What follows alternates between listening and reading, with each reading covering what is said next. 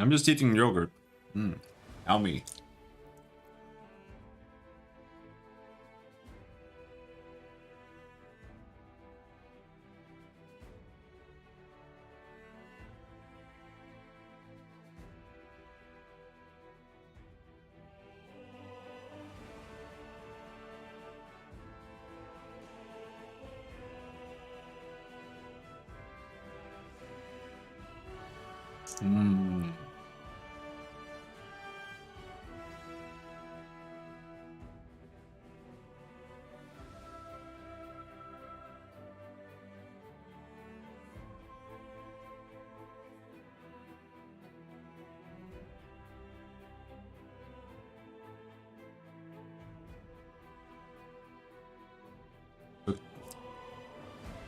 I took too much yogurt.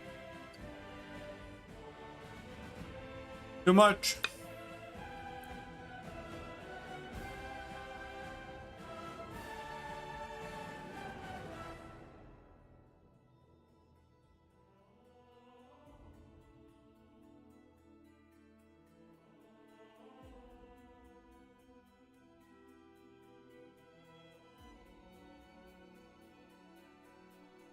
Well, we can leave a little bit there.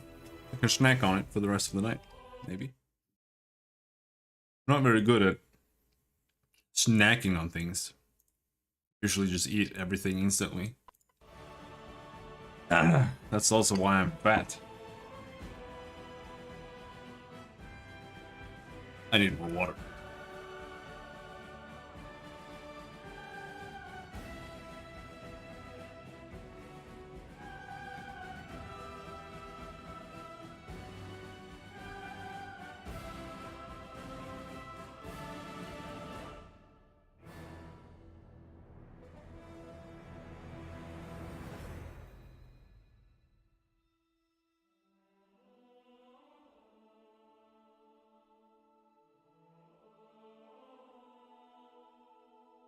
Oh, all right.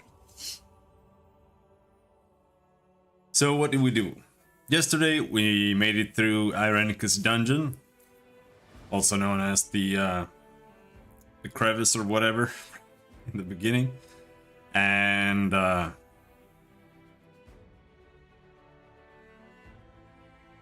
we didn't really do that much more. We literally only more or less cleared the first area. So there should be plenty to do today. Still struggling to find characters that aren't terrible. But hopefully we will replace them eventually.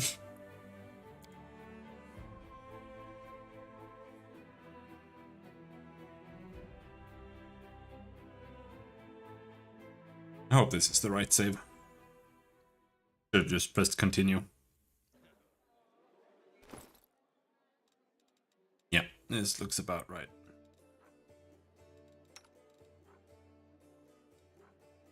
I'm still baffled that they just dropped a composite longbow +3. Wait, it's called iron as well? Even without that? No. No.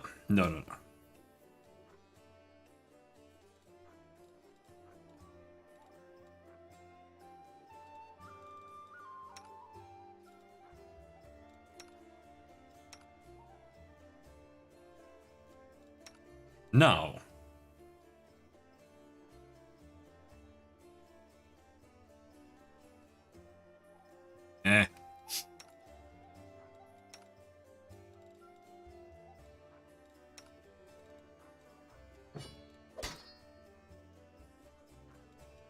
She's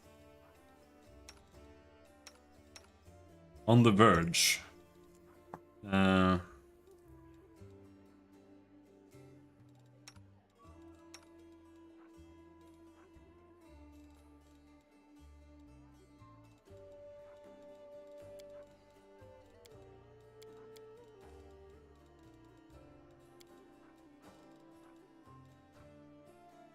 Once per day, the owner of this token can choose any skill and rub this token to get a +5 circumstance bonus to the chosen skill checks for 1 hour. Hello, Mr. Morgan. Oh, did I forget to change that section? I absolutely hate Twitch. Or rather, I hate Restream, because they won't let me change everything there.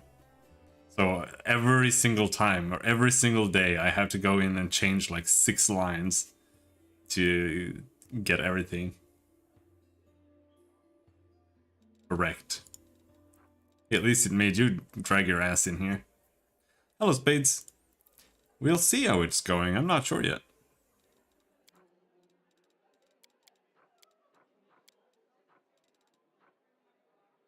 I've got a cold iron short spear. This weapon is cold iron.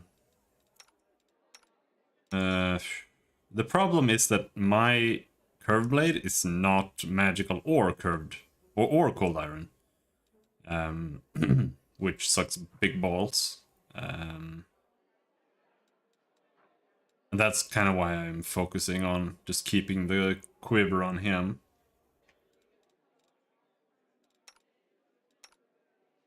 But he sucks right now anyway, so it doesn't really matter, but damage is damage, I guess.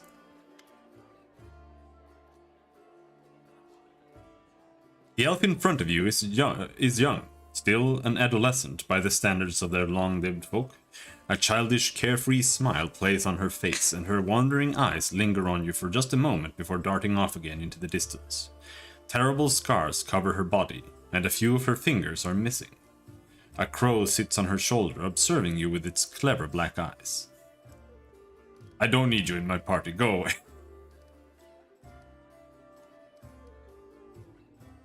Tell me about yourself. Well, they call me Ember. I used to live in the River City, and now I walk with you. That's my story. Okay. Okay, so the River City is Canabras. Alright.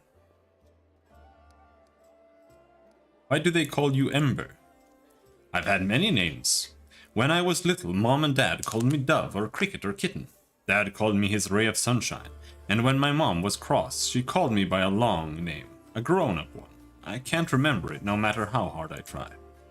Then, when I came to live in the River City, the good people called me different funny names like Ember or Torch or Smoky. I don't know why. They called me Bird Brain because I have a crow. They called me Lucky 7 because of my fingers. She raised her hands. The middle finger on her right hand and the 2 smaller fingers on her left are missing. They sometimes called me grilled meat and said I was stupid. But I didn't feel hurt. I mean, they're right. I really am silly. They didn't mean to hurt me. I like Ember. It's a good word. Embers are like people.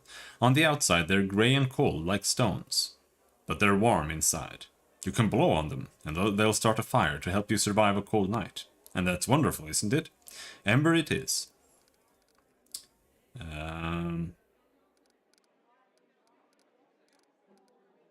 How did you survive on the streets? The elf shrugs. There are many good people in the River City. When I sang for them in the streets, they'd often give me coins or bread, or sometimes even clothes. I shared everything with the other homeless, and they showed me where it's safe to sleep, where I could get out of the rain and cold, where I could find discarded things. When demons destroyed the River City, I looked for my friends, but I found no one. They probably all died. The homeless have no supplies or weapons or basements to hide in, and the knights won't protect them either. Knights are like gods, so self-important. They're saving the world after all, what do they care about the homeless? Still smiling, the girl shrugs. Where do your magical powers come from? These tricks? I have them from my grandma. She used to be my father's grandma, and before that his father's. I've never seen her myself, but she's very clever and kind. When I lived on the street, sometimes she left food for me, or a blanket in the winter. Sometimes I feel her stroking my hair as I fall asleep, but if I open my eyes, there's no one near. She also sent me soot. She scratches the crow's beak, and the bird grumbles happily in response. She tells Soot how to do different tricks, and Soot teaches me. It appears that Ember doesn't know who exactly gives her these powers, but you can guess from her words that her patron is Andoletta, a powerful Archon, one of the Imperial Lords, also known as Grandmother Crow. Thank you for your answers. Oh, not at all. I didn't really tell you anything. I have to go. So go! The elf watches you with a radiant smile as you leave. Messenger. Demons! The demons are attacking! Please talk to Irabeth as soon as you can. Help us defend the tavern.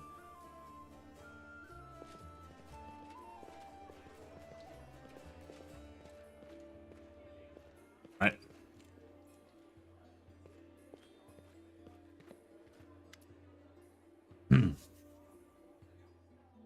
Irabeth's sword has been honed to razor sharpness. She is on edge, evident in the way she checks the fastening on her armor over and over. Thank you for coming to our aid. Ready yourself. The attack is imminent. You're probably more accustomed to fighting in the wilderness than in the city, but I'm sure you won't let us down. The main thing to remember is that there will be a horde of enemies, and they'll attack from every direction. Also, please keep in mind, according to my sources, a master alchemist called Othirubo has recently arrived in the city. He's a well-known character among demon worshippers. We don't expect him to show up personally, but thanks to him the cultists have been able to prepare a whole cart full of incendiaries. They will try to burn the defender's heart to the ground. The arsonists are the main target. Keep an eye on them and take them down first, or they'll burn the ground out from under our feet. I am ready to defend this place. Eamade, help us all. This battle won't be easy. Alright.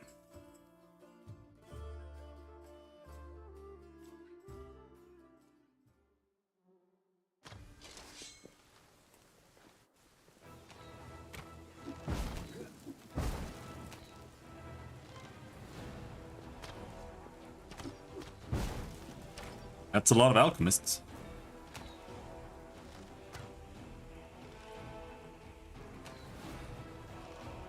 Kill the arsonists!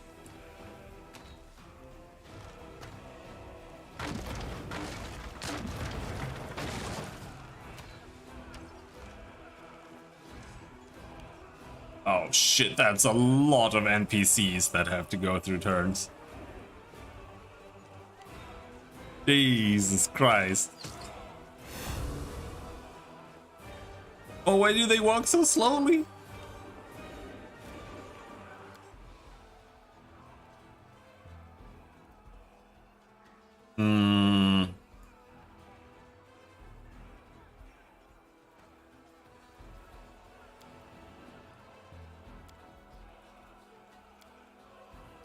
Let's do this. At least for this encounter.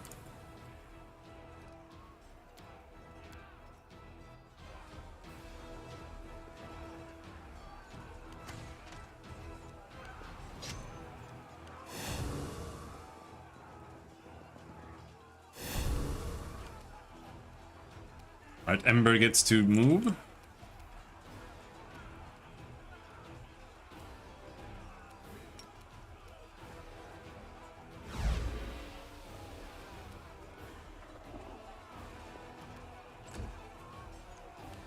Fails to sleep somebody.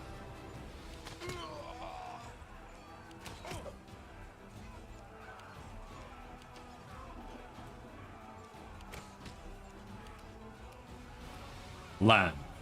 You crossed the wrong mongrel.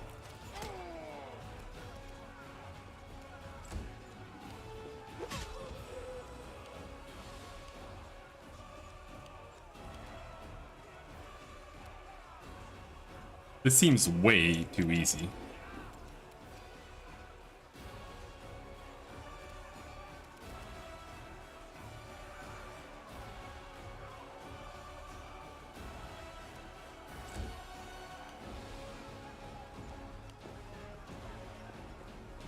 Lan should just stand in the middle near the...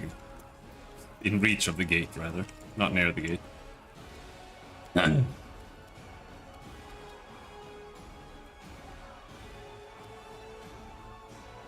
So should I.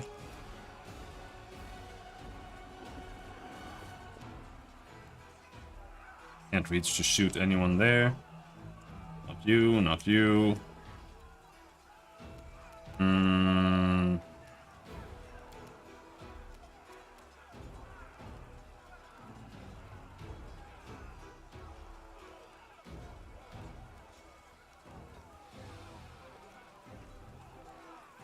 Oh, this is... You can use this as much as you want. And it's only a move action, so you can still attack.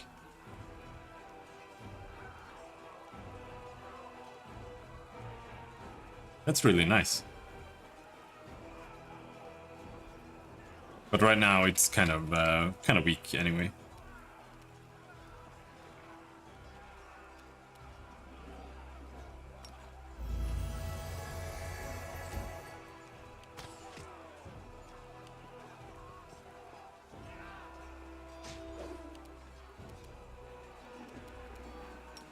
Charge!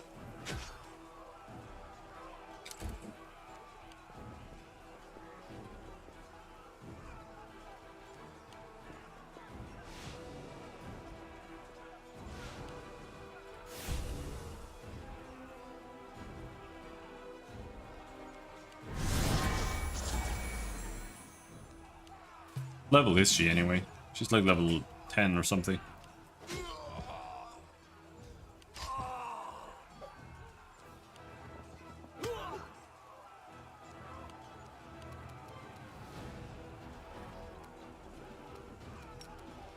Beep. Nope.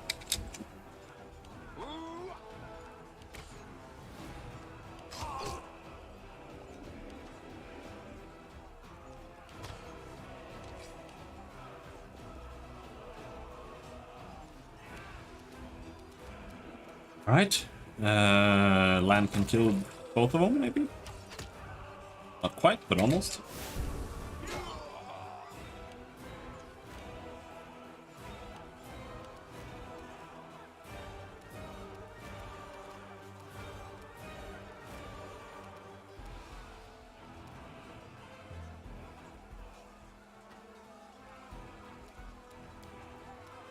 Once again, nothing to do.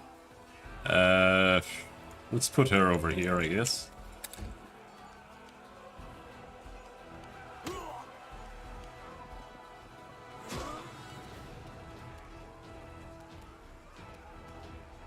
Let's try this way. Okay.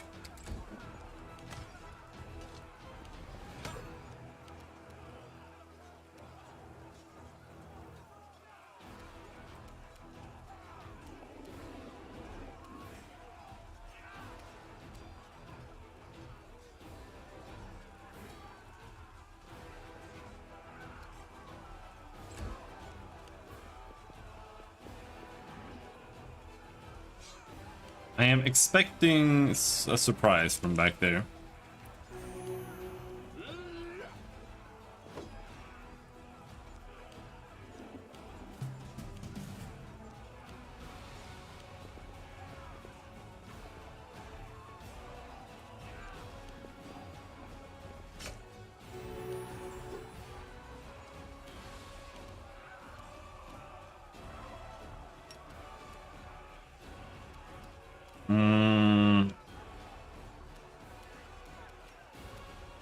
These are all too far away.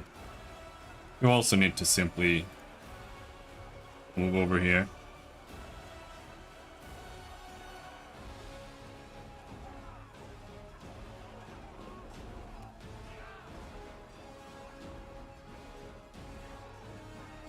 Oh, this is single target, okay.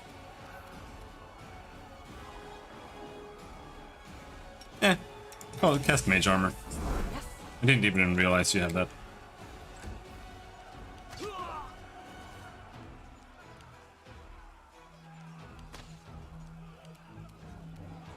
Alright, land, can you reach anyone? Anyone? Single guy? Yep, you can. Pretty far away. You won't survive me.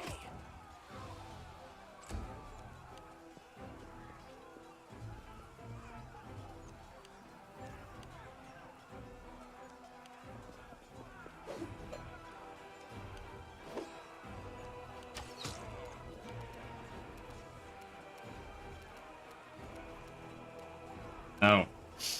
She isn't exactly stellar at firing into combat, but it's better than nothing. I'll cut you wide open. Because they have really low AC.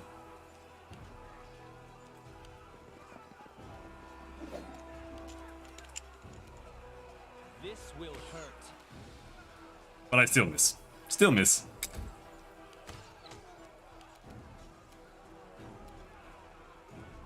And you... Can they just stand there, I guess?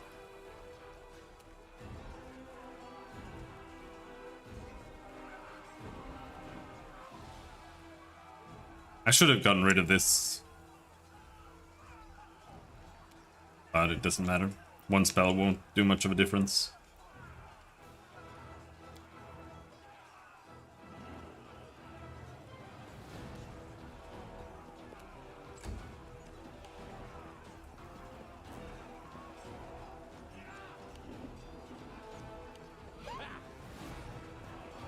Wait, they did say that the alchemists were a priority. Maybe I should try to actually rush the wall with Lan.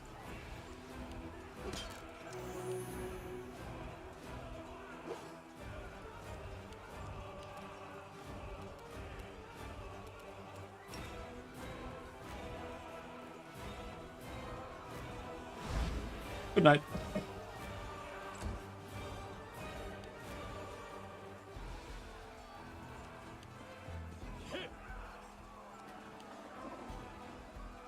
Why is he flat-footed?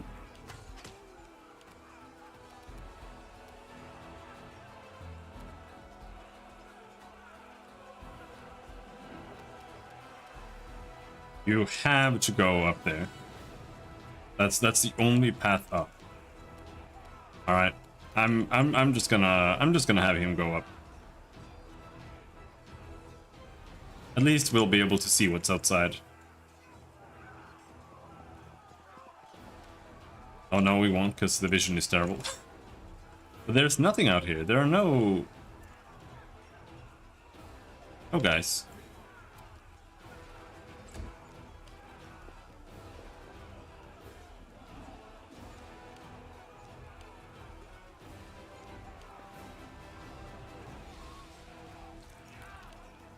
Oh, was there finally someone up there? Yeah, there's finally one enemy there.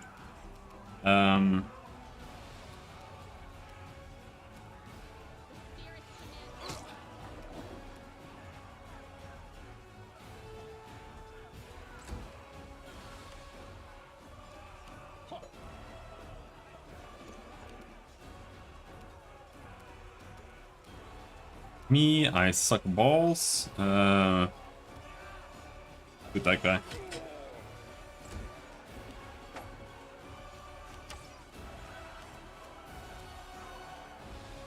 There's no way, from what I understand, to get damage with bows as a dex character. So if you want to play bows, you should actually try to get like 12 strength maybe, or even 14. I have I have 8, so we've got -1 damage, because the minimum damage I think is really important, because it lets you do more minimum damage. Because getting a 1 roll it's just so ass compared to getting like 3 at all times.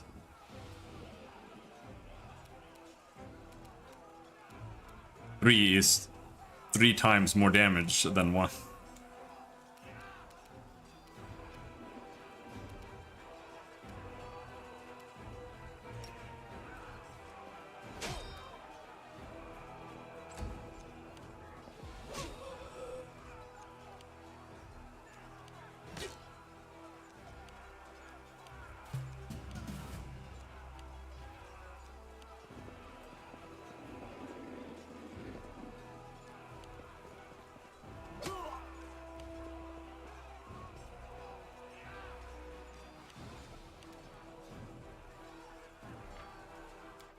Let's turn this back on here again. I don't really like this, but try it.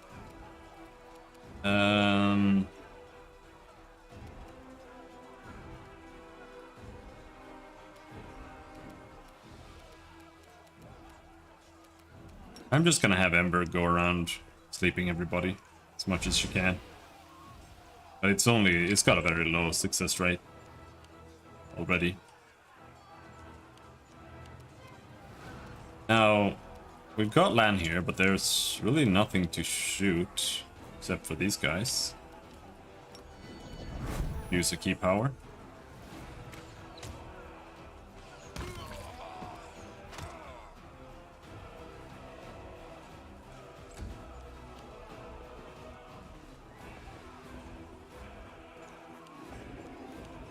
I can already predict what's going to happen.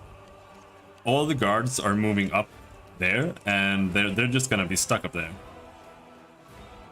until something attacks, and then it's gonna come from here, and and then they're just gonna be like free to go in anywhere.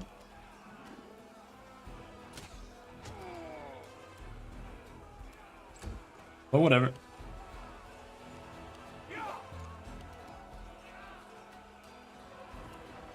This should do it. You.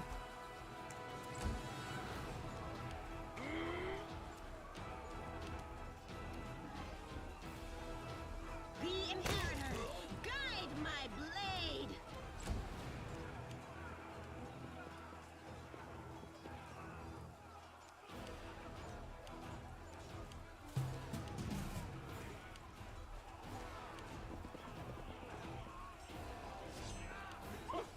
Oh, they just spawn right there.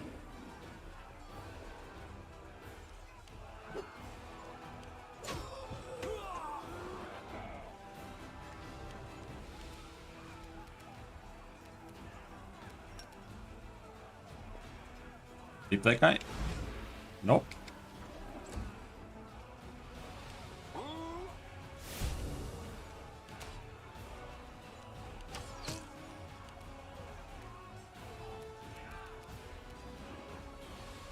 Endure this.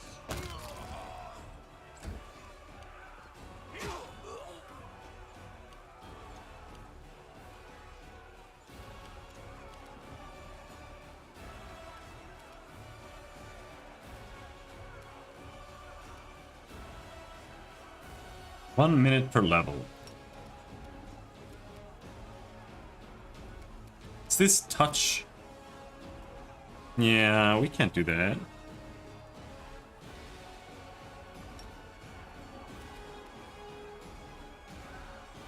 I can make her big though.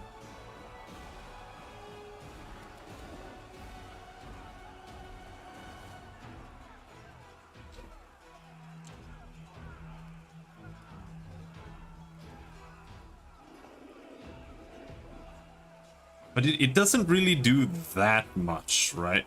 It basically just gives you one, like a die bonus to your weapons. So I assume she'll be rolling like a d10 with, or either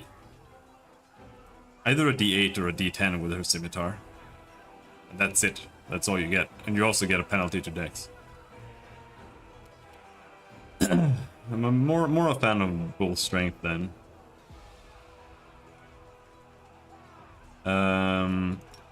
Well, she is too far away, but what I can do is I can give me bull strength. That way I can shoot for a little bit more damage.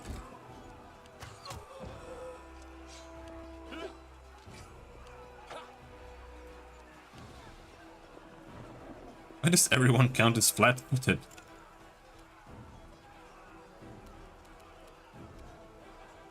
Oh, there. It's a lot of dudes. Let's try this way. And damage.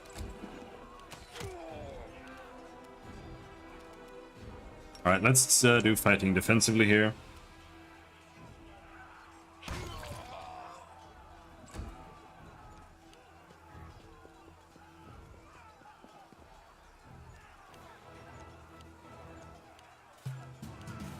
That's mostly just to hold them off.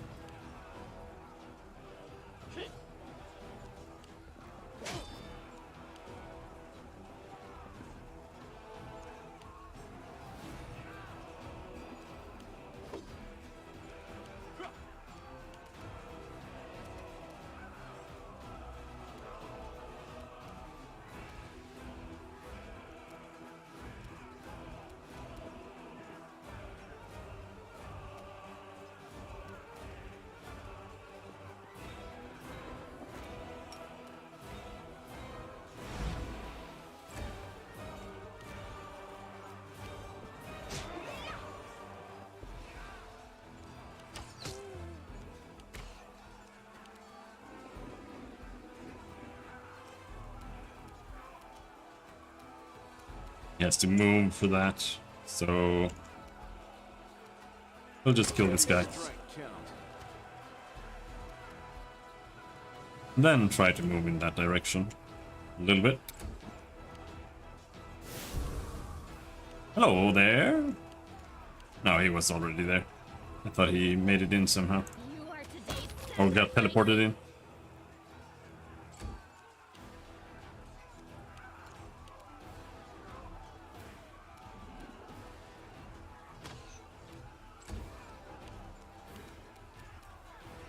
no glory. Something went wrong reloading the page. Thank you, Restream. Alright. Should be back. Without risk, into the fray.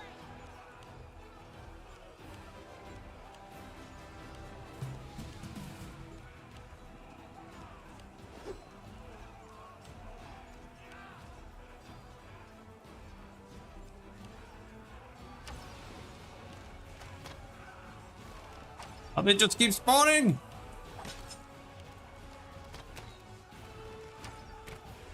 Trying to move Ember there so I can Burning Hands them. Or something.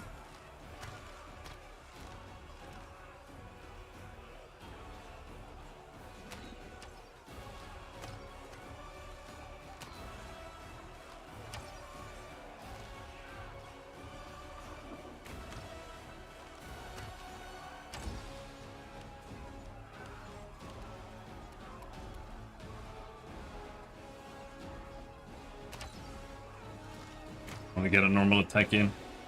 You've crossed the wrong line. Holy shit!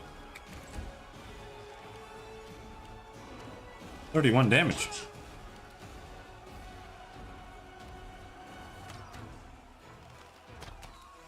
Go for their hearts.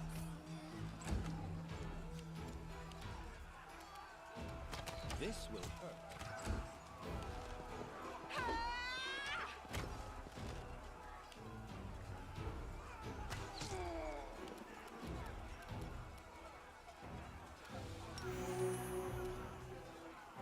The light. Take Oh! you.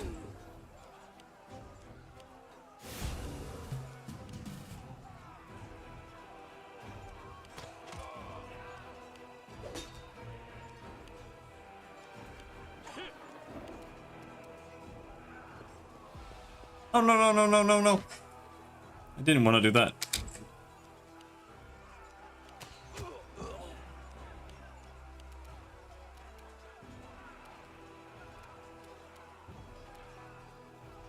There are 3 guys there, so let's see if we can kill You won't survive. 1 or 2 of them. 2 dead, nice. That is insane.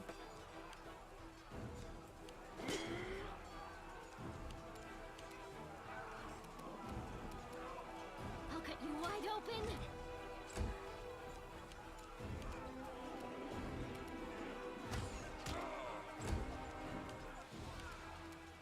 The inheritor. Guide my blade. Get ready for battle. Oh, okay. I killed all the enemies, so it stopped being in combat. I'm still unsure.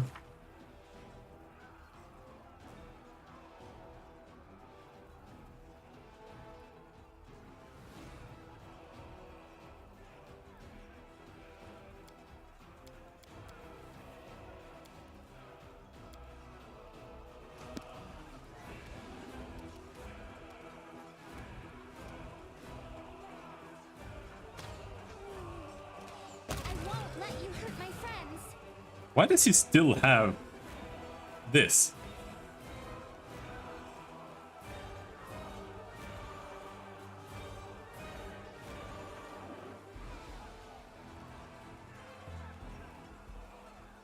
It doesn't end properly because the combat keeps restarting. So he's had key strike for 3 turns now. Into You know, the fray. take it, I guess.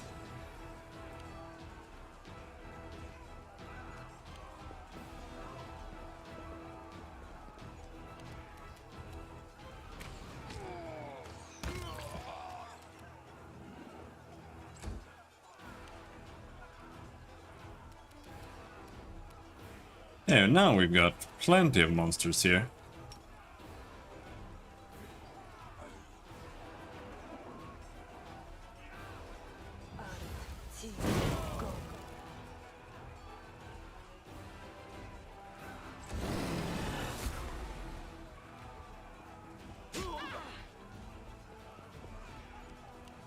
Hello? Can I help you?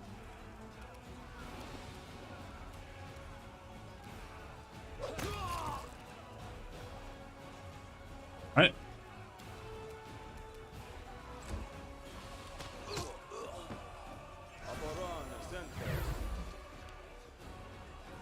It's starting to step up now, I see.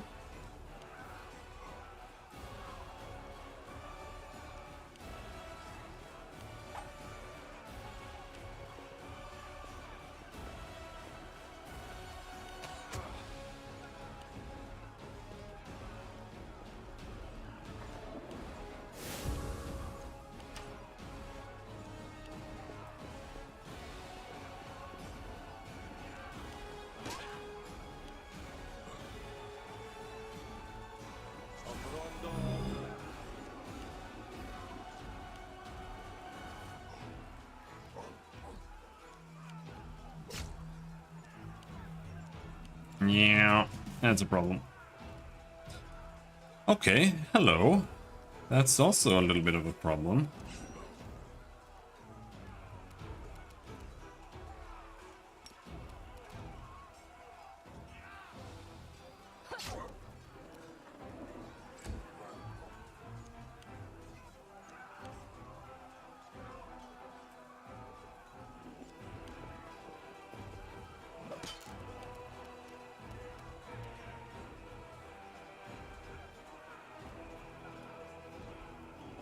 The light take you!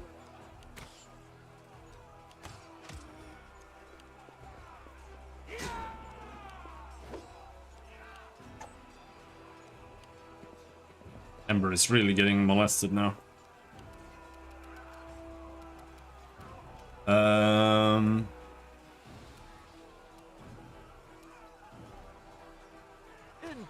this. Well, let's still focus on those guys. Oh shit! Killed that guy. 30 damage. Another crit. Alright. So if I do this, I don't see anything about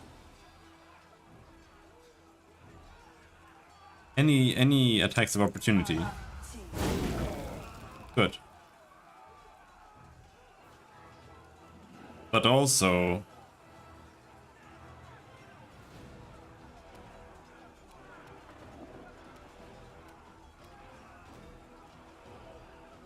okay, so doing a 5-foot step is literally just doing this.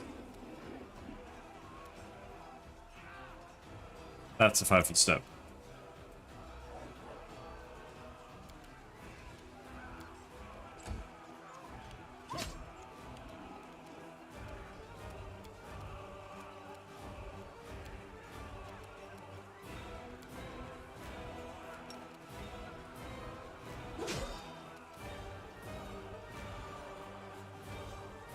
$17 damage. Nice. Imagine if you had more than -1 damage bonus. Could have been nice.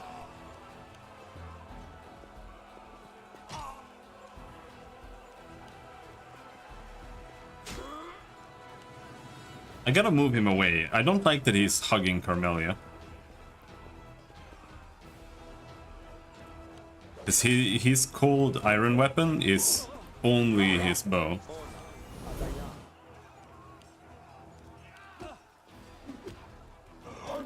I don't like that either.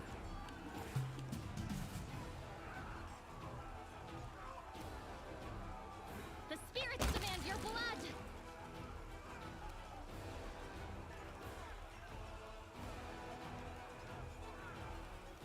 I'm gonna put her over there somewhere.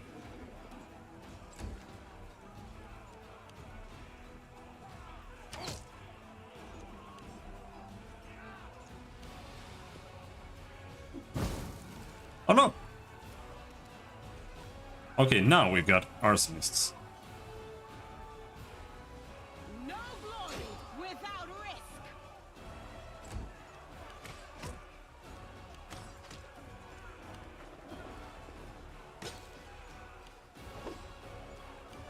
Oh my god. Oh my god, I can't do it. I can't do it.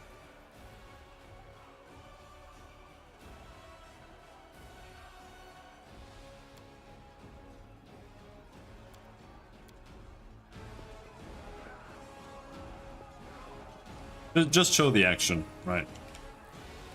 But let's kill this. There are a lot of enemies here. Let's use another one. I kind of want to save the rest in case there's a boss. Strike count. Can use a couple of perfect strikes, I guess. Oh no!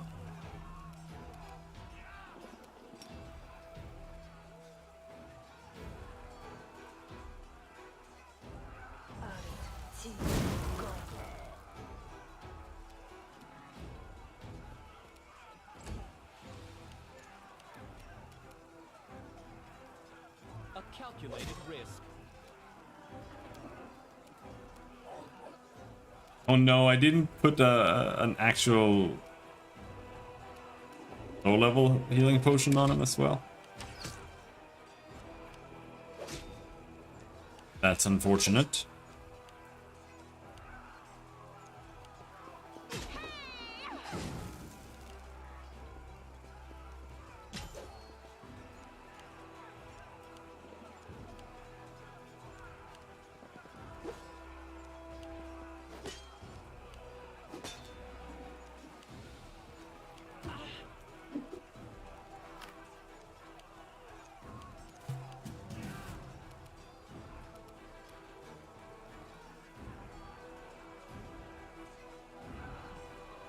This blessing should hit a decent amount of our characters, so let's do that.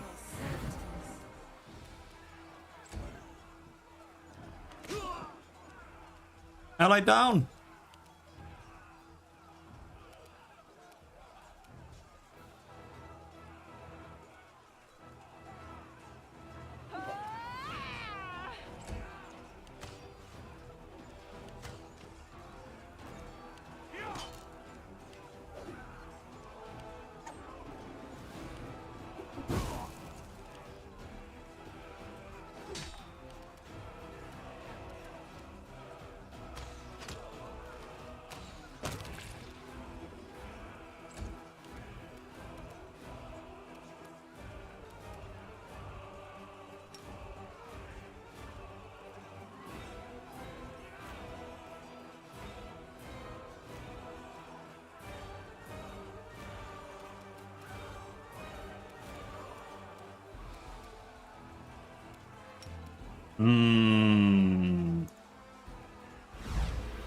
Make someone go to bed.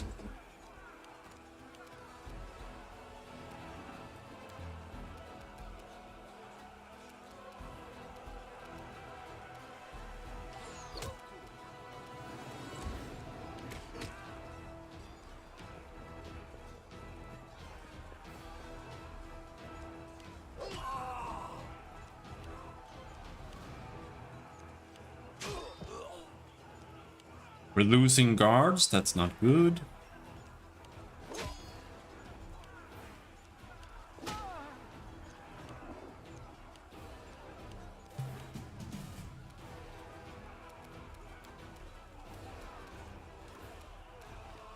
You are today's sacrifice.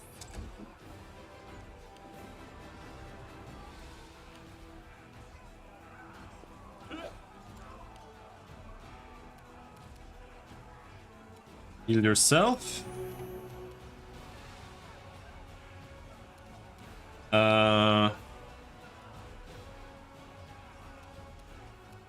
Let's pop one of these here. I don't mind her as, you know, her class and her character. From a gameplay point of view, I just hate her.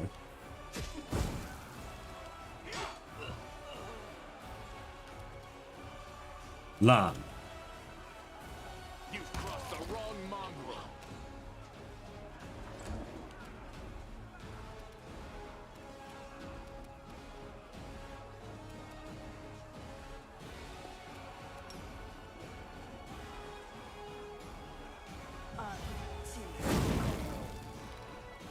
0, 0, 0, 0, 0. Why does it do 0? Fiendish resistance. Okay, fair enough. She still did 5 damage. No, she did 8 as well there. She did 13 damage. That's okay.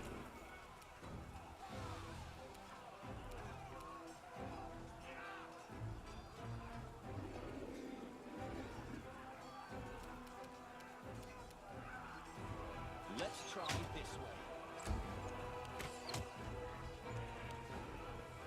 This is getting a little bit troublesome. That guy is too retarded to come fight me though, so that's fine.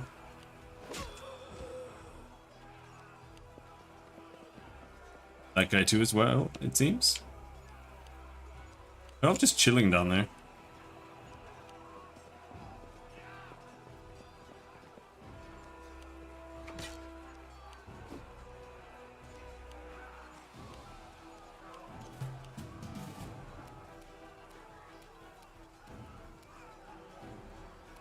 What are they? They're chaotic evil.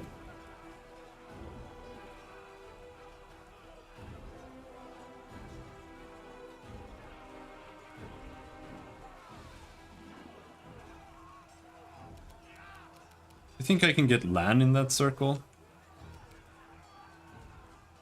If I move you like over there. Now it hits everybody. Protection from evil.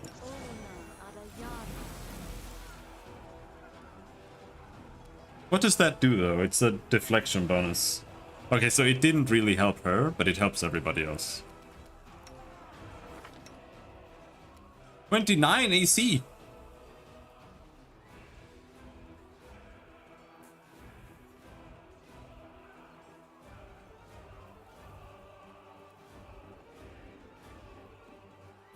Deflection, Shield of Faith there, yeah.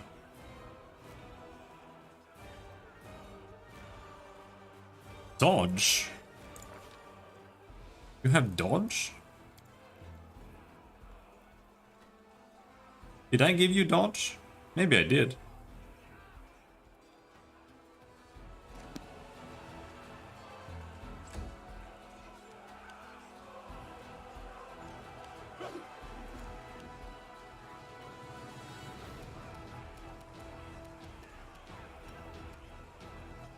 The Inferno, guide my blade.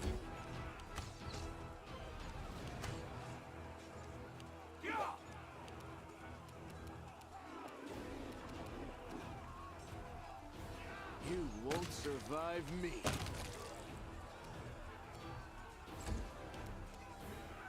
Barely. Good night.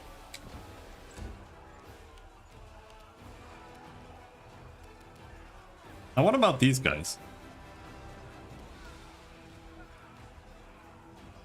I'm a little bit scared, but I don't think it really matters.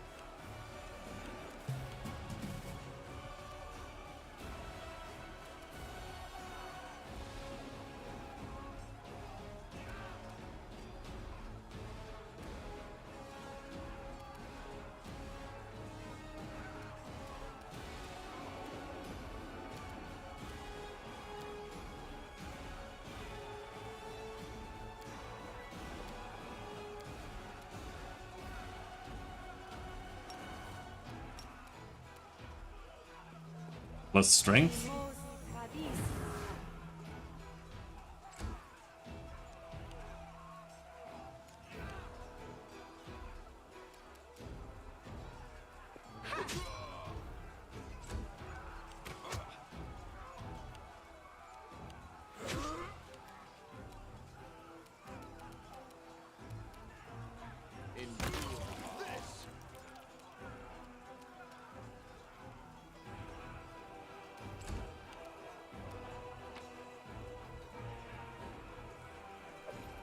have you guys got for me?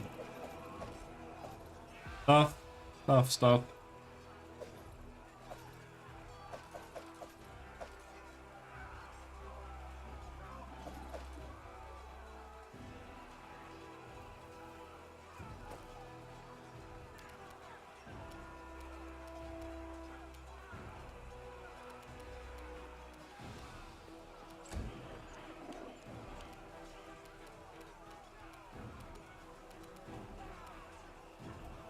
This will hurt.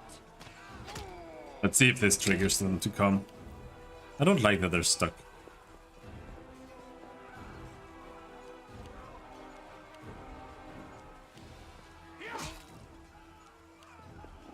That's some Owlcat programming right there.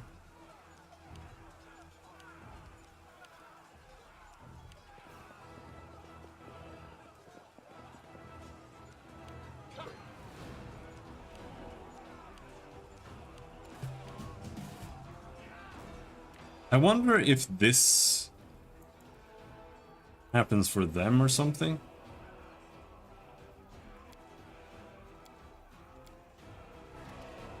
Turn that off. Go for their heart.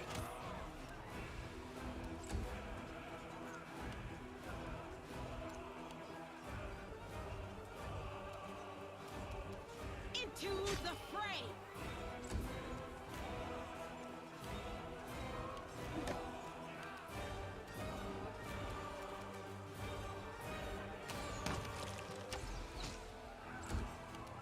This fight is really kind of pathetic so far.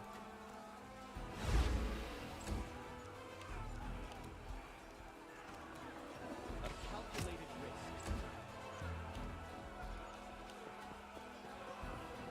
Oh! Whoa! He made it! Man, I wonder if that was it. I think that was the bug.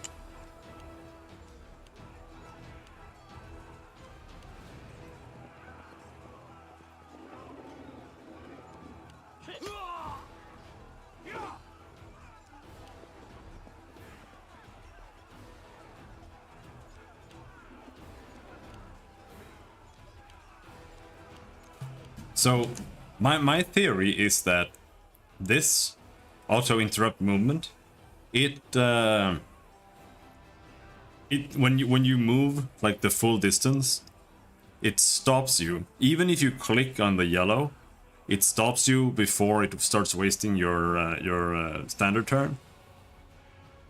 It's really annoying, but it's also a safeguard, you know, because in Kingmaker, it would use up your standard turn all the time if you moved even 19 out of 20.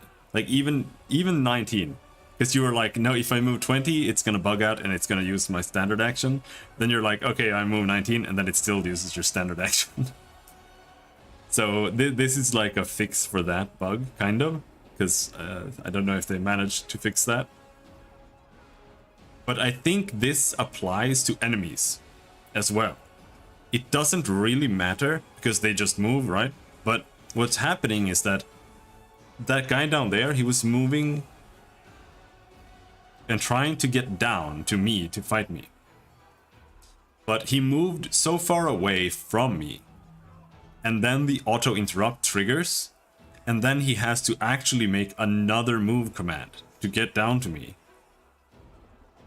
But at that point, he's so far away that the pathfinding doesn't check that far. So he finds another path, which is just back where he started. And that's why he was just running back and forth.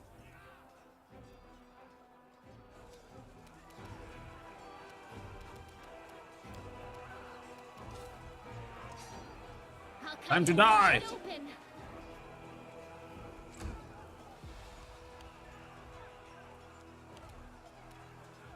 The light take you.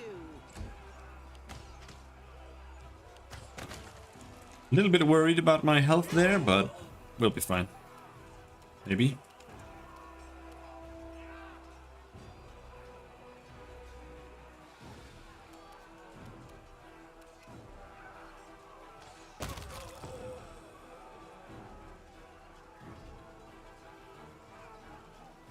Only one attack? Okay. Yes.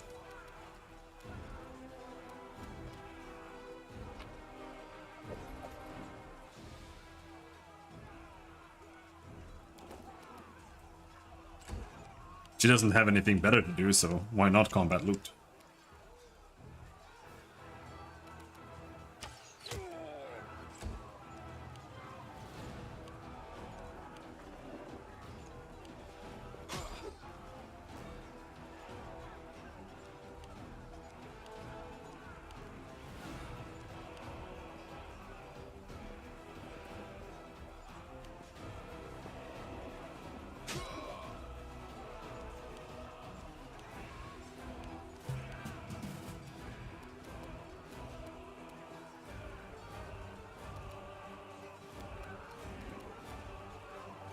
The spirits demand your blood.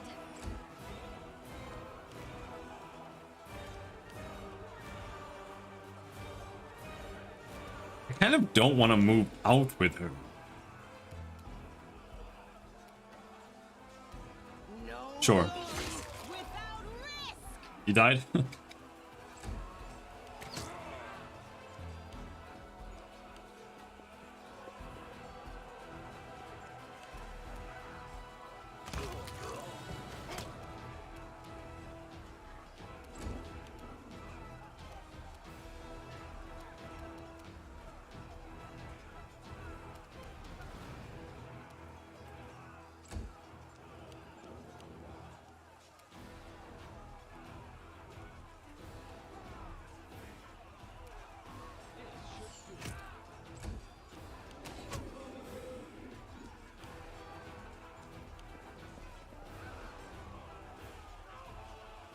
Whoa! Coming right for me! Level are we 4? Man. You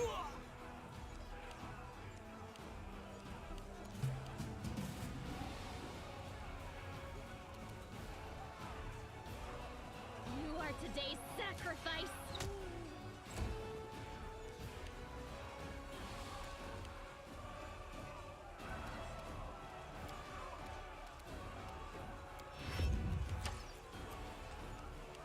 She has to delay until some enemies spawn on her. Basically.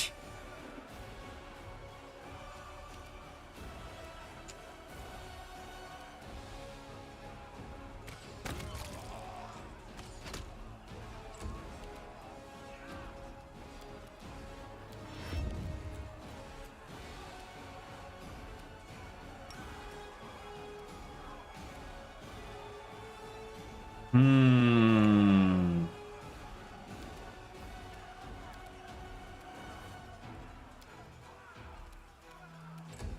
No enemies.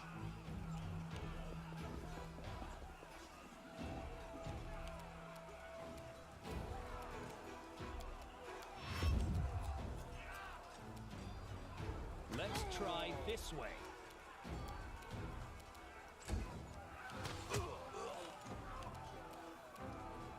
They're just not appearing.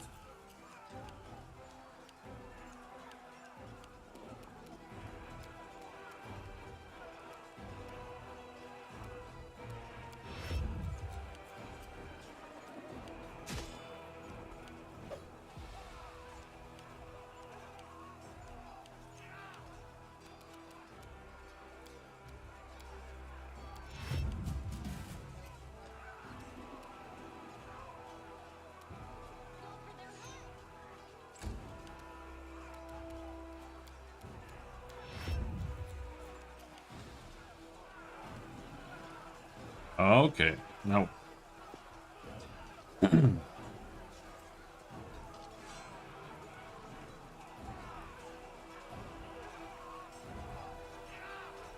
It's over, mortals. Your feeble resistance is at an end.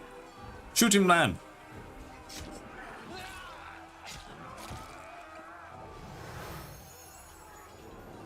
Got a random dwarf with an invisibility potion.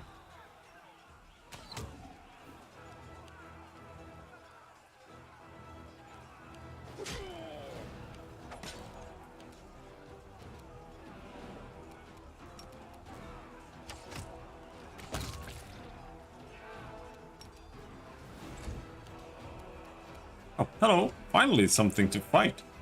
The inheritor, guide my And he sleeps.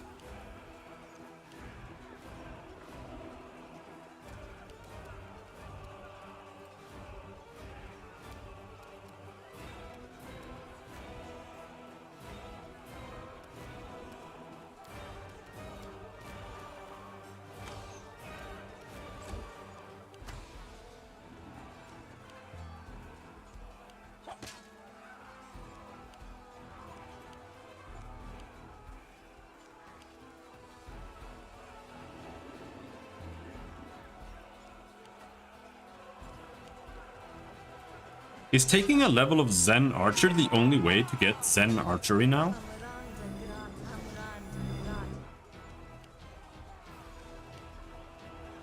That's kind of fucked up in that case.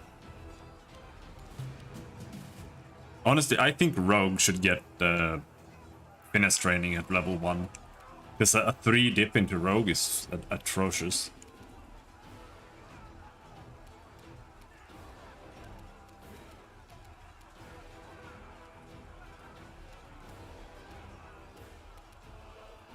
We can, No. I could enlarge her, but, does it matter? Nah. Just shoot some dudes. I'll cut you wide open.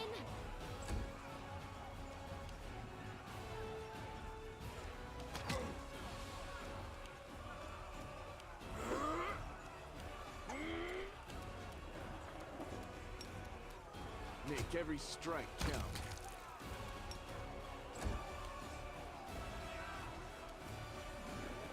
Into the fray.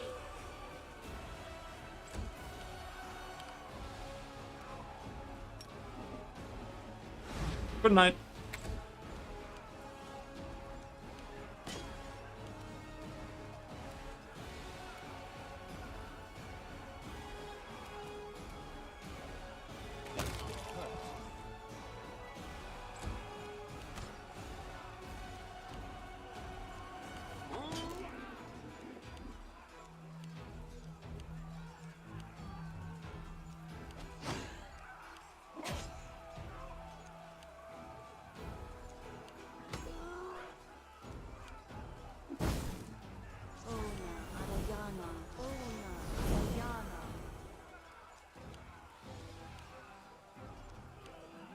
I still struggle a little bit with buffs.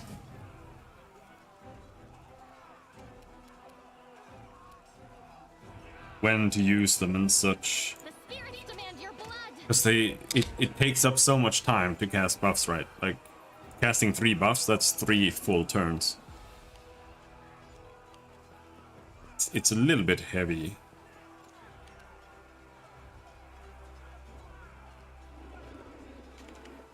I kind of think that the move action should be, you should be able to cast a standard action spell with the move action, in my opinion.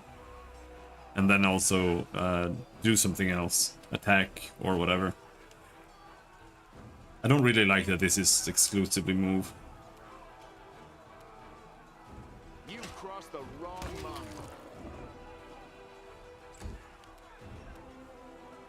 The light. That's not an issue with this game, that's an issue with Pathfinders as a system. Rather.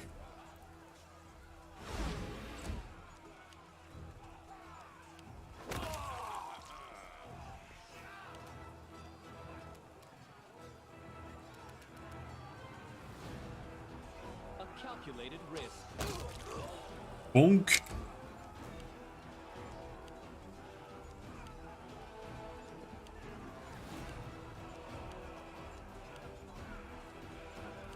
Hello, Lucas.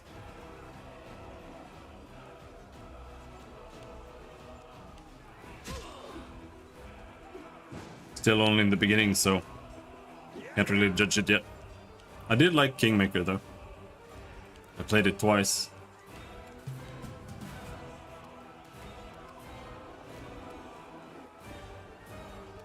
You are today's sacrifice.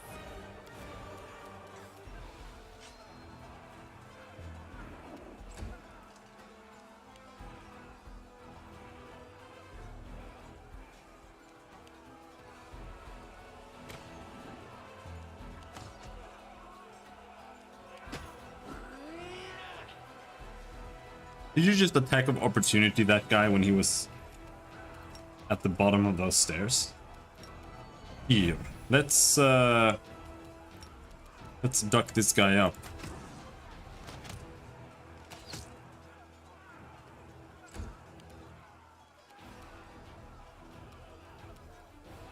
The Inheritor, guide my blade.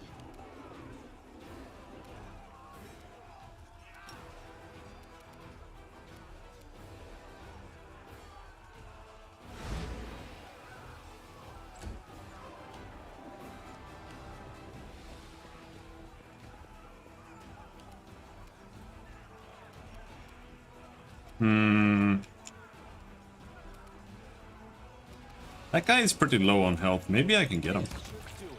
Nice. Screw you.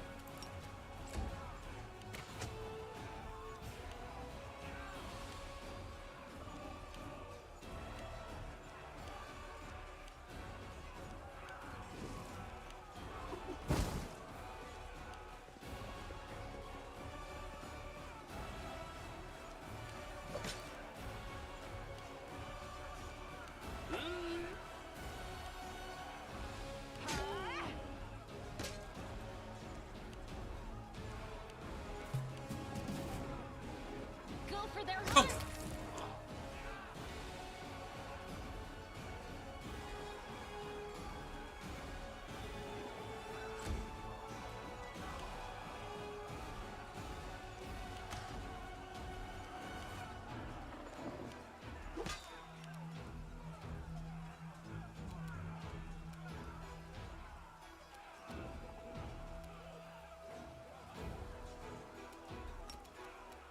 You won't survive me.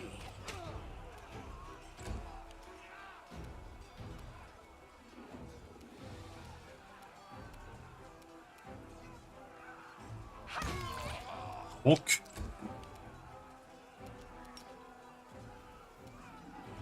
Sleep that guy. Good night. three enemies were sleeping outside. Let's try this way.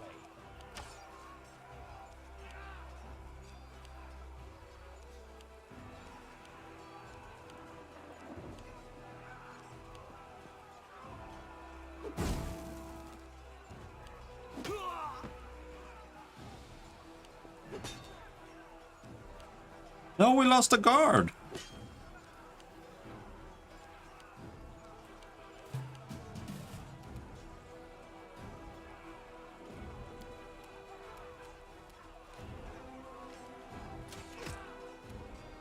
One damage, sweet.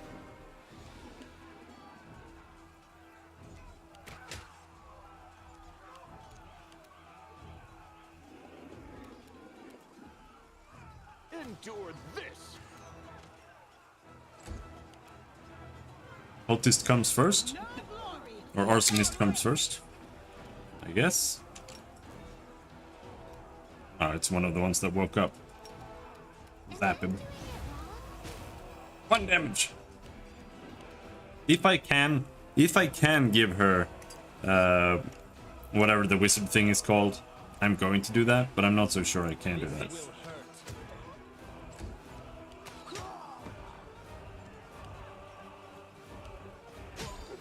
But she's a witch, right? She gets hexes, so I could just give her a damage hex as well.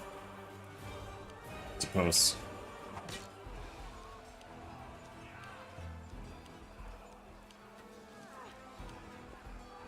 God damn, that's a lot of arsonists.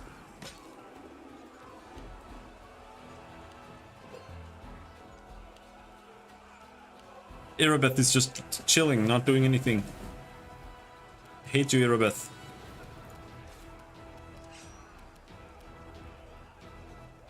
Damn! 1 damage. Next level. Next level, she'll become a beast.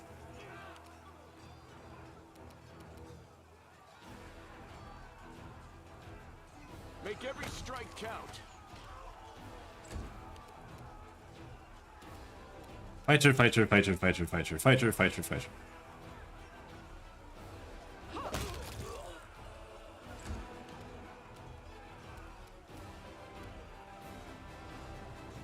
That one. Surrender or else.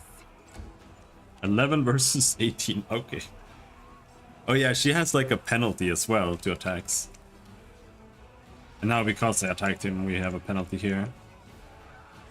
Well, don't really have anything better to do.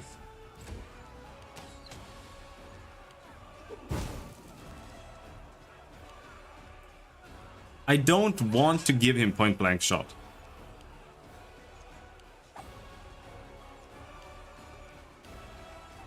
But I do want... Whoa, shit!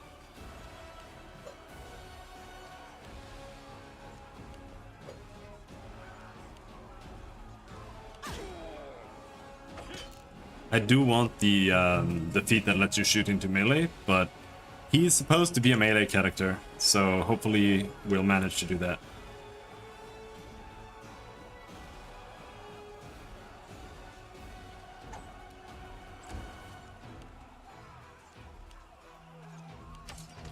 Missed on the guaranteed kill. You've crossed the wrong mongrel.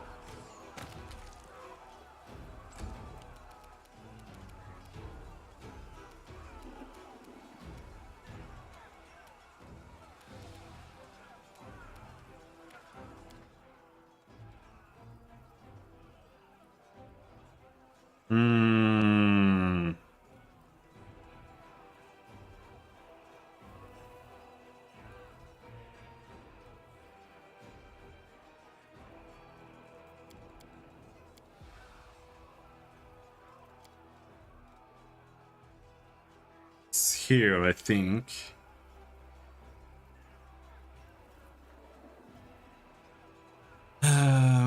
Show enemy HP on pause. On hotkey. No.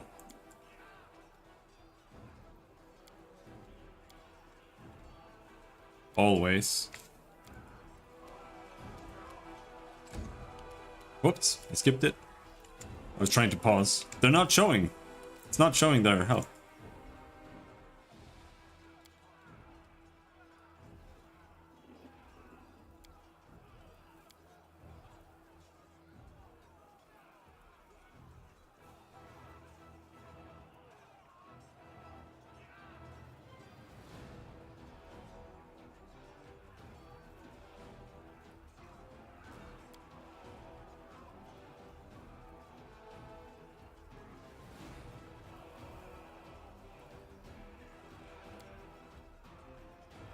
Maybe they don't count as in combat yet. Or some bullshit.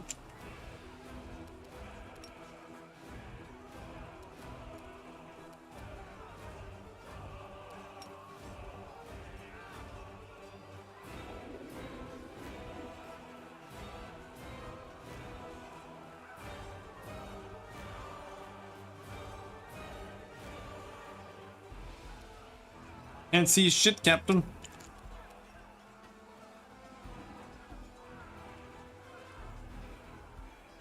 Huh?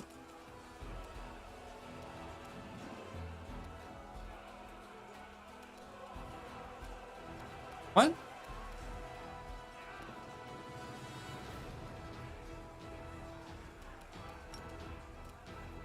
She can't move anymore?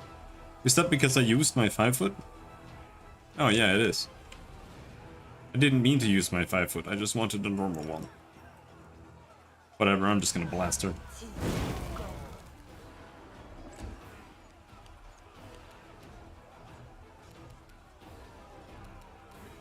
This should do it.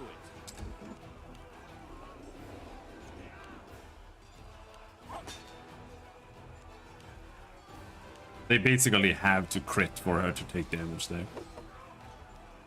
Okay, it was close.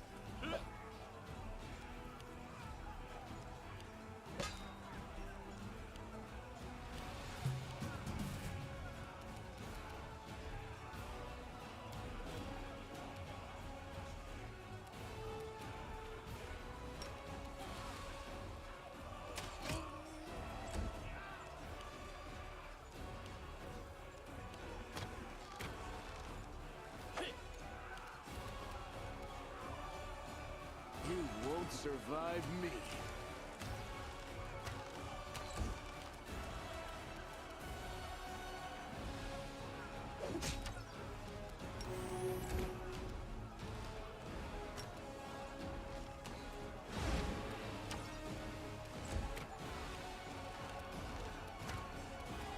Let's try this way.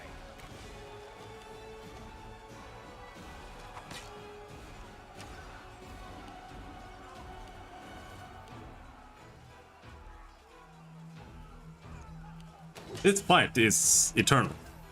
Holy shit.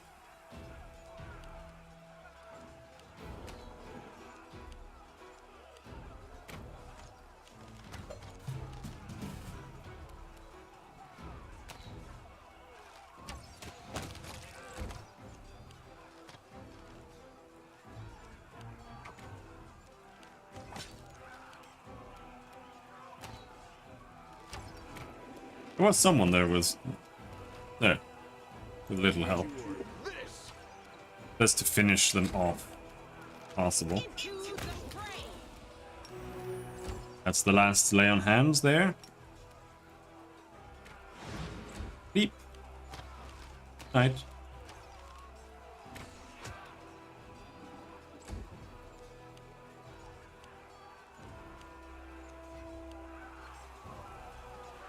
And there he is.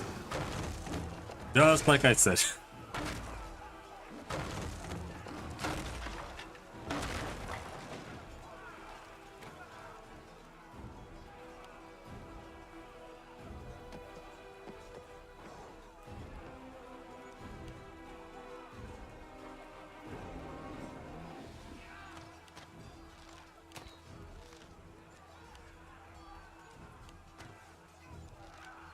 And Irabeth is still just chilling.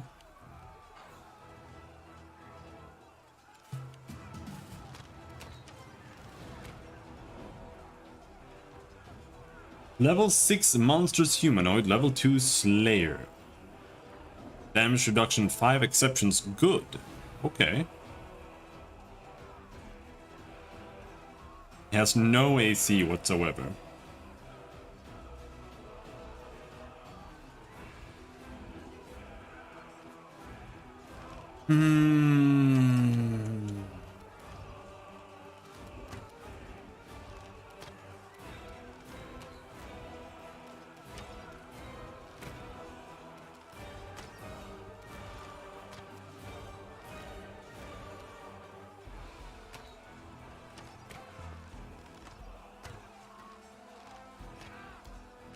It's time to recast this. There.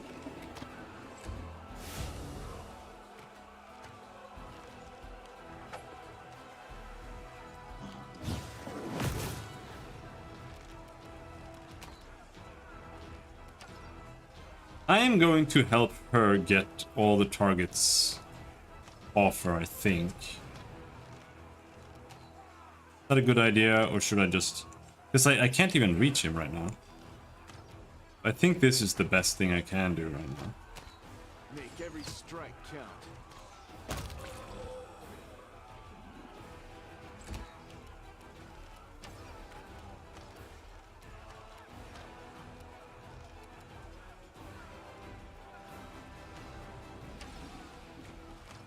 Have Sela go back.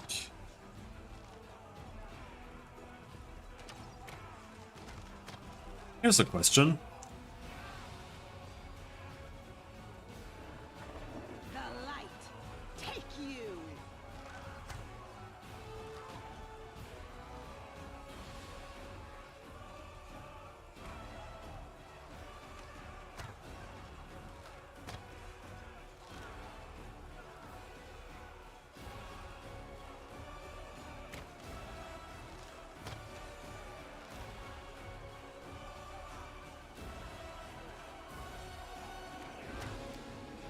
Okay.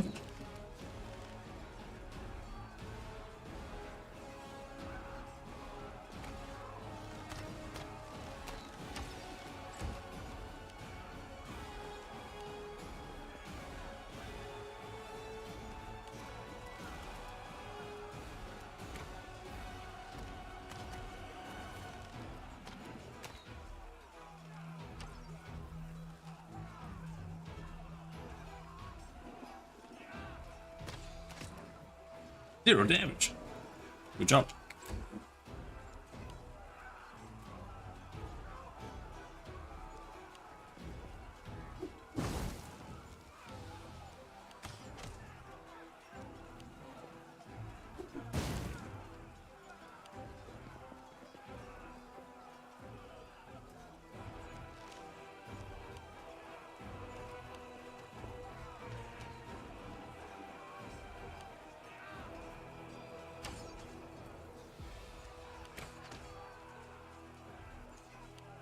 They're just chilling.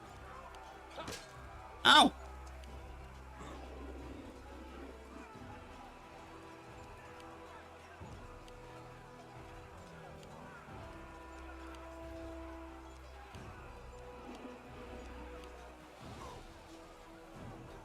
You get smited twice? Alright. Now, Carmelia.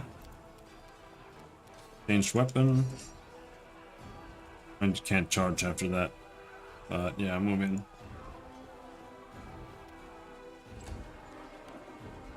I think he's going to go over there, otherwise we're gonna be in big trouble. Yeah. Did he one-shot that guy? He did. Land. Still cannot reach the big demon. But I wouldn't mind if you could get these guys off us. First.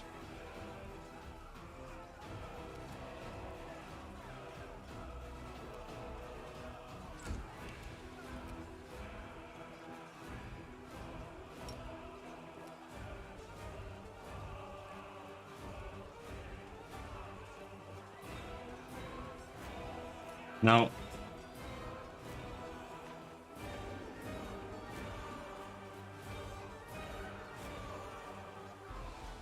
no, that was the damage.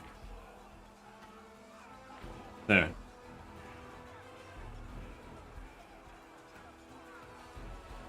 So he's got an attack bonus of 12.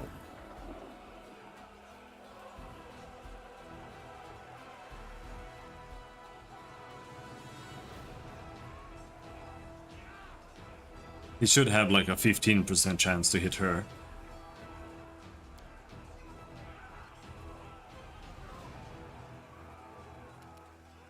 So we're gonna smite him. Now. Will it work? Good night, Minotaur.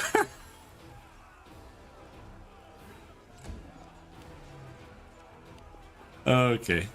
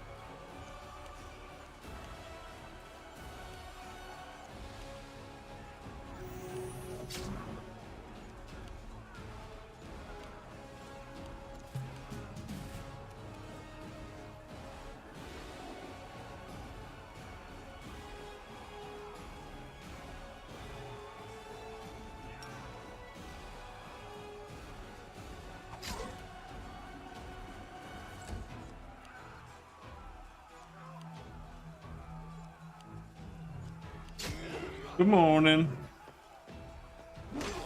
Look.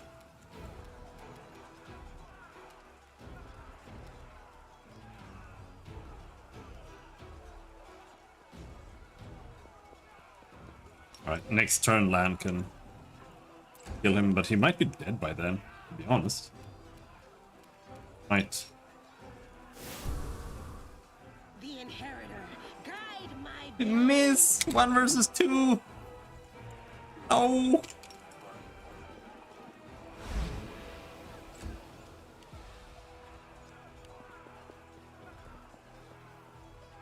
Now, I think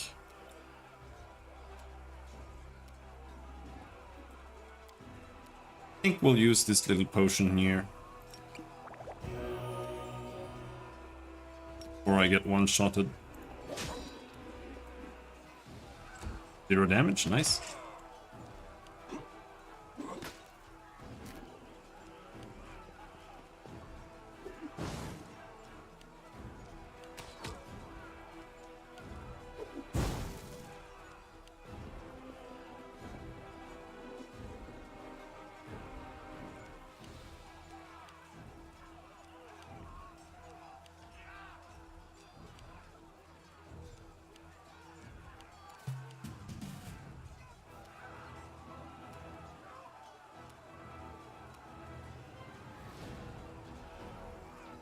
I'll cut you wide open.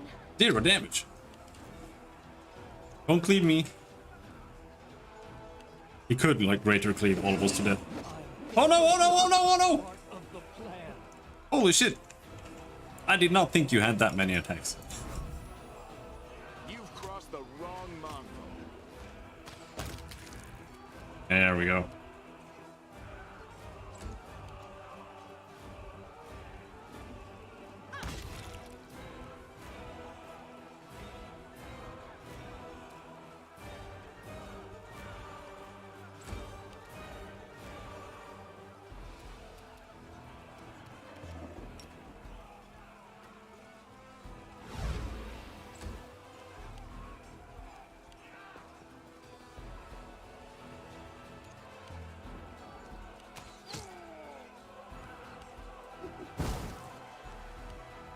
I don't like those guys. But Lan is like the only one who can deal with that.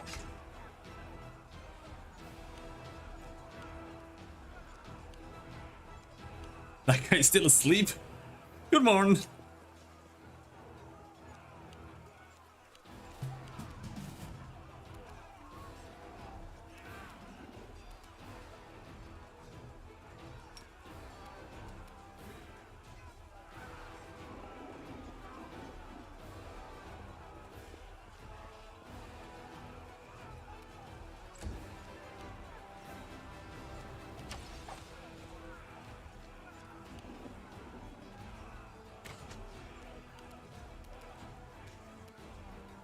Even he can't Won't survive me. full attack.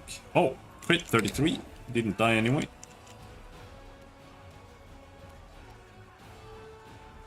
No loot. Masterwork hand axe. That's weak.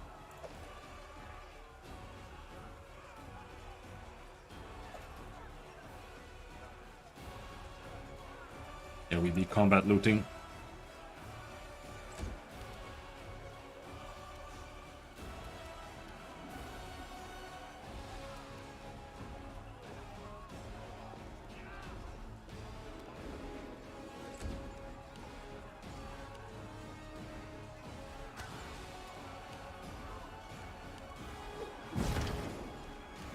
No! We lost the Tavern defense.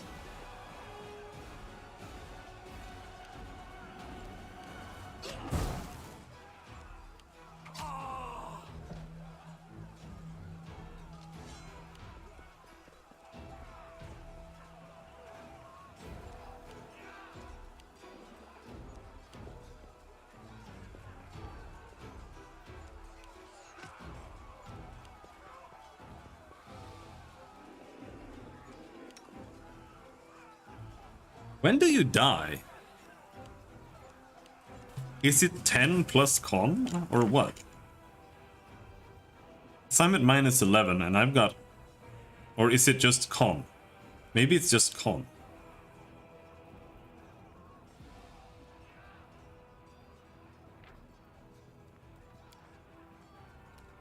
Does he die at minus 13 or minus 14?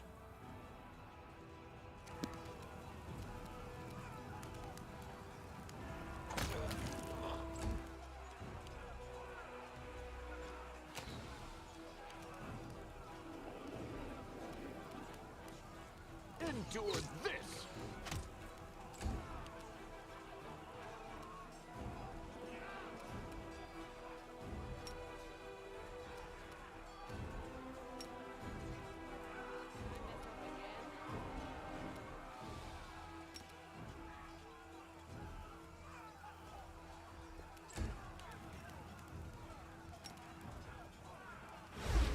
Good night.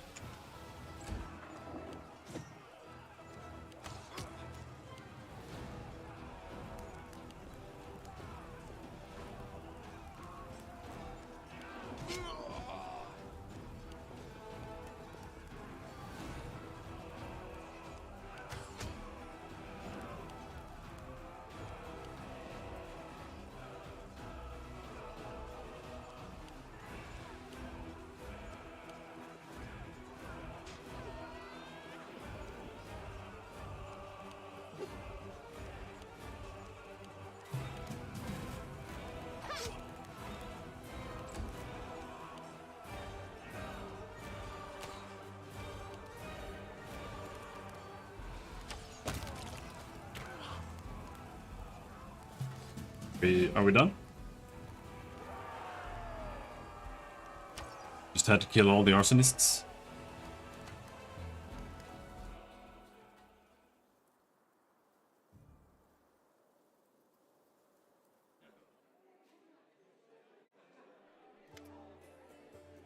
Victory!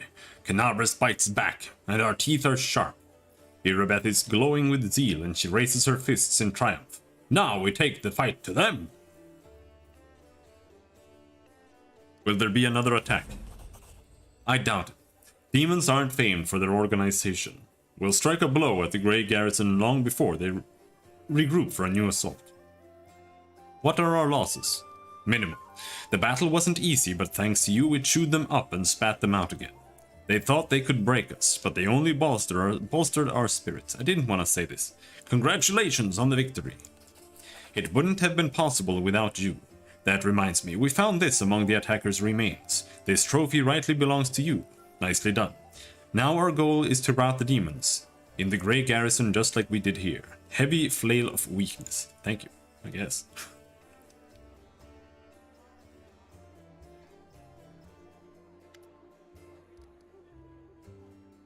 Are there any suspicious places in the city that I should pay attention to? There were a couple of spots I wanted to check out, but I didn't have time. If there really is a den of cultists here, it would be good if you could swoop in there and bust some heads. You don't even need a search warrant. Anivia shoots you a crooked smile. First one is the Silken Thread. It's a funny little tailor shop that doesn't take any orders and never buys any fabric. But they always seem oh so busy. They're busy with something in there alright, but sewing ain't it. Second one is the alchemy shop, Popa's Solutions. And they trade in everything, not just healing potions. Judging by the ingredients they've been buying on the black market, there's something fishy about the alchemical rituals going down in that place. Okay. Oh, pink eye.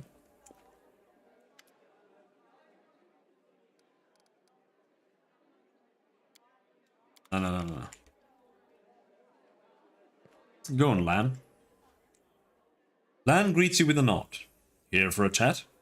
I've been waiting for you to come and see what strange beast you've taken into your party.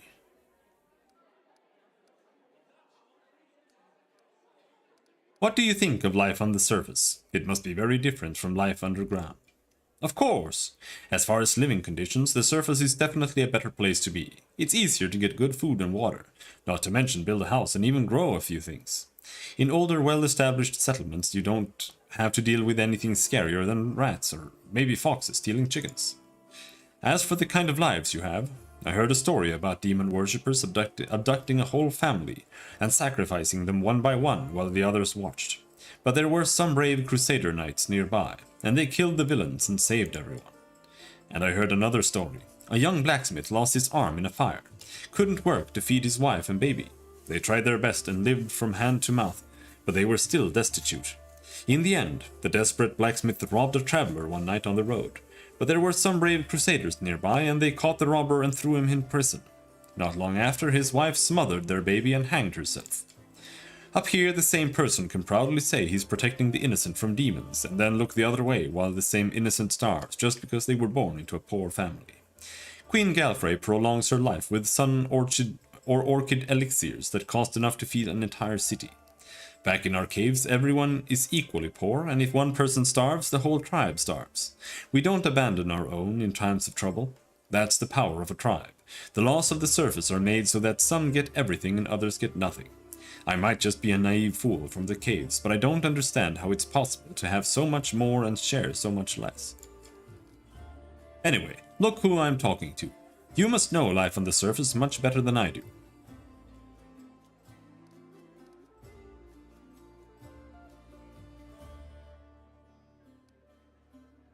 We're in a struggle for our very survival against the abyss. This is no time to upend society in a quest for fairness. I'm not lawful, but this is what I want to say. So you think if the world wound hadn't happened, the surface would have already changed for the better? I'm not so sure.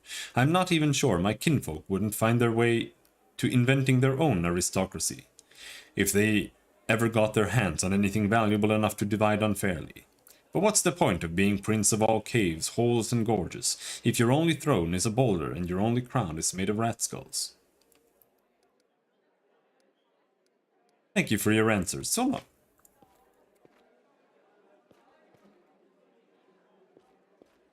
Hello, hawks.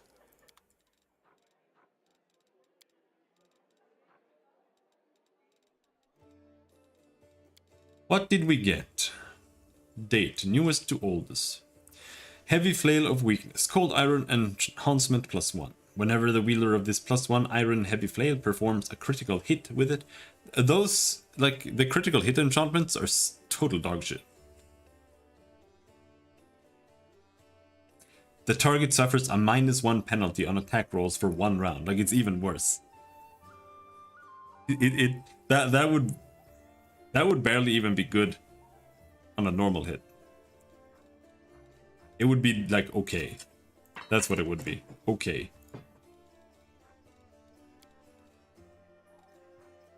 But it is +1 and cold iron, so maybe we have some use for it still right now. I'm not so sure though. We can keep it around for a little bit.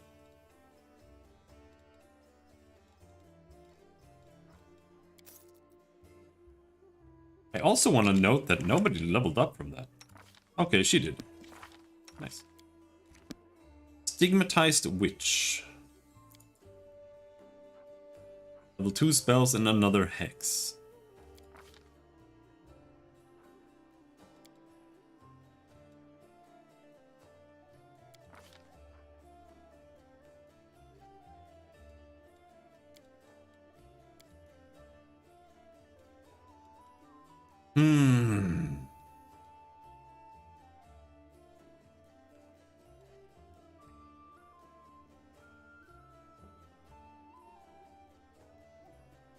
Learn spells. Arcane spell scroll scribing. Yeah, sure, take that. Okay. Now what the hell do we pick here? Agony. Prerequisites. Major hexes. Getting major hexes over there.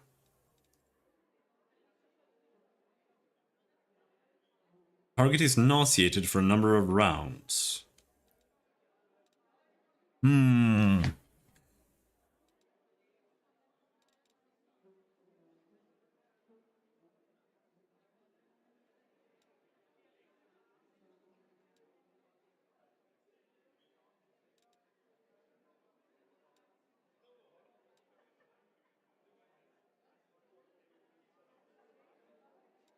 I feel like I have 2 of the same character.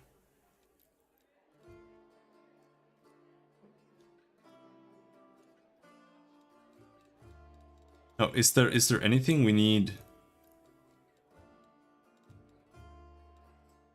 Slumber can go become restless slumber.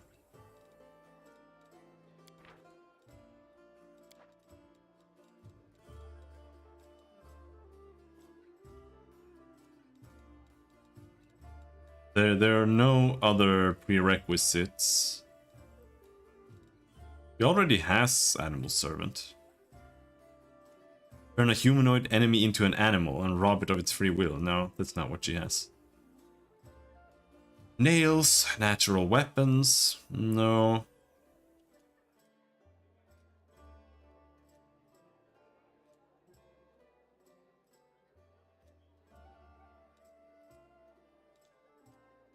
I think, like, healing is good.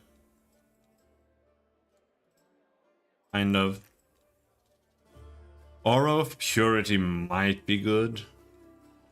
But it's like super specific.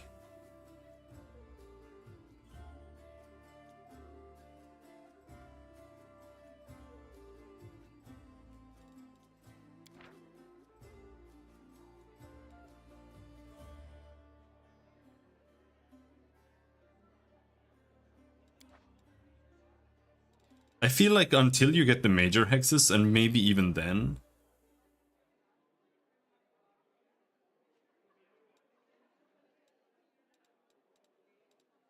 this just feels like infinite orisons.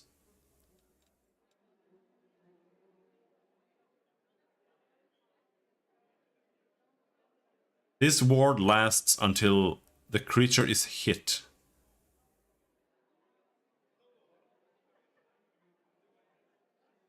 Okay, so I can have this up permanently, but it also kind of sucks ass.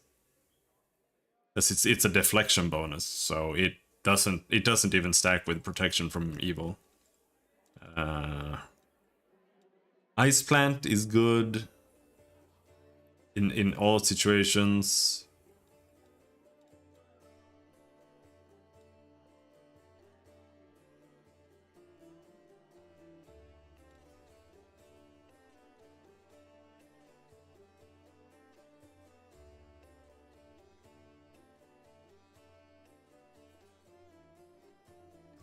And Cackle, you need Evil Eye for.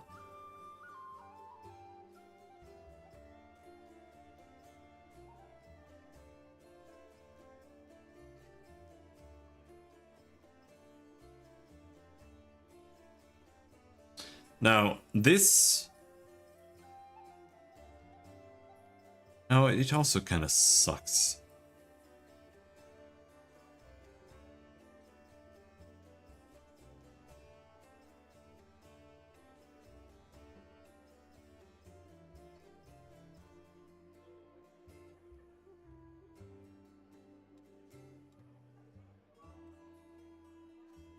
I'm just gonna go with Ice Plant, I think. These other skills... they're just kind of tedious. And the healing, it's just gonna lose effectiveness so fast, I feel.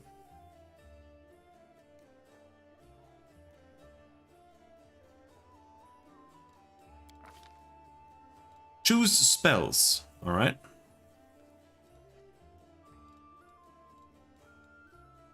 Scare, see invisibility. I'll take that.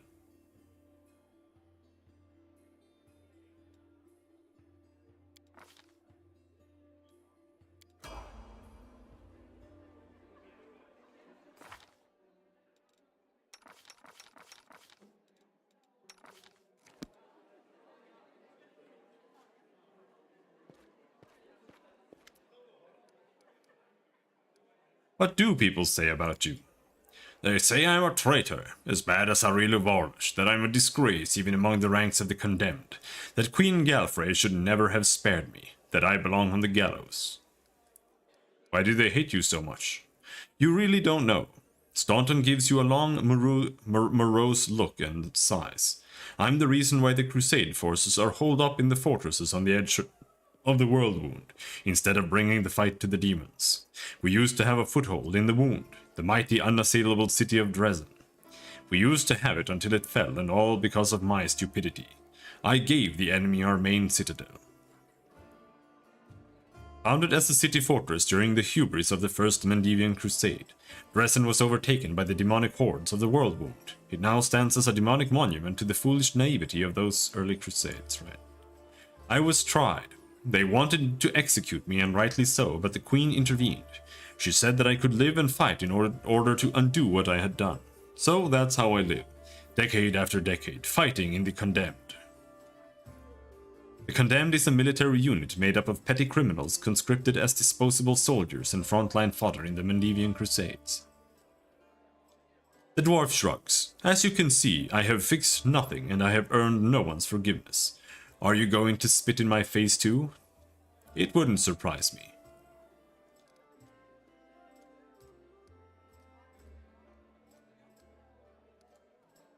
It is not my place to judge you. Who knows what I would have done in your shoes. Really? Well, that's something, I suppose.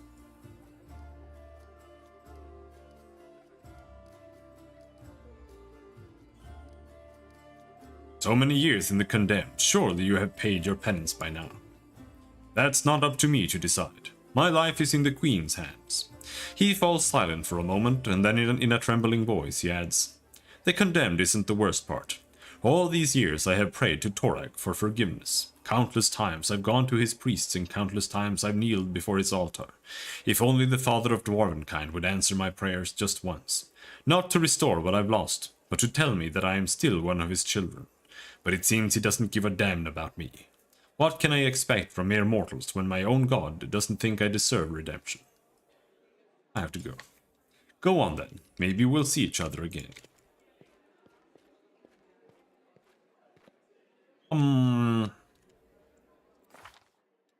Now, did you guys get your spells back? No, but didn't really use that many.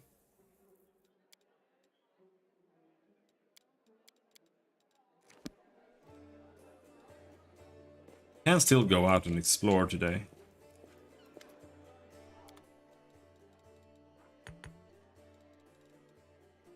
Buy some of those.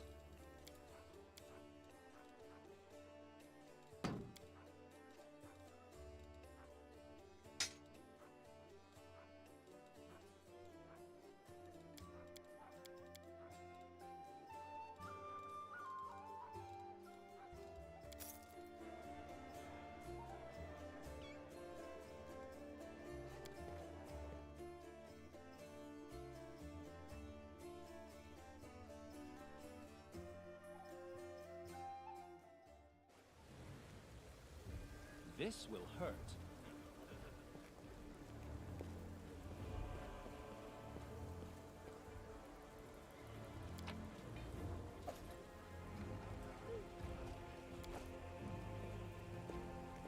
I'll go ahead. Cleaned up.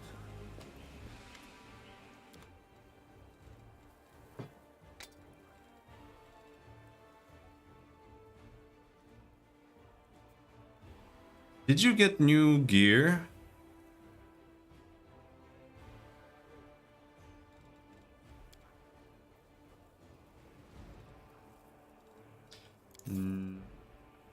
Not enough.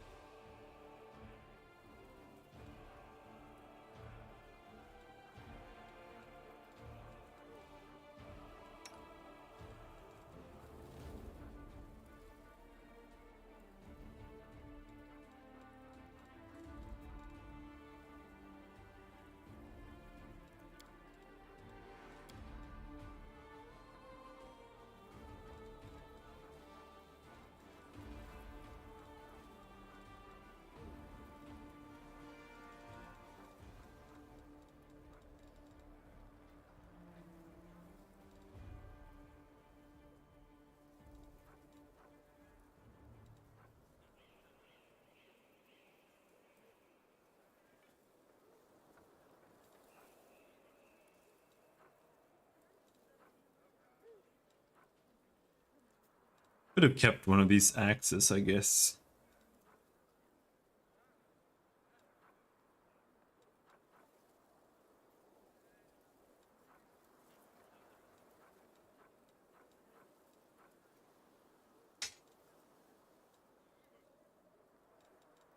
That's too expensive. I don't want to bother with that. However,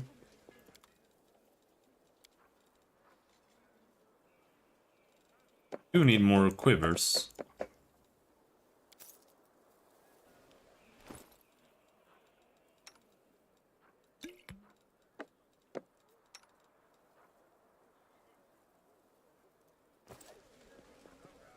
Got 30 shots there.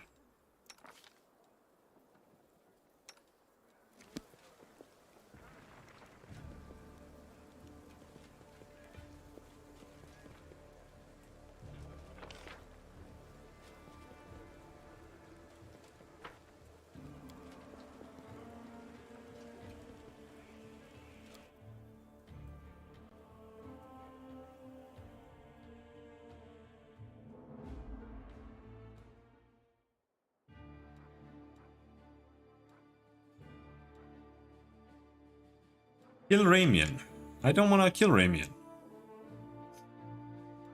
Let's go over here.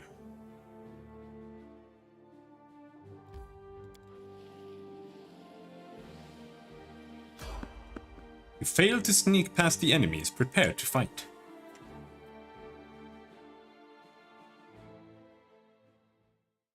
Save the last one for me.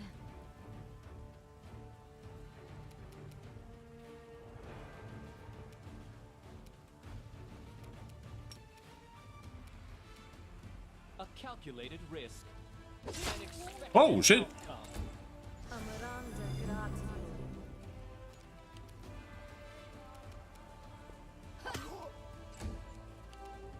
Into the fray! Make every strike count. Anti-knight. No. This should do it. The spirits demand your blood. The light take you!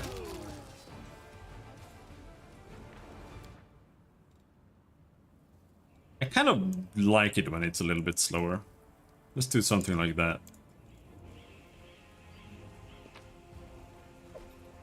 Weird, I know.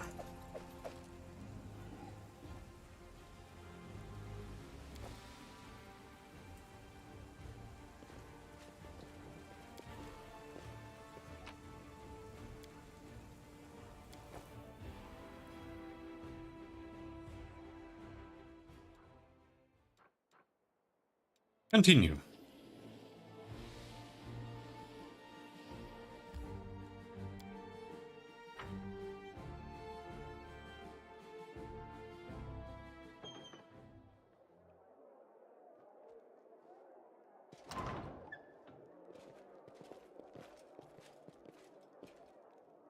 Oh, Bretch. I'm all ears.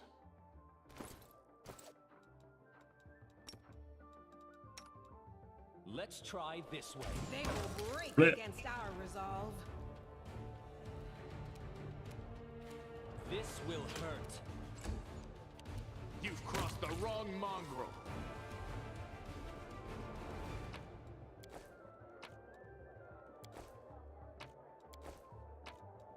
You're stealing everything in the pantry.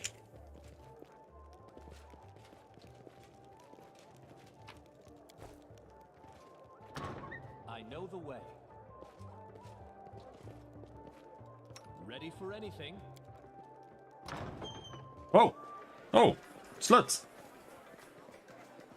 What splendid occasion, Count, and this new Numerian elixir is quite something.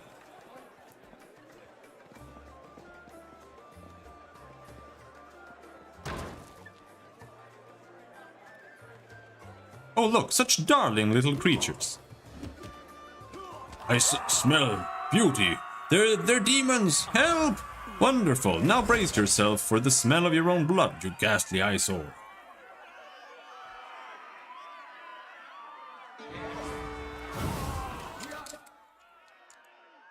Okay.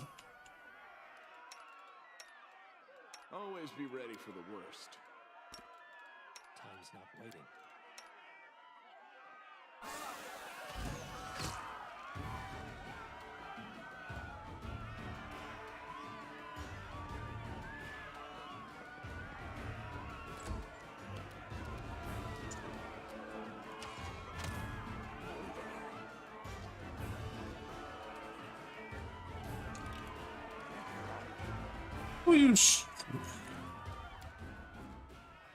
Like it's bugged. It doesn't work.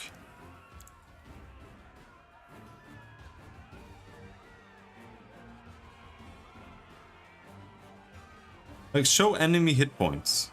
Yeah, it's on, but it doesn't show. Show enemy actions. Always. Is that what we need to see? That doesn't work either.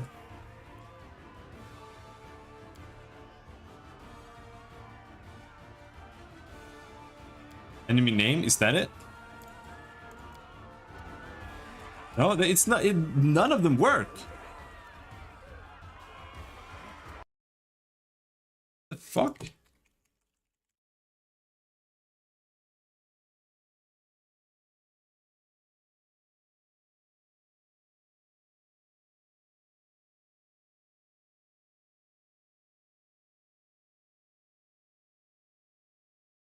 Been an issue since September.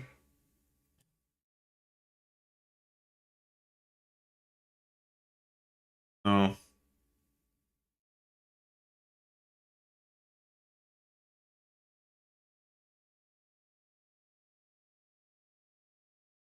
It's annoying because it worked in Kingmaker.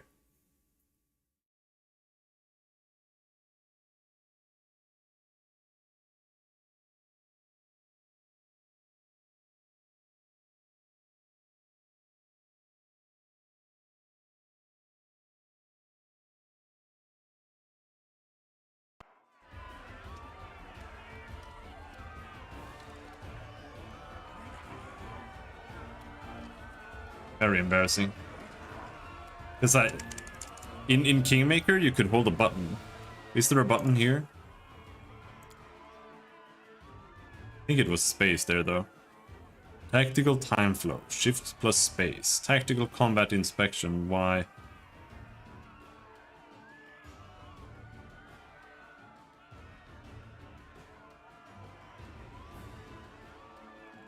Nope. Just don't get to see their health.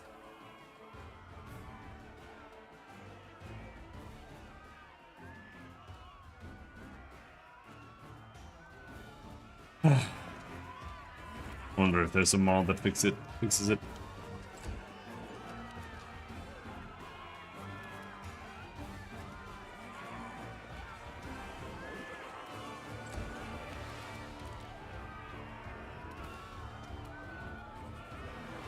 A calculated risk.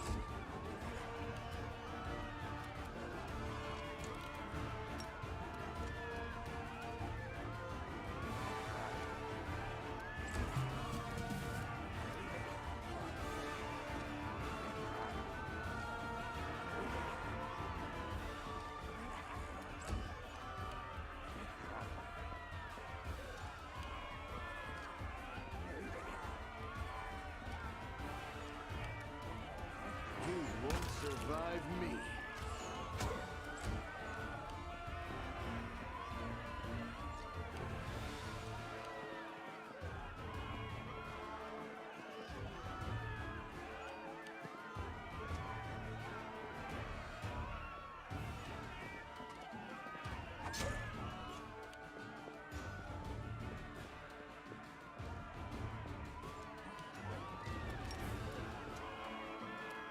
You are today's sacrifice. Oh.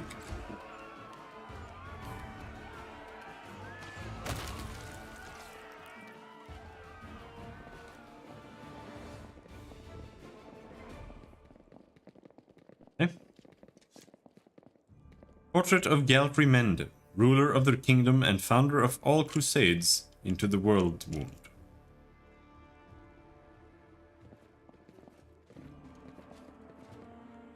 Got some more things.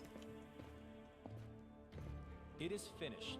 The intricate patterns on the harp depict the stars, the moon, and butterflies, the hallmarks of the goddess Destiny.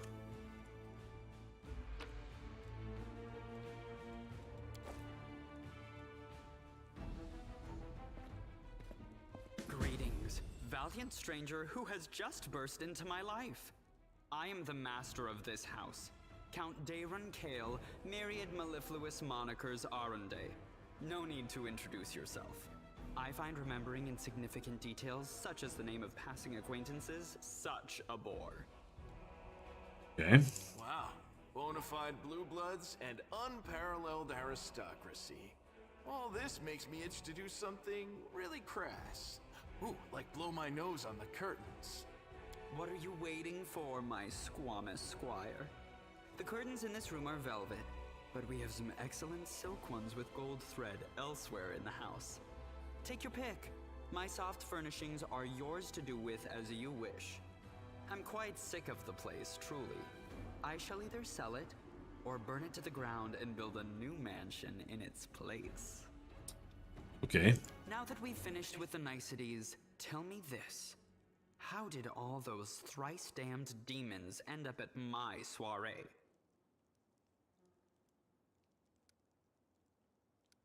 An arbor lies in ruins. Discari killed the Tarendelev. The Wardstone has been captured, and you're asking me why demons gate-crashed your party. Canabris in ruins. Descari.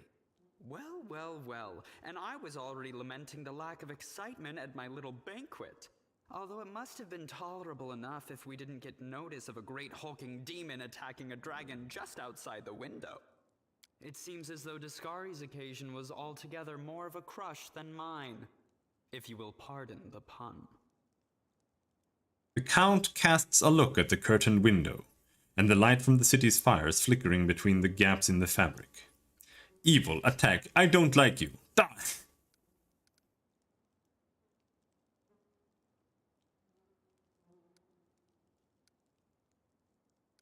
You don't seem very concerned about the city's fate. I have no friends here whose untimely demise I would care to mourn.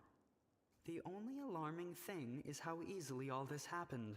I don't care for the thought that demons could come calling at my door at any moment. And just think, everyone had so much faith in the Wardstones gifted by Iomede's herald, and in the might of our tamed dragon. As if there had been no Dresden or a dozen other routes where the demons overcame every defense. The Count falls silent and rubs his brow, looking fatigued. The Arendes are one of the most ancient and noble families in Mendiv. They are related by blood to Queen Galfrey herself. The Count is the last remaining member of his dynasty. The rest all perished around 10 years ago. In the tragedy at the family seat, Heaven's Edge, the demons got past the defenses and massacred everyone inside. I thank you for providing your friend with that helpful summary, my lady. I believe I've seen you before, with that hilarious buffoon Horgus Gwyrm. I sincerely hope you are not engaged in any kind of sordid arrangement with him. The thought of something so splendid in proximity to something so grotesque makes me feel quite ill. You deserve a better fate than that, no doubt. Your civility knows no bounds, Count. I most assuredly do not have any arrangement with Master Gwyrm. You can go to the Defender's Heart. It's under the protection of Irabeth Tirbe and the Eagle Watch. Thank you for the invitation, but I am not quite as desperate as I may seem. At times, it is better to be surrounded by the repugnant mugs of demons than the sour and dour physiognomies of Iomede's righteous paladins. What about my physiognomy? Sour enough for his lordship? Don't worry, another few minutes with the dazzling Count here, and it'll sour like week-old milk. Good. Leave. What's this? An attractive paladin with a sense of humor? You're a veritable walking scandal. Either way, my mansion is now safe.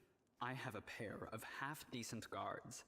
I just need to drag them out of the storeroom and bring them to their senses. I ordered them to drink a love potion, you see? For reasons which seemed extremely witty at the time and in the state of inebriation I then found myself in. They can guard the house while the valorous paladins beat back the demon assault. They will beat them back, yes? As regards myself, I feel like stretching my legs. I know rudimentary divine spells, I am no friend to demons, and I elevate any society that I deign to grace with my presence. I shall accompany you, only for a short time, of course. I have no desire to remain at the vanguard for a protracted period. What say you, my ephemeral but highly diverting acquaintance? After all, Lord Descari spoiled my party. I now burn with the desire to spoil his.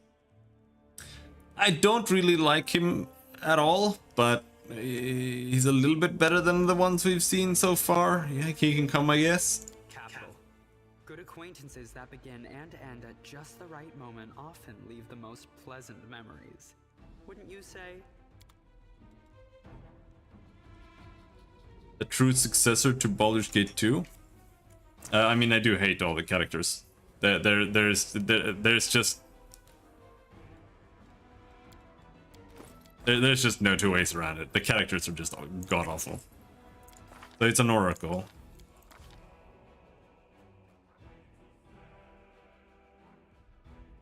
Like, the characters in Kingmaker are okay,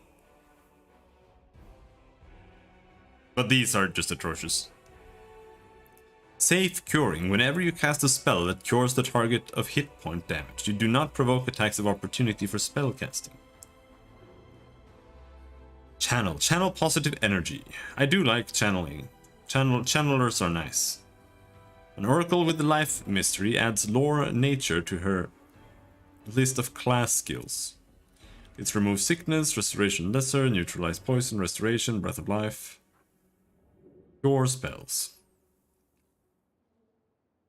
Oracle adds all the cure spells to her list of spells known. Cure spells include all spells with cure in the name. Okay.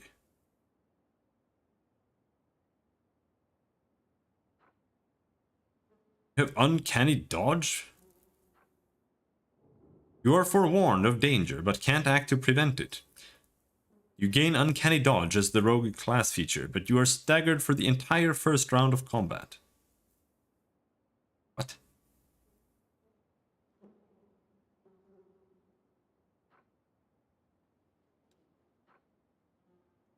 Oh yeah, don't the prophecies stop being bad after a while? Extra channel, selective channel.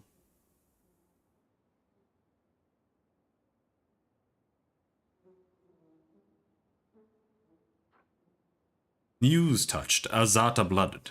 The Muse touched epitomize freedom and joy and travel the world to liberate the less fortunate individuals.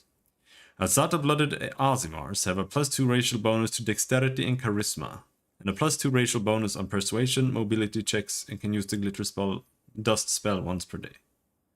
He is neutral evil.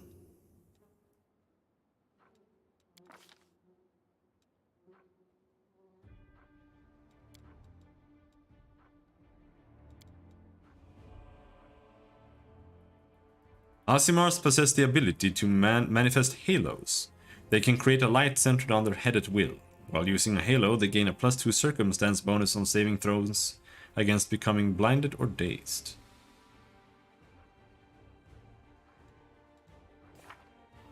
And he is a spontaneous caster. That is absolutely sick.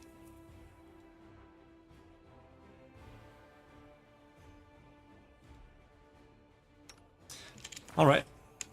I do like his class. That's nice. Aranka. Hello, Aranka.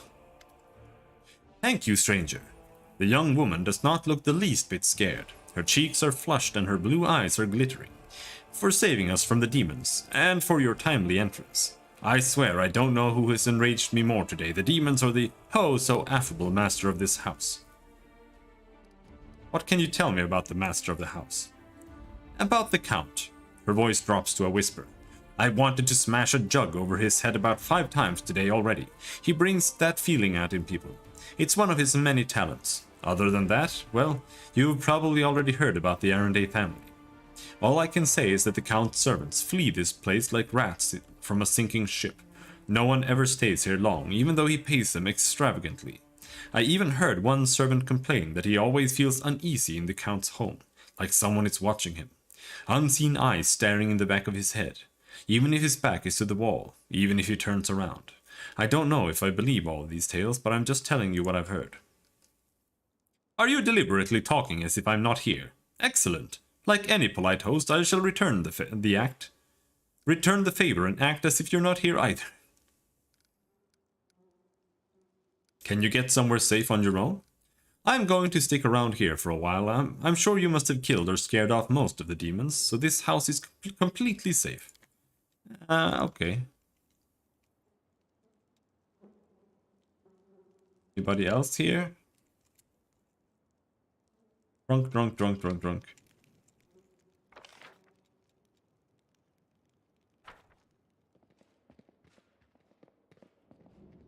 Follow my lead.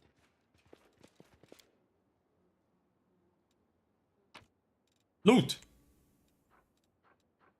Some crap there. Do you have... that all you can use?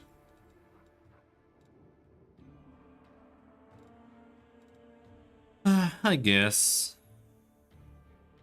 Dex 16. He is likely going to be a really strong healer though, so that's nice. I mean, he's basically a pure healer.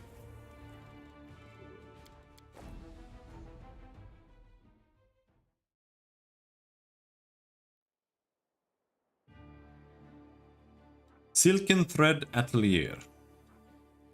Worm's Mansion. Let's do that. It's Atelier. Failed Ritual Site. Continue to Worm's house.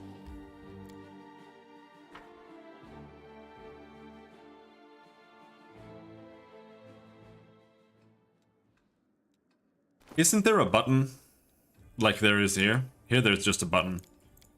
And then you can just turn off the headgear and stuff. Or if you want to use the class appearance at all.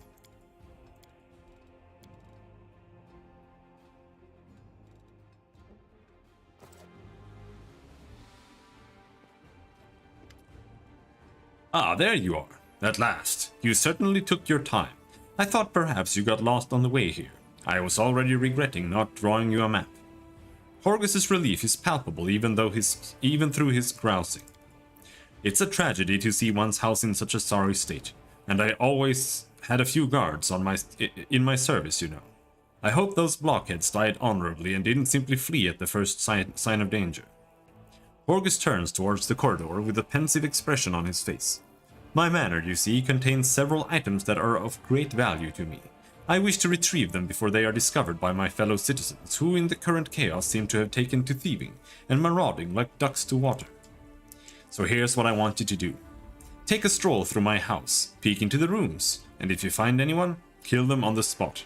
That'll teach any other opportunists to stay away from Horgus Worm's manor. While I was standing here by the entrance, I could clearly hear the sound of someone rooting around inside. Any possessions of mine you find in there you can keep. It's all as good as lost to me anyway. When you're sure the house is empty, give me a signal from my study window. Wave a torch around or something like that. You can decide when you get there. I've done many things in my life, but playing the part of an intrepid mercenary rummaging through someone else's tastelessly decorated and poorly planned mansion is a novelty to me. How droll! I deeply regret that you had to participate in this, my dear Count. Come now, I love good caper, even when the setting offends my aesthetic sensibilities. Alright, I understand. Well, get on with it. Or are you waiting for a special order? I shall await your signal. Horgus pauses. And good luck in there, I suppose.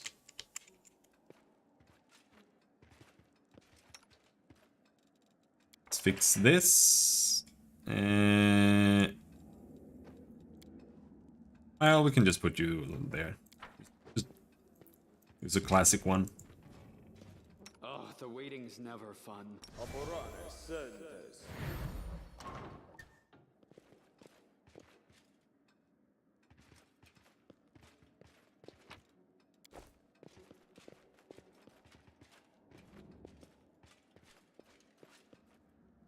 Oh.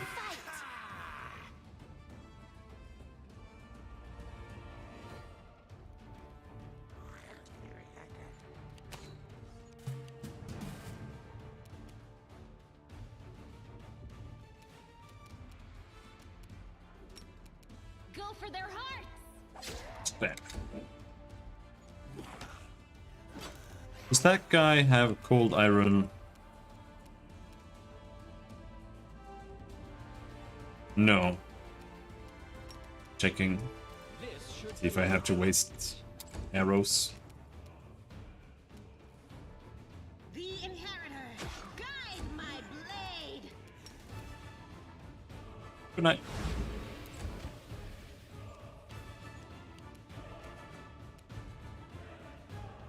Endures this. Out of my sight!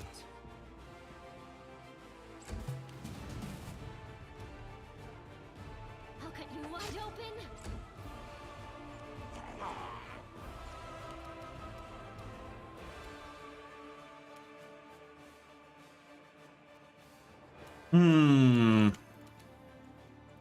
Let's go in. Let's try this way.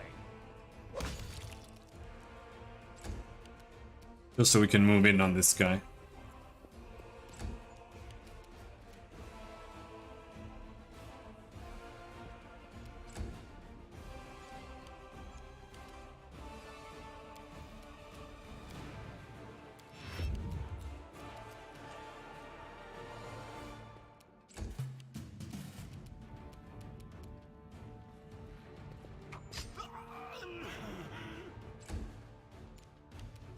This will hurt.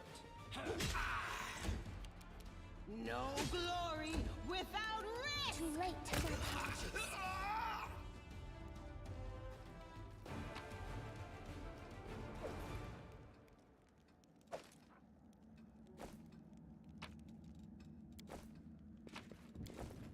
This guy even have anything of worth in his house? It's just like a bunch of fish. Oh. Soup recipe.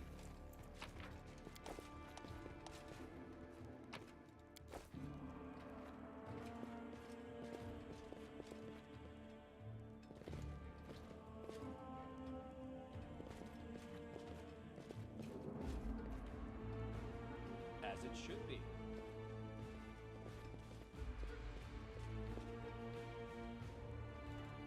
I am prepared. Are we in trouble yet? Meditate on your mistakes. Might make No you feel better. mistakes. A calculated risk.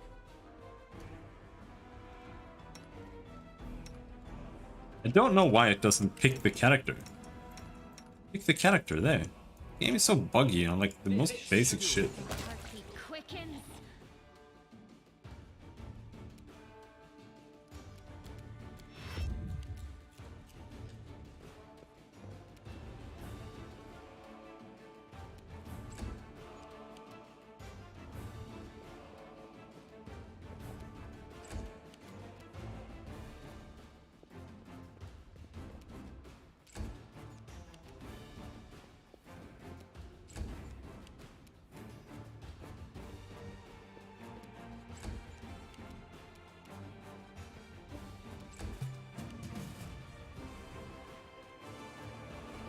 There he is. Hello.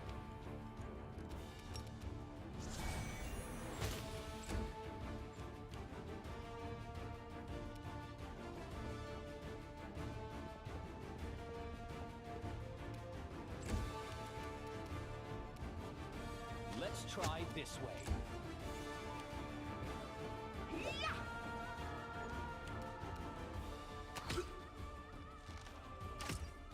Right.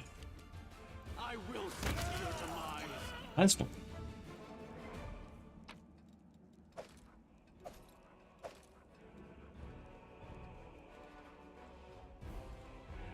The breastplate is almost worth picking up if it wasn't for the fact that it's still super expensive or super heavy.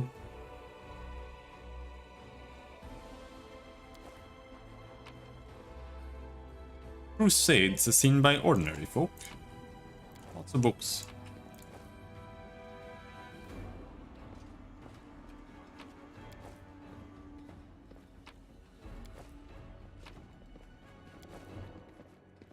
That is not far. I know what to do.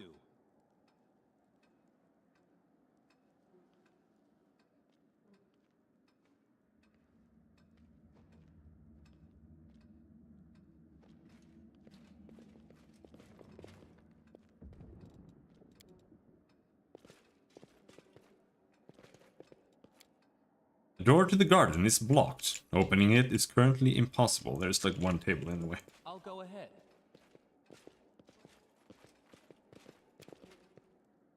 A heavy blunt object was clearly used to try to break down the door. The lock is broken and the door cannot be opened. Hello there. I'll know the way. Focus on the goal. What a find. Huh? Rat? Yeah.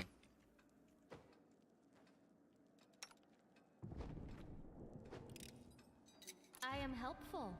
Am I not? Yeah.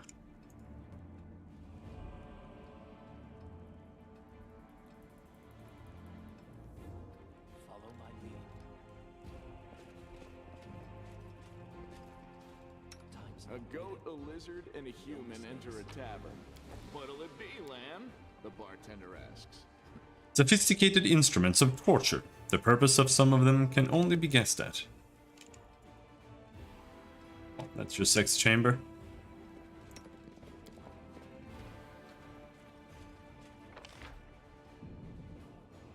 There's another room here.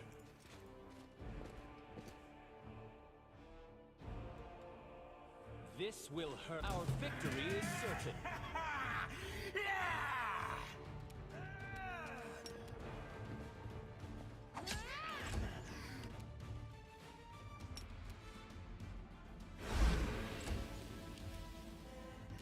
Precision and grace.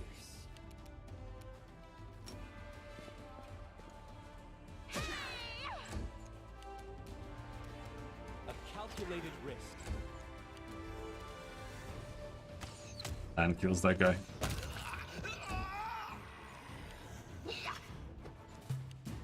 The spirits demand your blood!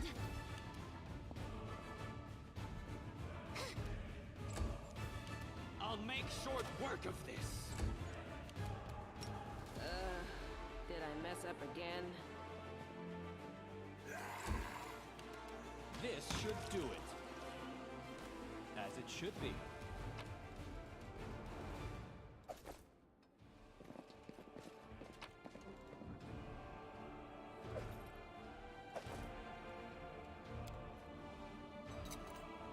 I hope you appreciate this. Shirt. Silver robe. This robe grants the wearer a +1 bonus to all saving throws against fear effects. It looked really special in that. You ever worn clothes in your entire life? I think so. Anyway, it goes on him because fear means you can't do anything. And I don't know, does he have remove fear? He does not have remove fear. Might be something worth getting. I can.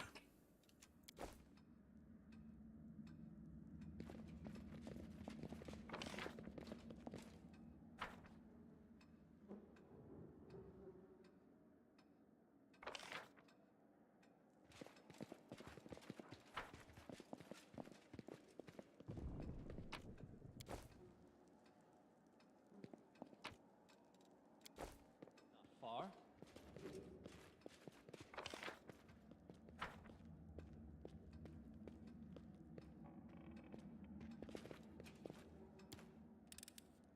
I am helpful. I'll am go I ahead. not?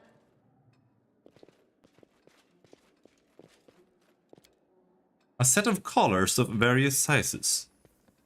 A box filled with a variety of whips and plotters.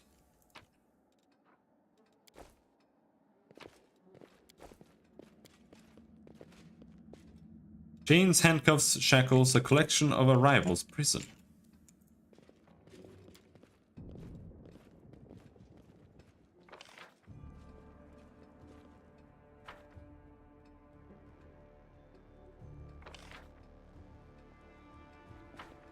Wait, what was that?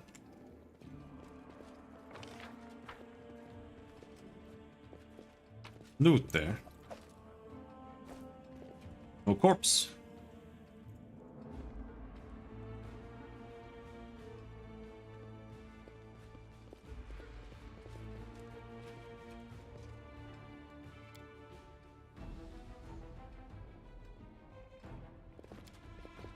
Door is locked by some unusual or magical means. There is no lock to be seen.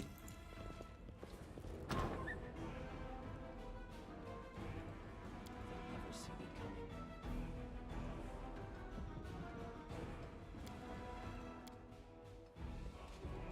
Doubt is the heart's greatest challenge.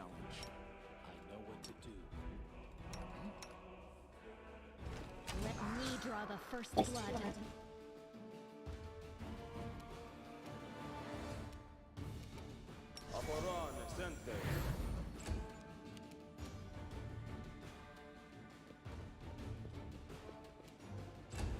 That's the blessing, just because it lasts for a while anyway.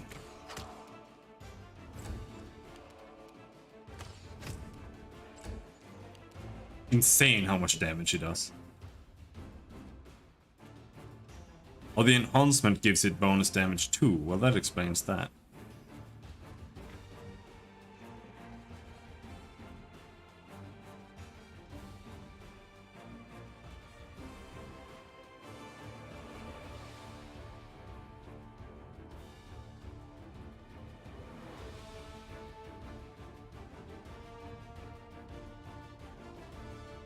Oh yeah.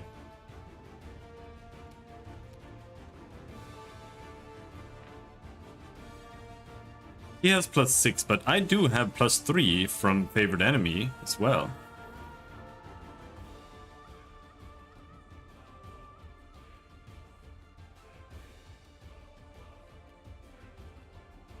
If only I could get like one strength item, that would be nice.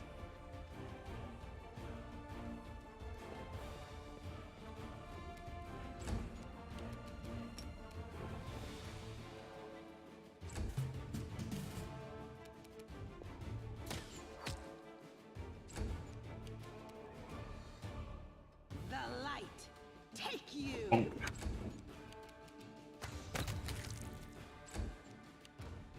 Make every strike count.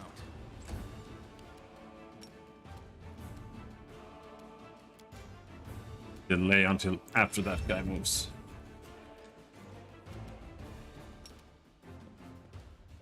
Good night. Nope. Cause fear.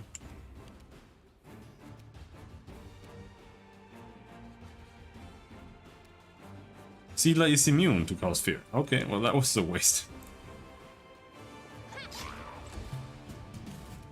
Out of my sight! Into the fray. Let's try this way. You've crossed the wrong mongrel.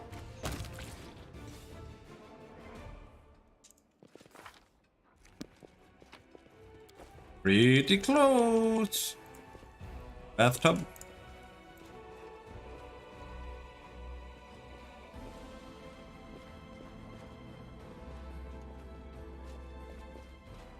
Follow my lead. Always be ready for the worst. I am prepared.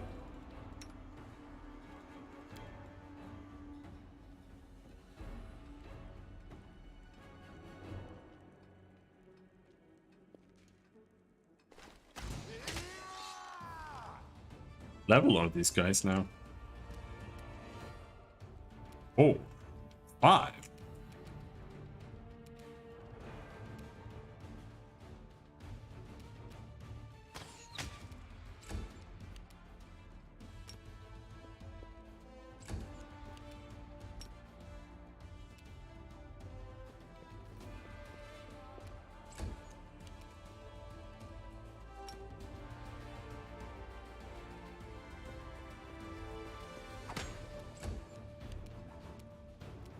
I will see to your demise. This will hurt.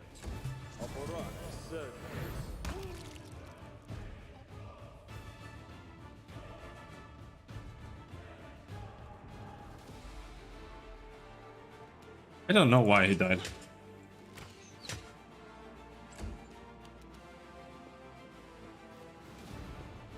It's like half the enemies in the game just have die hard for no reason.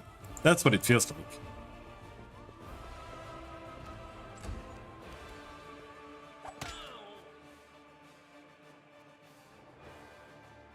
You are today's sacrifice!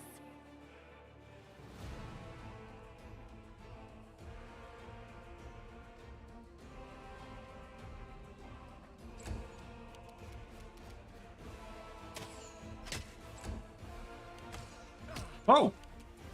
Where did you come from? 15 damage, fuck!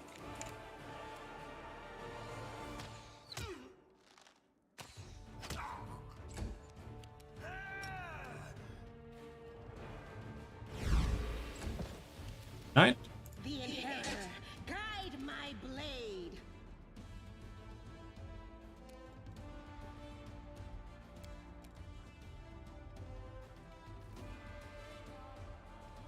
Now this is a good weapon. Every attack, every hit they have to roll or get stunned for a round. That is insane. Go for their hearts!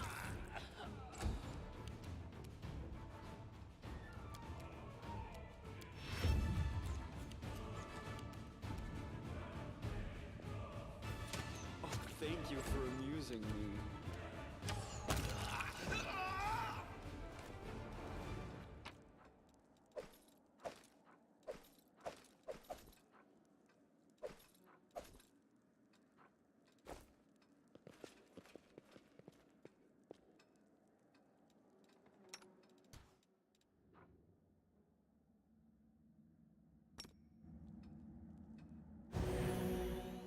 Panel is so good.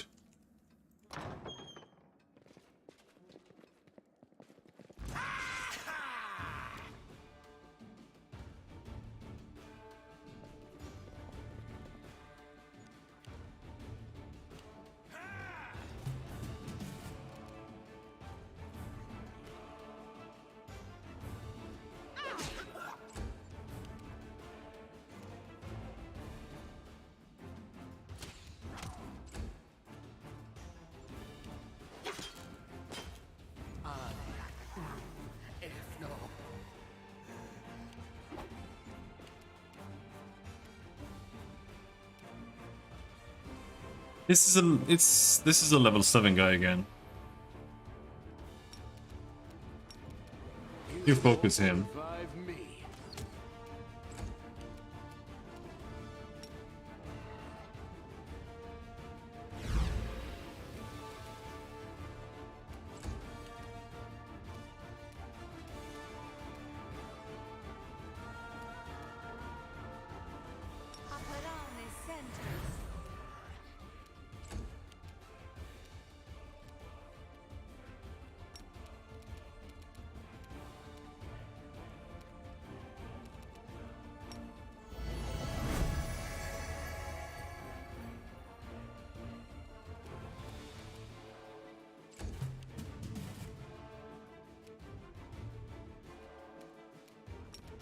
The light take you.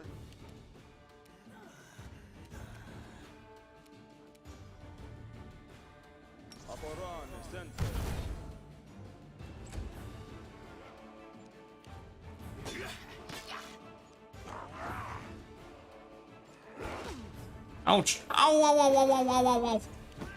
Holy fuck!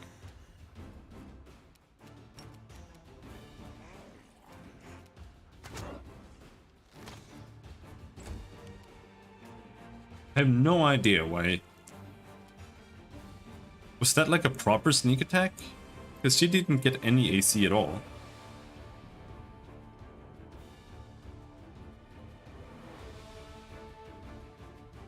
Plus 11. Okay.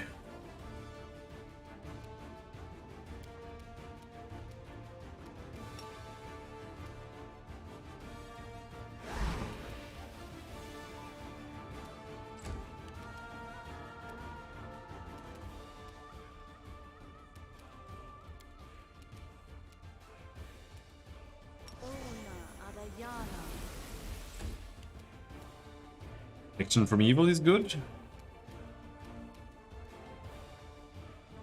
A calculated risk.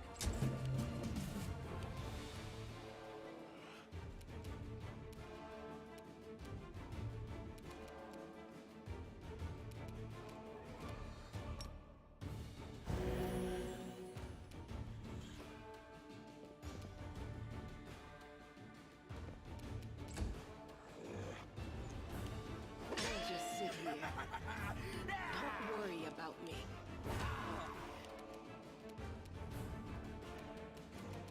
Out of perfect strikes, but I'll just keep hitting this guy. Probably dead next turn.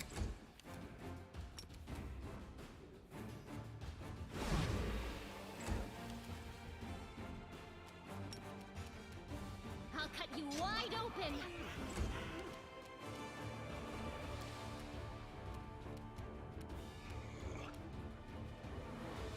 There's no way I can damage this guy.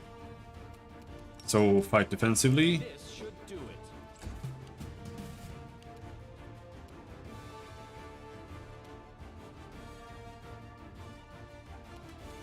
And Shield of Faith.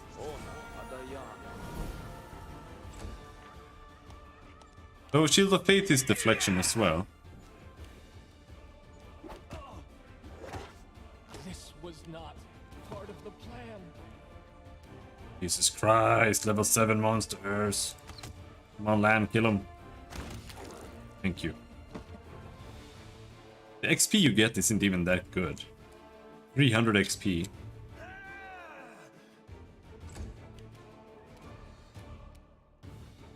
I'll hit you. Whoops, whoops, whoops. Not very good. Spirits demand your blood.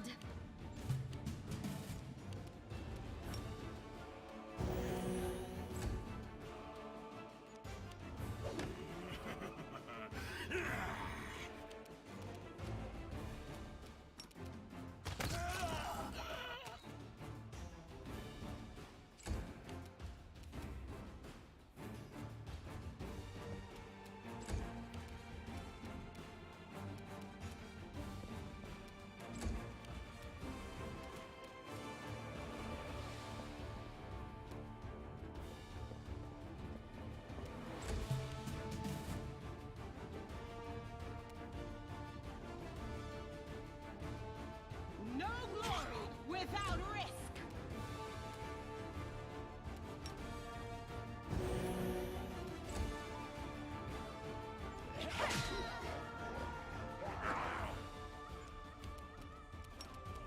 Now he does. Nice.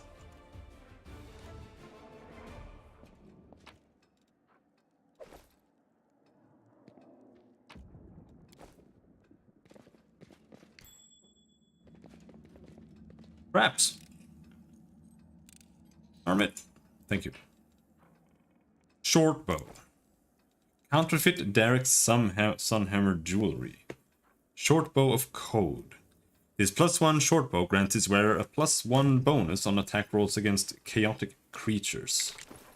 Alright. Let's see. You have...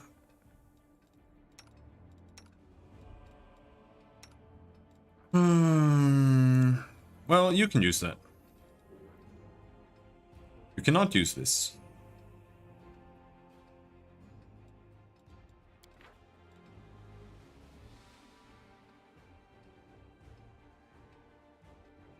A short bow is martial? That is, I find that very surprising. But I guess both is fighting with the bow. It's just that once you have martial proficiency, what's the point of using a short bow then? That's what I mean. I guess just for the fun of it.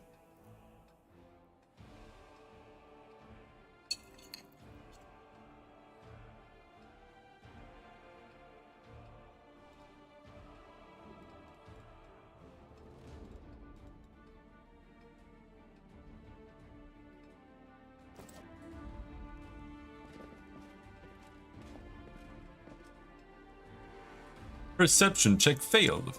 Okay.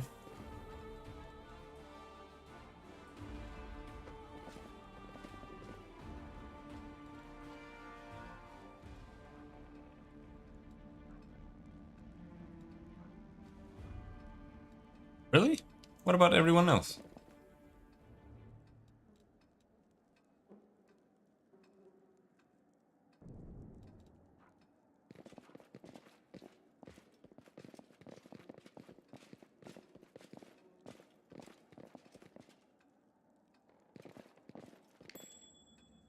Oh, shit.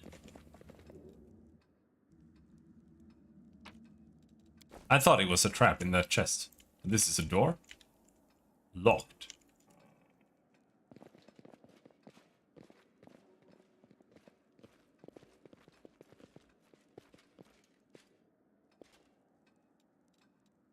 quiet steps.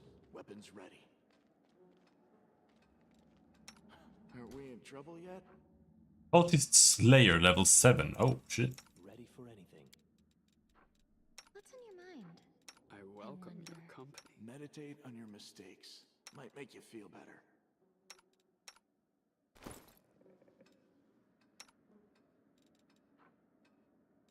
She can use longbows?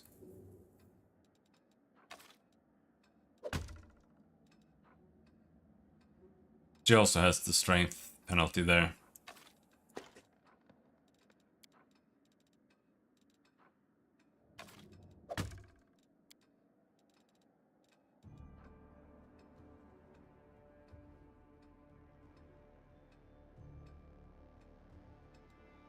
Whatever.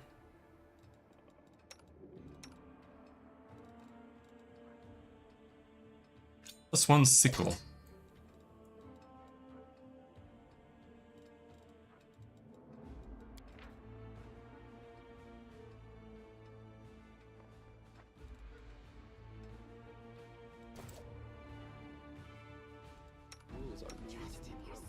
I'm all ears. A bright future awaits us. You won't stop us. Let's have some. Oh, we can shoot with 3 characters. Let's try this way. Precision and grace. Make every strike count. See?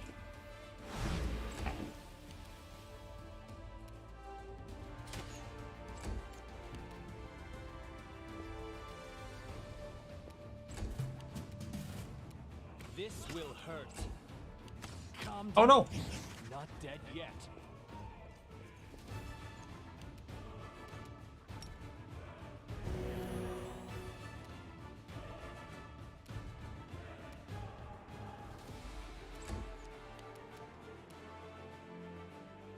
You've crossed the wrong mongrel.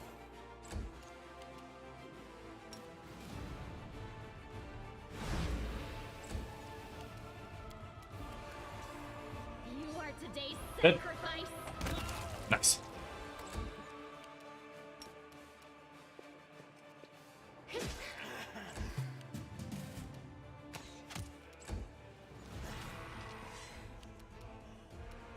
I'll make short work of this. Why didn't he get to attack? You won't survive me. Just pulled his weapon. Masterwork Kukri. Kukri! He invented made up weapon. It's not real. You have another bath? What the fuck? Is that a trap? It might be a trap. Scroll of displacement, scroll of stone skin. As it should be. Hmm.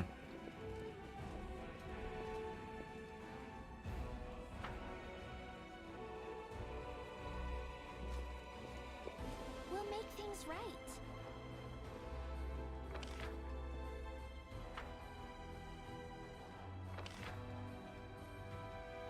So now there's that door that's locked, and there's this door that's locked.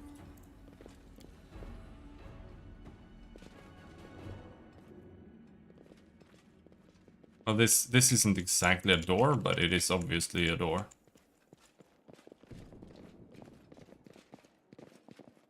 I guess we're done then.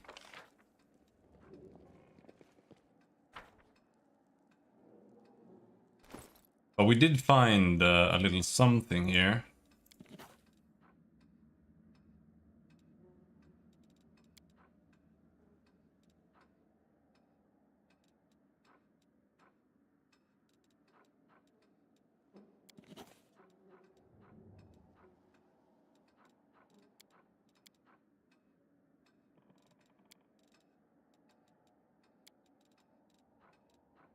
There. Counterfeit Derek Sunhammer's jewelry. Okay, so that's nothing either. Well. Didn't really find anything then.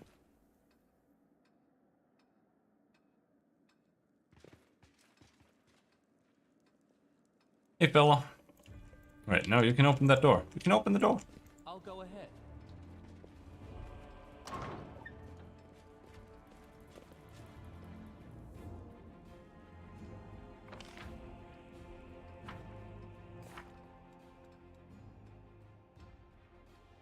You can now signal Horgus from the window to his study.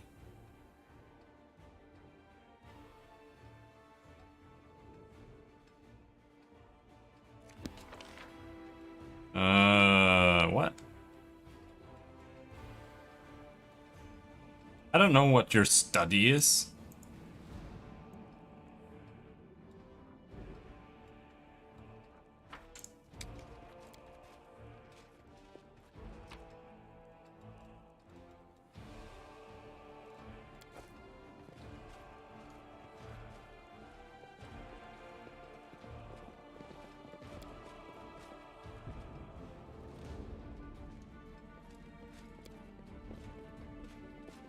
Here? I know the way. Said something about like waving a torch in a window or something. Do I literally need to equip a burning torch? Or a never burning torch? It's a really weird quest. Oh, skip the pleasantries. Bella.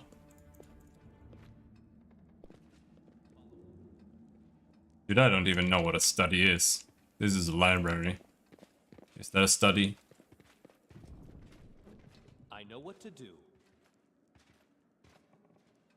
This is the dinner room. That's the kitchen.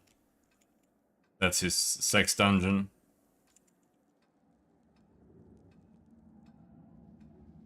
Here, there's things.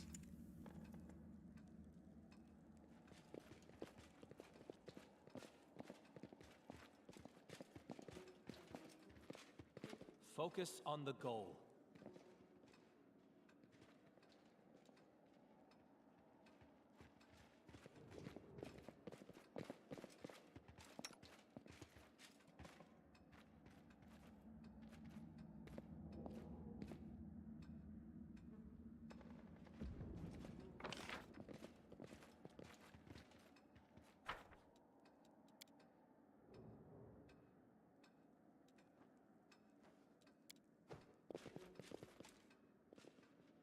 Is it this?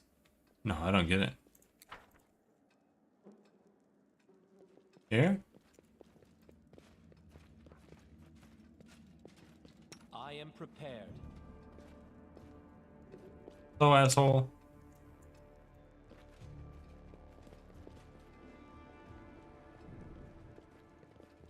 As it should be.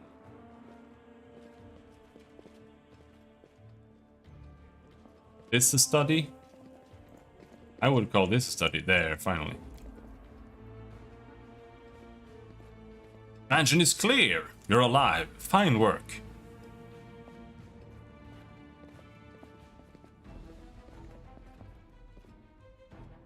Secret door remains unopened. Fantastic.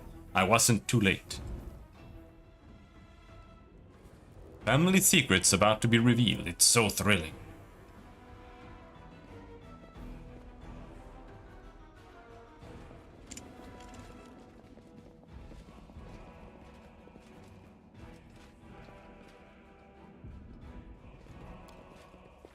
Painting depicts a thin, young, blonde boy with a sickly pale skin. The caption reads, Horgus Worm, 9 years age. A happy family. Horgus, an unknown half-elf, and their dark-haired young daughter. The painting is captioned, Horgus Worm, Iris, and Camellia. Horgus Worm is your father? That is not far.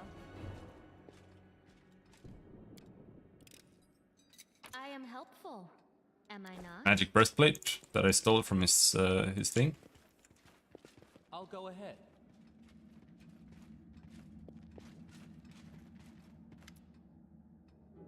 The paintings are right where I left them. Very good. Horgus Worm thanks you for your help. There's something off about the paintings in front of you. The blonde-haired boy in the Worm family colors. Doesn't look like Horgus in the least. The family portrait depicts Horgus alongside an unknown half-elf woman, and a little girl who bears a striking resemblance to Camilla.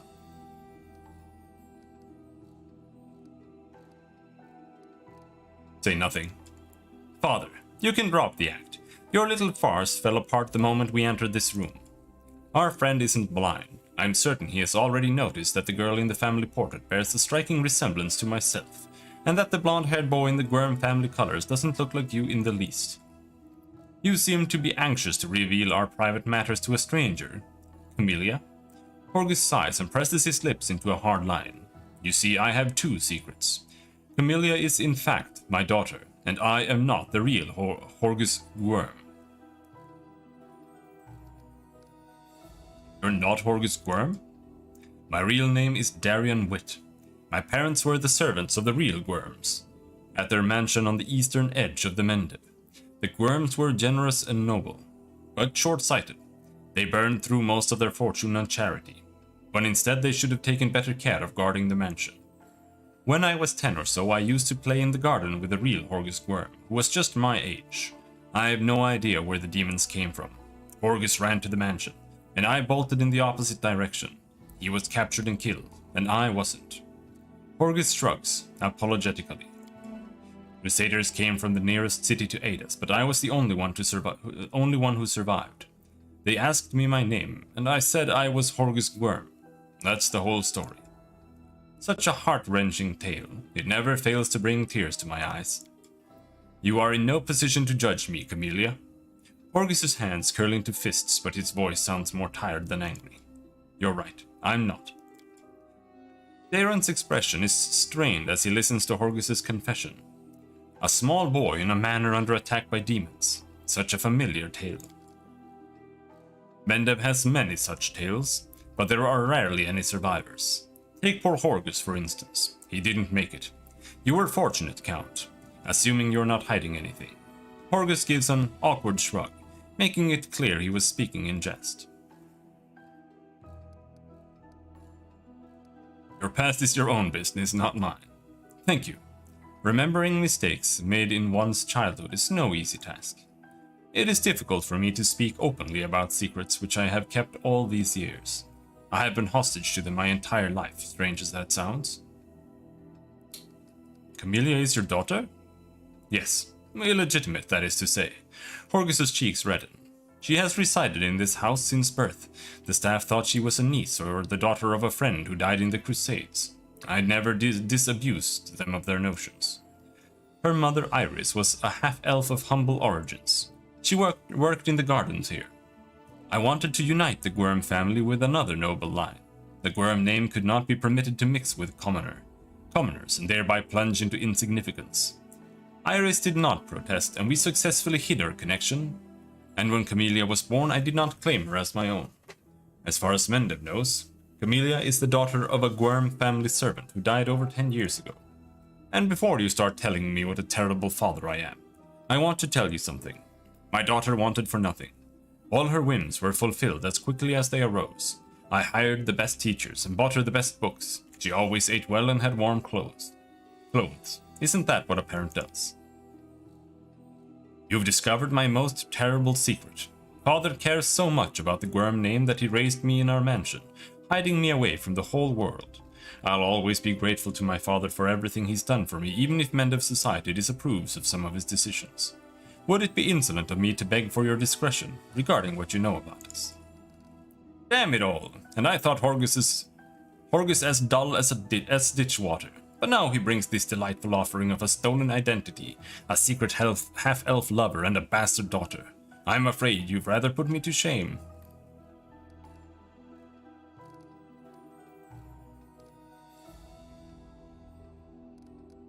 I promise to keep your secret, Camellia. The hint of a smile plays in Camelia's mouth. Please accept my humblest thanks. Horgus casts a wary look at her, but remains silent. I see. Well, you certainly earned your payment. Here, it was a pleasure doing business with you. Horgus is silent for a while. Camellia, I can tell from your face that you enjoyed fighting the demons in this worthy party. I only ask one thing. Are you certain? Camellia doesn't answer, but looks at Horgus with a half-smile lingering on her lips. Well, clearly I can no longer keep you safe. Our house is destroyed, our servants scattered or dead. Horgus stares into his daughter's face, as though he is seeking the answer to an unasked question. Then he turns his attention to you. But now, follow me. We'll make sure no one ever again discovers the secrets of Horgus Squirm.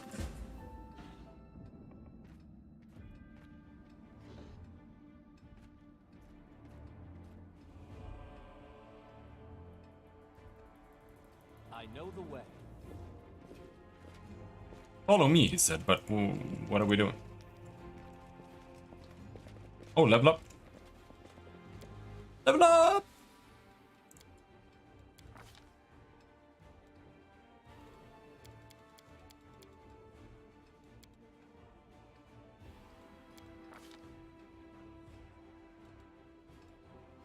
Point blank shot, weapon focus. What do we want? Combat reflexes. Die hard. Dodge.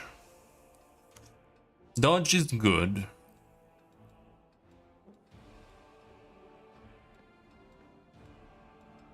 Improved initiative is kind of nice, but not really that necessary.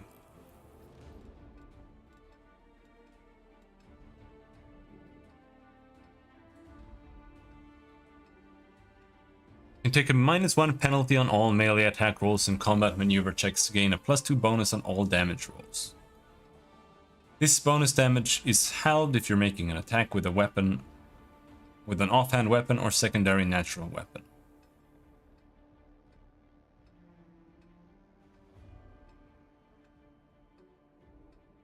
This is just power attack.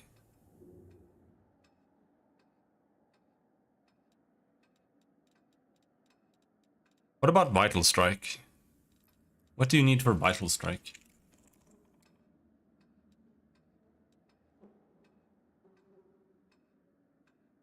Base attack bonus 6, Mantis style.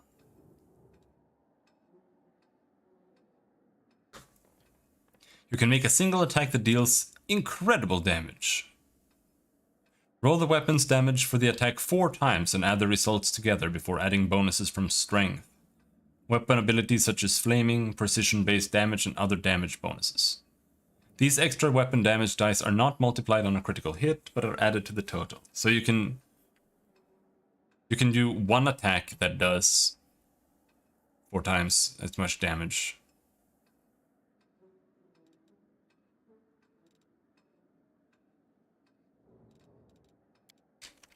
Which I would say is pretty decent. I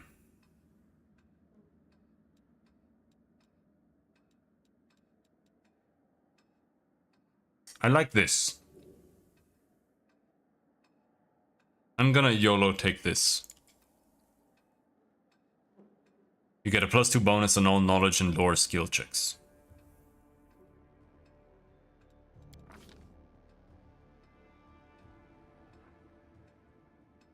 Now we have shitloads of knowledge.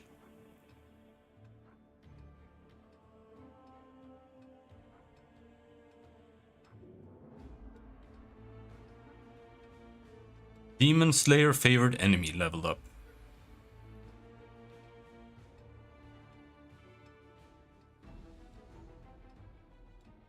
So what does that do now?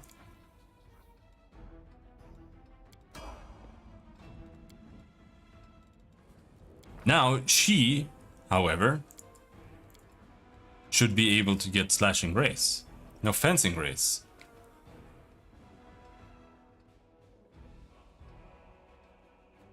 Get dexterity modifier, rapier.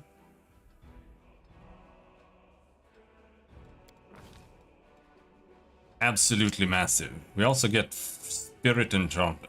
We can get fire bonus. Frost bonus, keen bonus, shock bonus, new spells. Animate dead, stinking cloud, resist energy is really nice. Lan.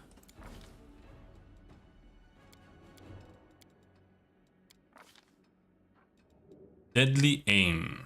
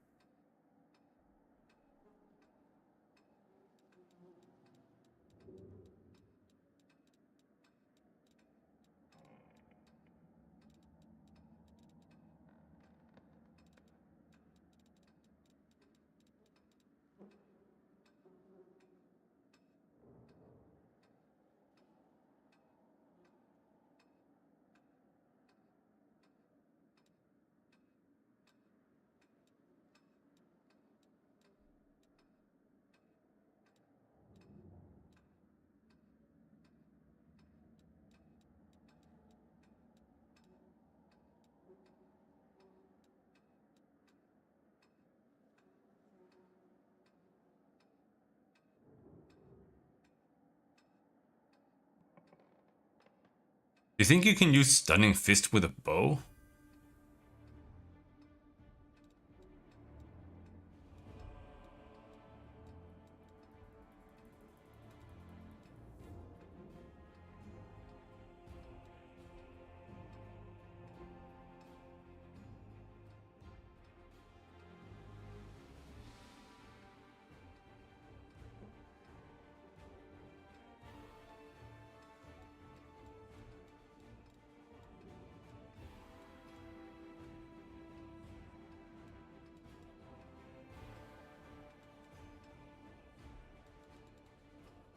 Hmm.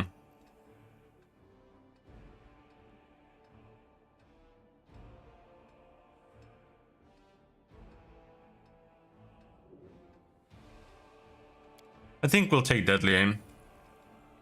I don't particularly like it, but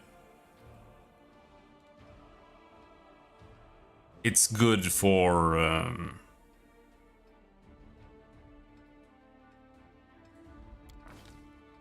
enemies with the damage resistance or damage reduction. Honestly, that's what like power attack and such is for, I think, mainly.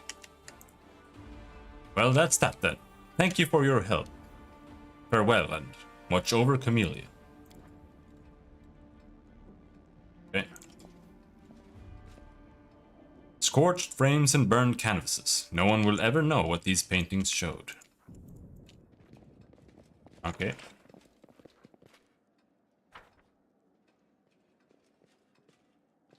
What's in here then?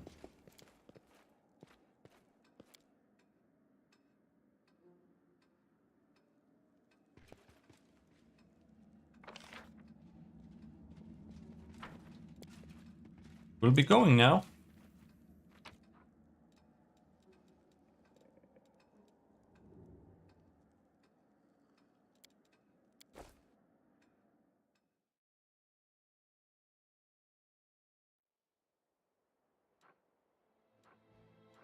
Hail the ritual site.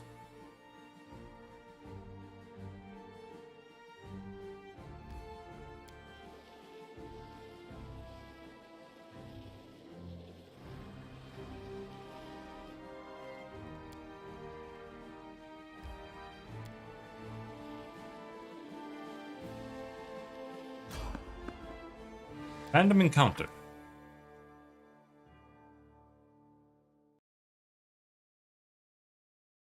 I'm sure they mean us no harm, right?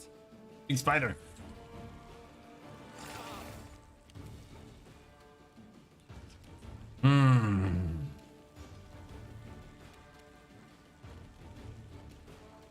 Out of my sight!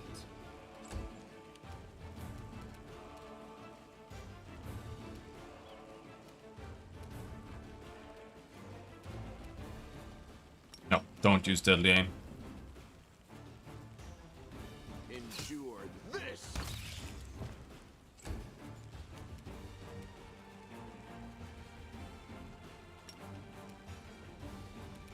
Now, how much damage does he do now? 8. Plus 5 from dexterity. Now she does minimum 6 damage. Oh, it's so nice. Can't wait to get that. Into the fray!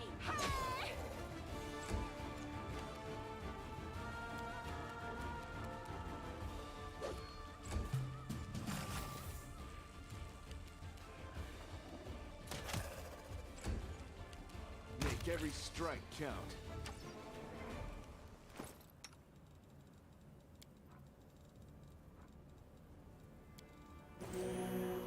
You've crossed the wrong mongrel.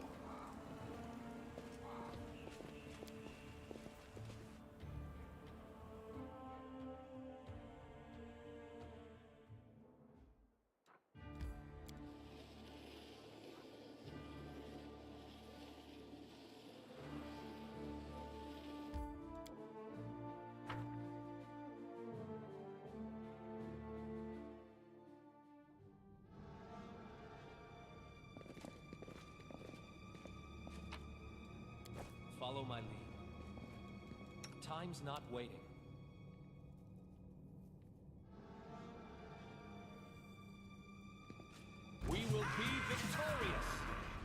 Hello, Mimic.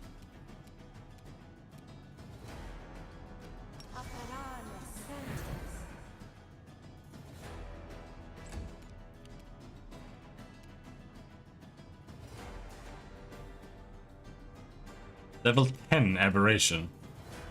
And that guy's level 10 as well. Holy shit. I am going to fall back. I'm going to let Sela stand in the doorway.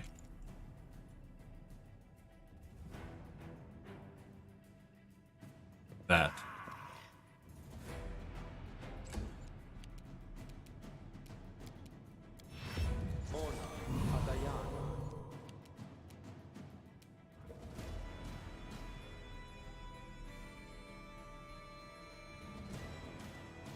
Ooh.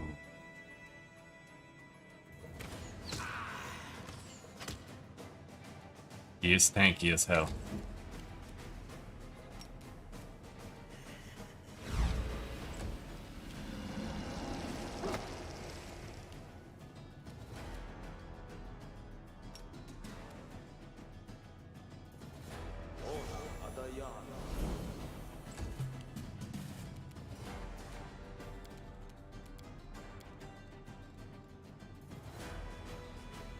Now that is deflection.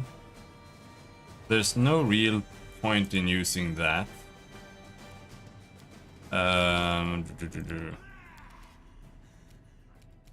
That.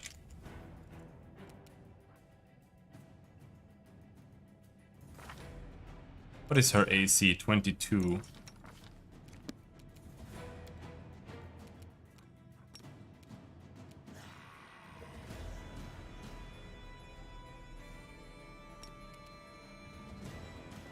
Well, she does damage now, so I'll have her on that. A calculated risk. And you, the Mimic is neutral. Oh, that sucks. I was going to smite it. All right, let's kill the Mimic first. Ow! I did 26 damage on her. What the fuck?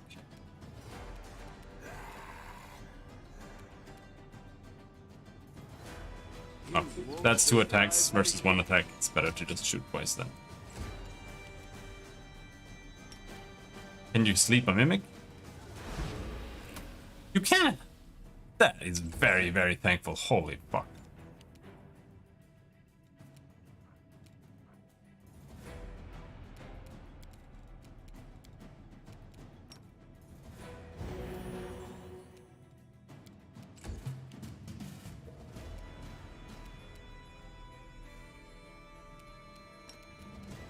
Alright. I'll cut you wide open. I can't get out there?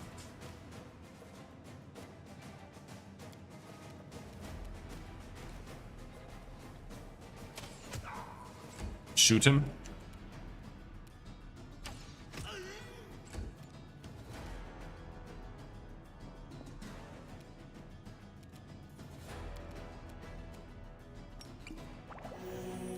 Nice potion. Oh, kill me. Oh my god, Jesus Christ. Don't worry about me. Endure this.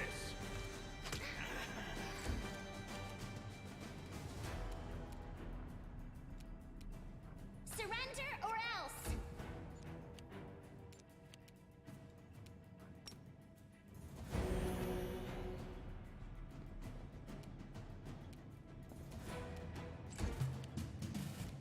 The spirits demand your blood.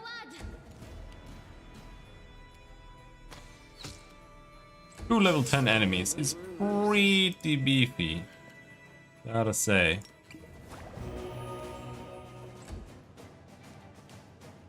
How many bombs do you have? Stop! Make every strike count. Ember cannot hit anything. Oh, 20. Nice. Though it wasn't a crit.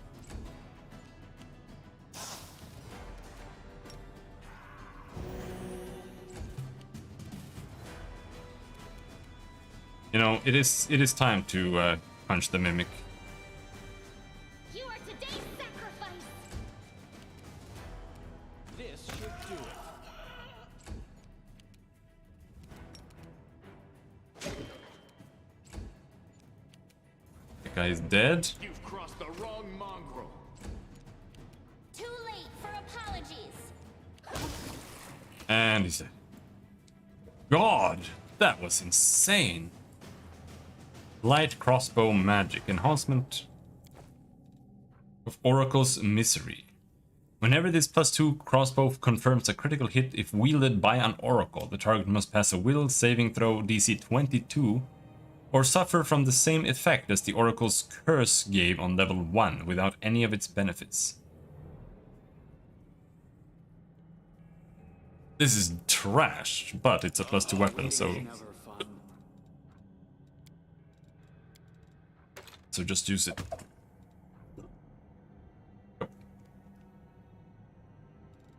Oh yeah, we got a breastplate +1.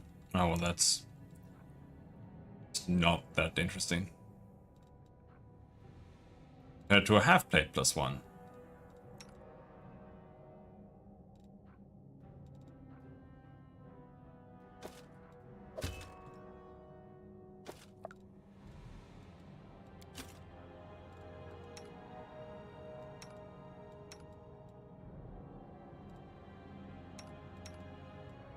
Oh no, I am medium capacity.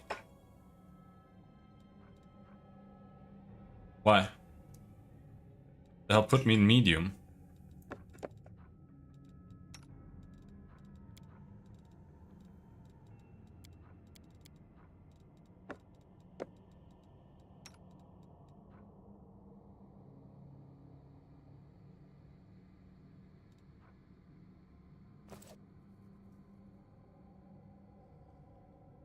Hey, that's what we're doing.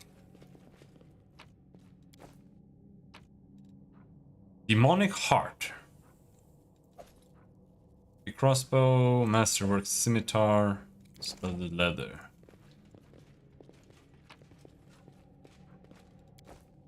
It's gonna be even more trash in here. More level 10 monsters. Good thing I saved. Go for their hearts.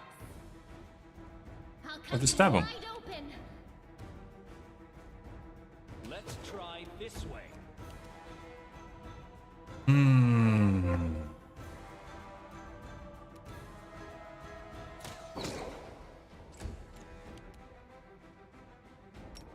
Beep. Nice.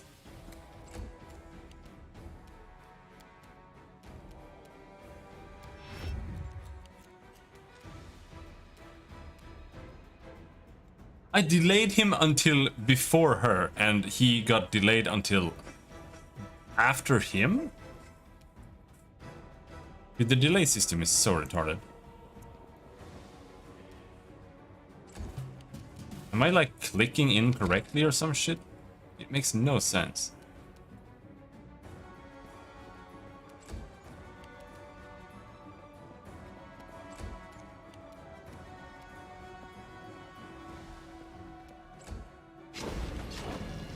Why did he wake up?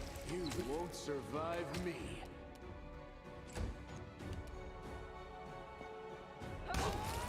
What? He's dead? This will hurt.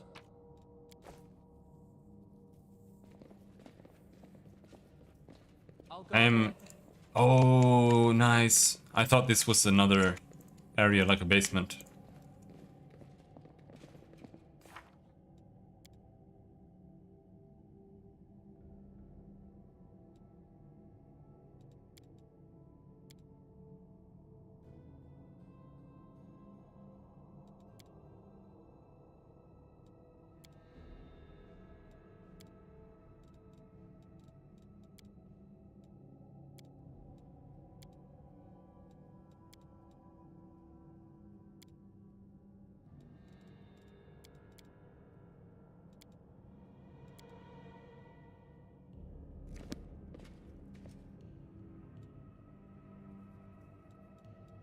I will help where I can. Magritium Turinos. Magritium Turinos.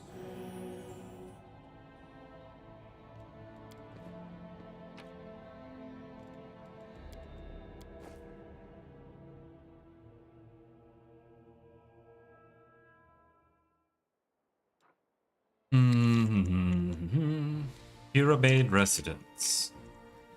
Yep, let's go there.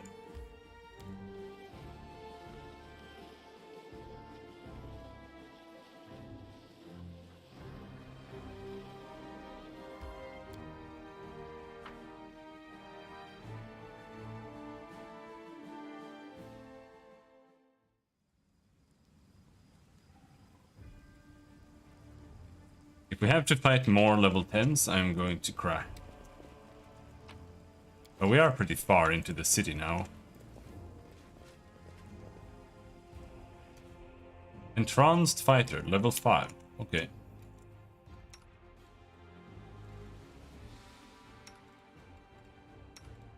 Quiet steps. Weapons ready. I'll hit you! No mistakes. Nice.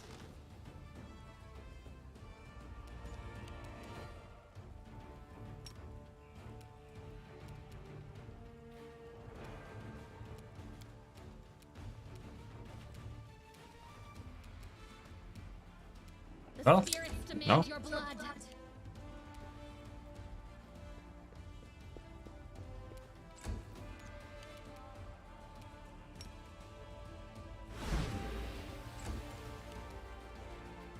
I will see to your demise. That guy is flat-footed. That's 18 AC. No, Endure this. he missed even. I was considering switching to.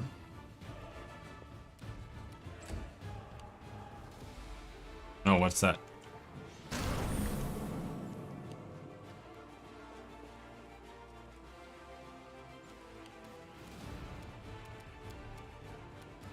Can I help you? A calculated risk.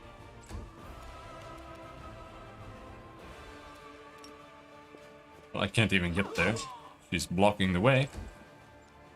You won't stop us. Precision and grace. You see that? Nice.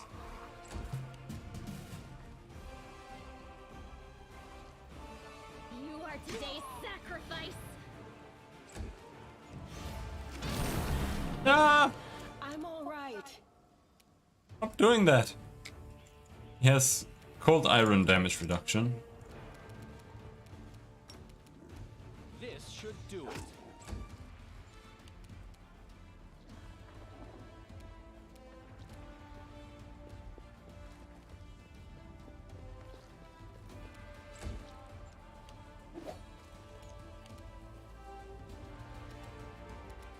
Surrender, or else! I'll make short work of this.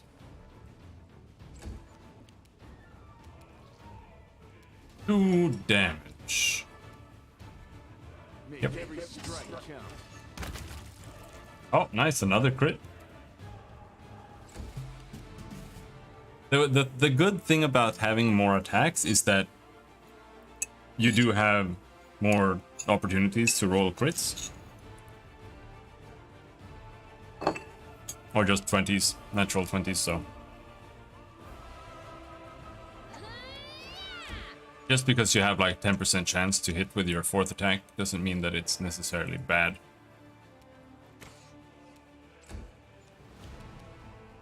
Even though it's not good. The light. Take you. This pain is excruciating. Too late for apologies. Out of my sight. Why is this guy so insane? He's only level 5. But then again, so am I. Level 5 fighter. That's all it takes to kill somebody.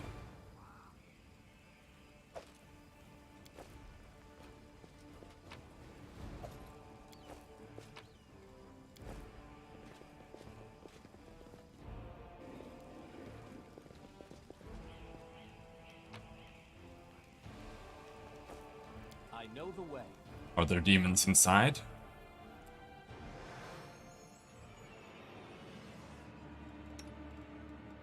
They'll never. Let's find out. If there are demons inside, they are, well, they're really, really good at sneaking past. I don't know how they did that. Turn that off, turn that off. Quiet steps. Weapons ready. Are we playing hide and seek now? I'll hit you! Save the last one for me. We'll see if there's something more in there. Yes. If there's another one of those guys that just spew poison or mass harm, then we might be sad. Let's find out.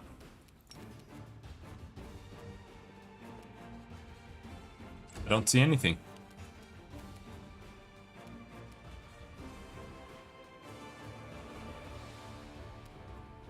You won't survive me. Let's try this way.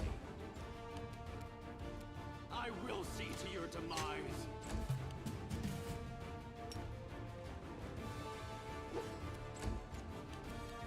You won't stop us. Go for their hearts!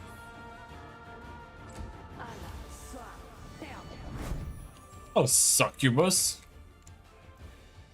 Ah. All right, I'm gonna kill this guy first. Endure this.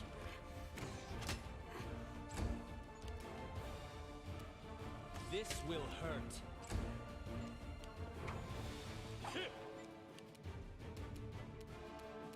Precision and grace.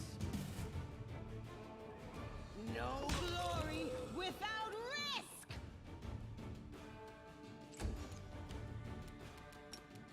Can we sleep the succubus? Yes.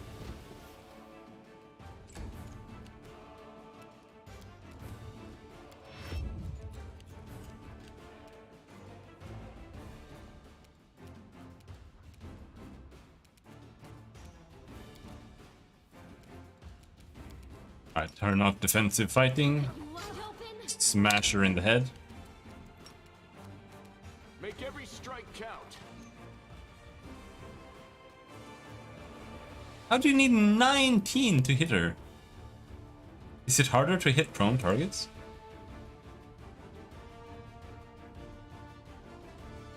Targets armor class 33. Mage armor, shield, natural armor +7, prone +4, yeah. Okay. Prone does give you bonus.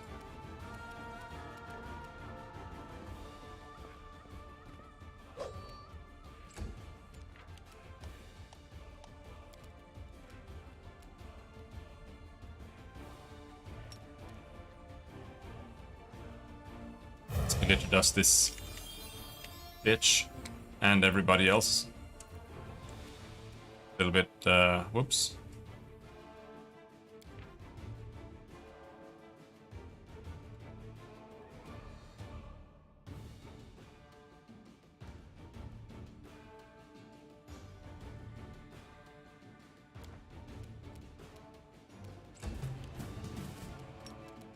Maybe that was not such a great idea. Into the fray!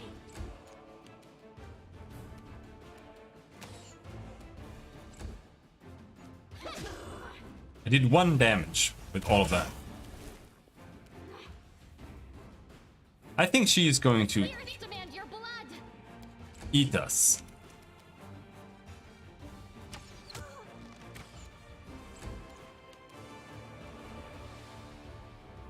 It has 10 damage reduction. I don't think I can even do that much damage.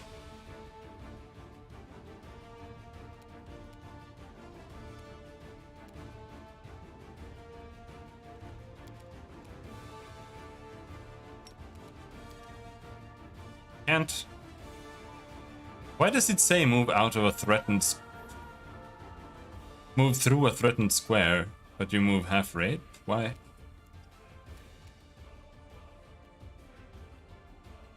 But yeah. The only way this is happening is if Lan just kills her before she kills everybody. That is the only thing that can happen here. We can smite and fight defensively. 9 versus 20 when smited. Am I blinded? Negative level. Doesn't say that I'm blinded. But maybe Glitter Dust is blind. What does it say?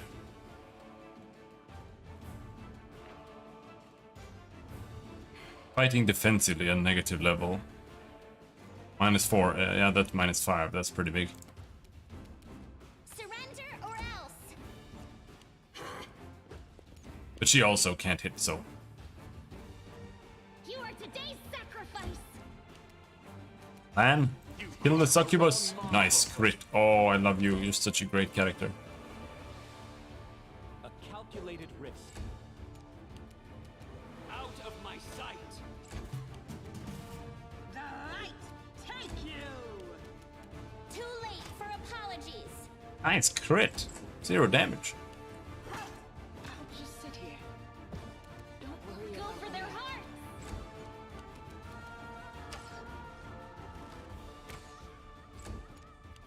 Useless. This should do it. Now they really just need to tank. We'll see to your demise. That's like their whole purpose in life now.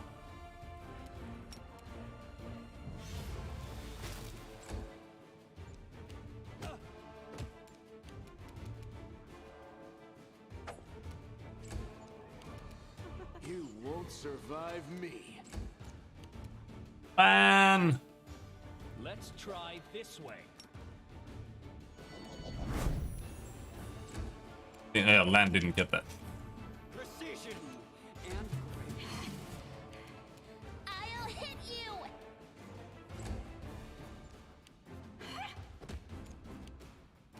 I'll cut you wide open. Crit! Alright, Lan, one more hit. One more hit. Oh! Look. Magic Rapier. Rapier +1, but it's not cold steel.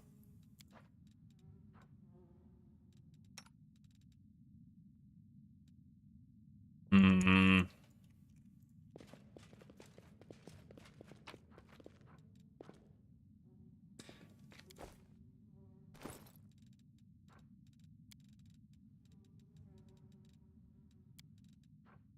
Yerabeth's letter.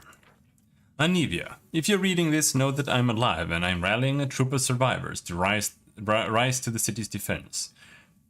We're going to fight our way to the Defender's Heart Tavern, set up our command there and hold the line until help arrives. Or if the goddess wills it, we'll launch an attack on the Grey Garrison. I love you and I trust that we will see each other again in this world. Okay. Loke. Oh, nice. What does this one do, though? +1 resistance to saving throws.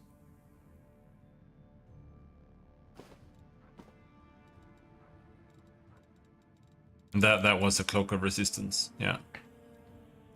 Who wants resistances? You, for now. Doesn't say my resistance is here. You have to go like martial or something. Not even here.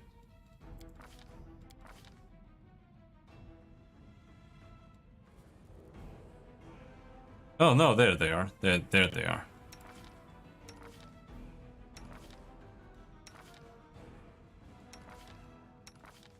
Wow. I don't know why, but for some reason I kind of think that casters and priests should have high saves, but they kind of have shitty saves.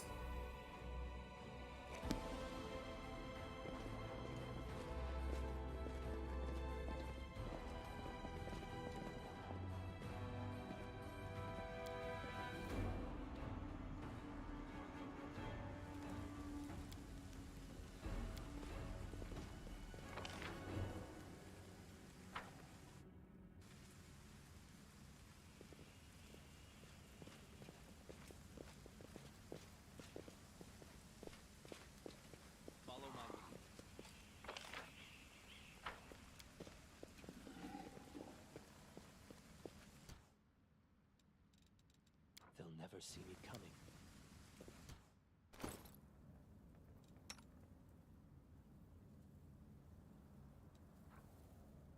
Oh, he's using acrobatics.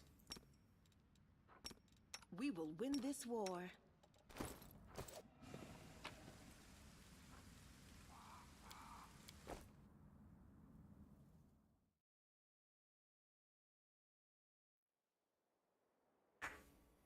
Alright, so now we have to make it back all the way home to Defender's Heart.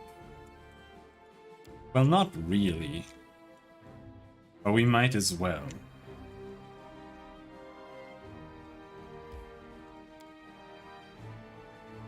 We could just rest, but we might as well go back.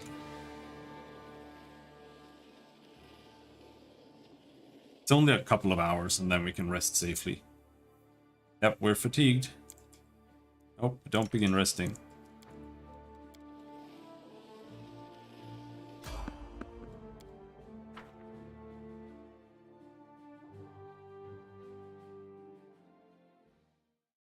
I won't let you hurt my friends. Big spiders! I have 3 health. Don't kill me. Oh.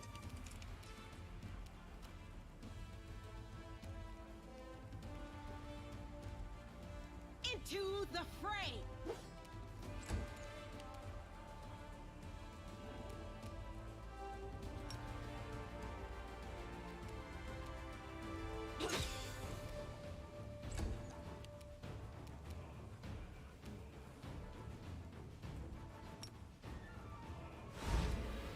Oh no, spiders are immune to slumber. The spirits demand your blood. Make every strike count.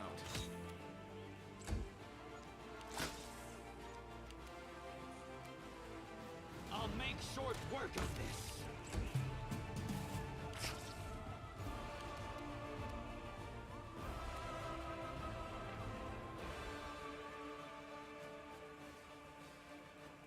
Get an AC penalty for using cleave? Anyway, my armor is fucking trash. Why is it only dexterity bonus +3? Oh, because we're fatigued. That's why. Guide my blade! This will help.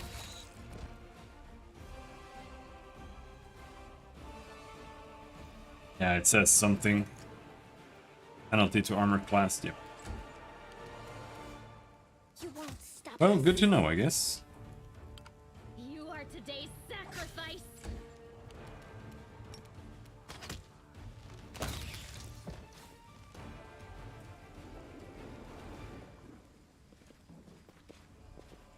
See, you get 132 for killing a giant spider, and you get 300 for killing a level 10 monster.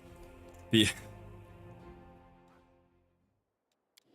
XP is not, it's not really worth it for the XP, but at least we got a bunch of items.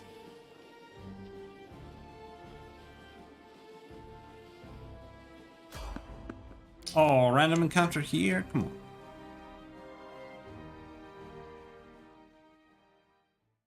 Enemy approaching.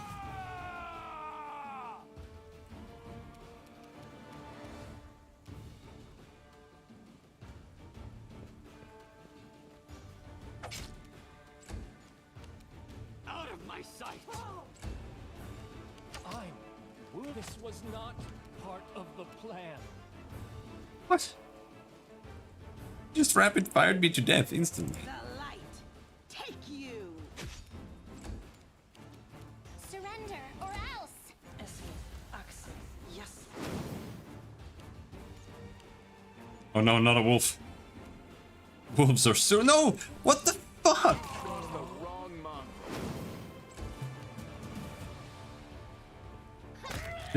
That is also why clicking on something, like clicking on a character or a target to attack, should never ever be based on the model. Because, like, what if the model shifts a little teeny tiny bit? Oh, you click between his legs, now you walk behind him and you waste your entire turn. It's just, you just can't do that.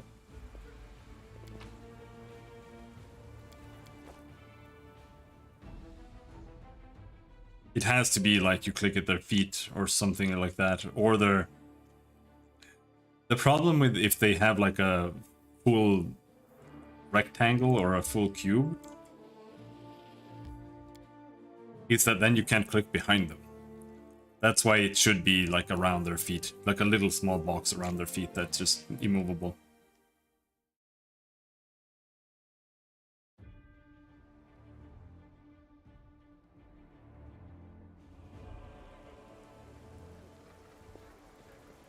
It can reach maybe half their character or something. Probably. As it should be.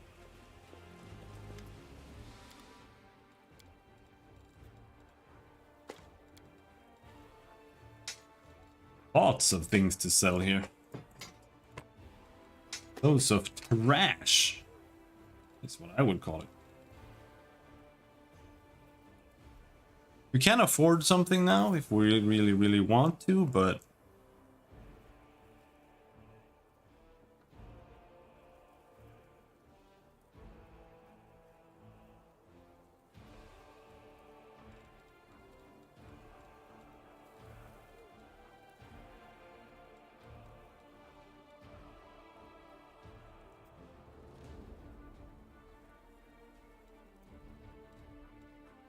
Living Ram. Whenever the bearer of this +1 breastplate uses the charge combat maneuver and hits an enemy, they deal an additional 1d6 bludgeoning damage. And the enemy has to pass a reflex saving throw or become prone. That's actually kind of cool.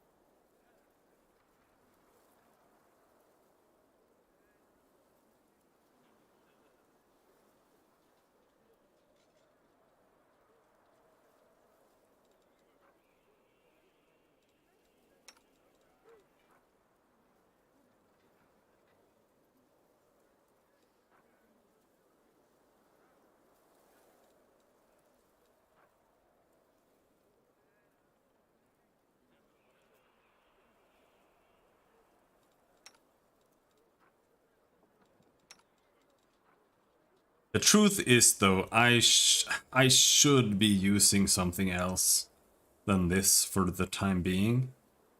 But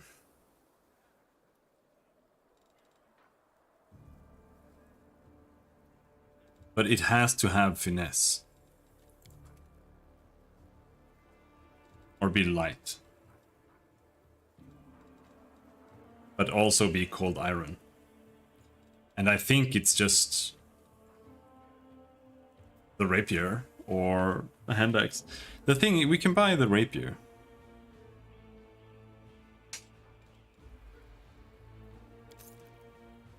Because that way we can equip the new rapier on her.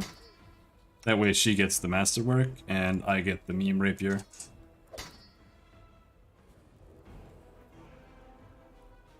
It's only 1 to 5 damage. Well, this is 1 to 8. The difference is it's 0 to 3 and this is 1 to 5. That's kind of or 1 to 4. No, it is 1 to 5 and this is 1 to 9.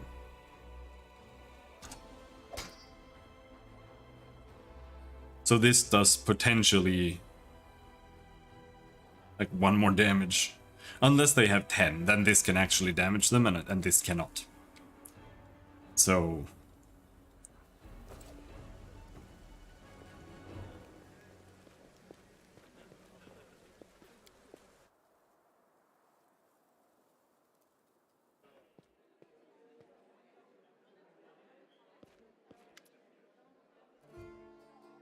Are there any places in the city worth visiting? If you mean places that normal people usually stay well away from, then there are plenty, like the Pitaxian wine cellar.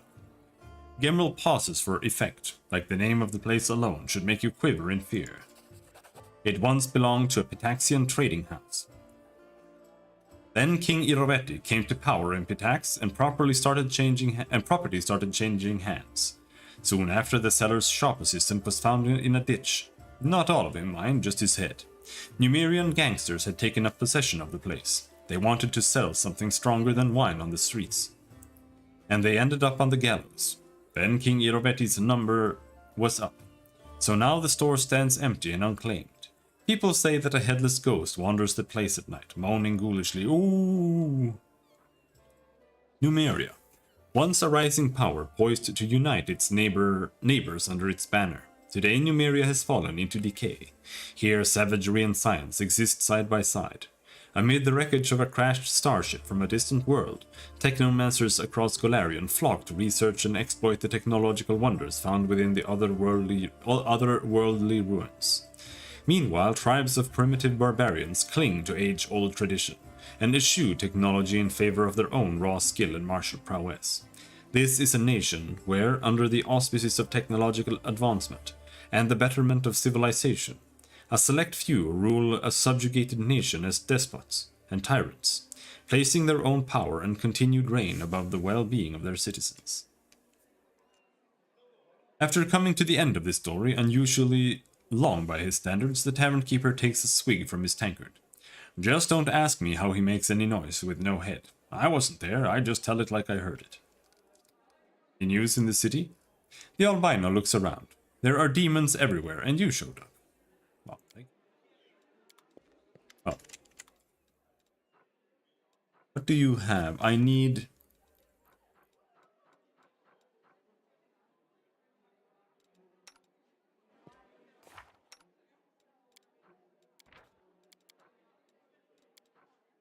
You need restoration. What about you? You don't have any spells there. Resist energy communal. I kind of just want to focus her on being...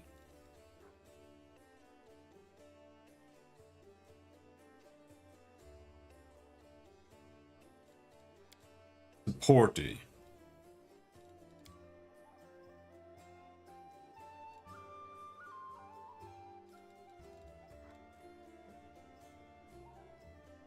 Now this level,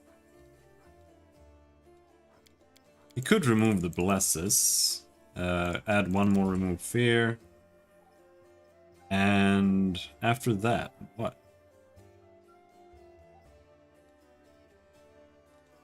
Pause fear.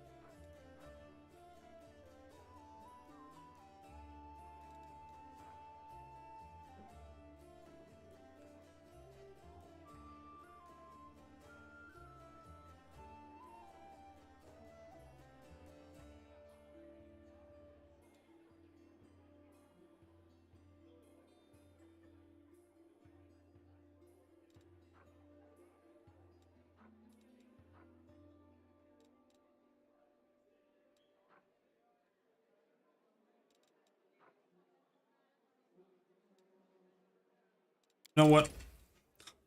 Let's do that.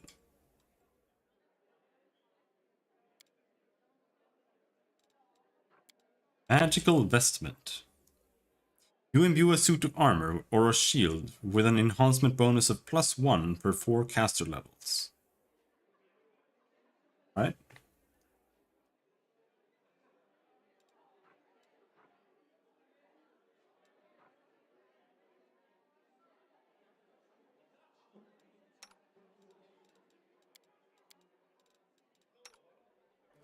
Ooh, we get another spell.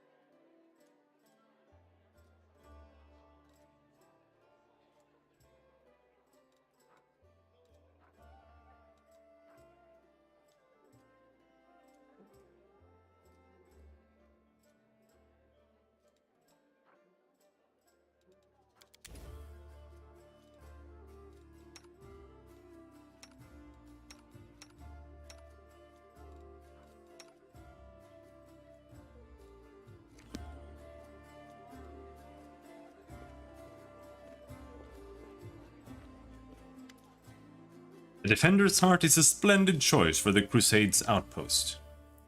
The very sight of these walls brings back fond memories of drinks and revels. The drinks were really good, by the way. I should go. Goodbye.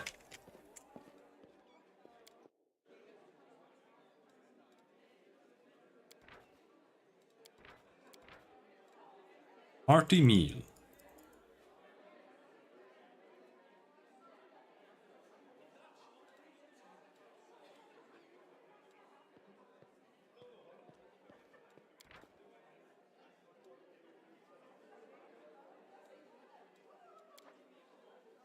Seela, my dear, won't you tell me again how sinful and morally bankrupt my lifestyle is, and how I must see the error of my ways? Your lectures always send me straight to sleep.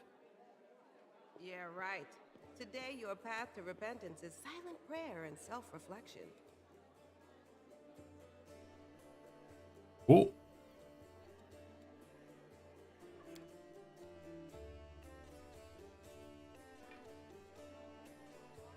Why are there demons in my room?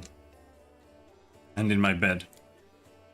The demons were killed recently, no doubt about that, but it's not clear if it happened here or if the bodies were brought here from elsewhere. Did you do this, Ember?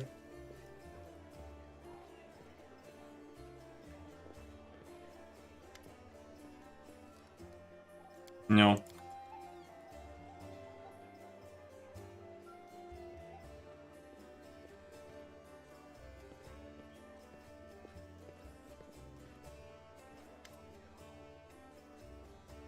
I thank you for saving the esteemed citizens of Canaris, even though not all of them deserve to be saved. May Iomede forgive my words. Irabeth casts a meaningful look at Count Arunday, sitting at a nearby table. I don't really mean that, of course. I just never fail to be astounded by the way that good people seem to perish, while the not-so-good prove to be incredibly, amazingly enduring.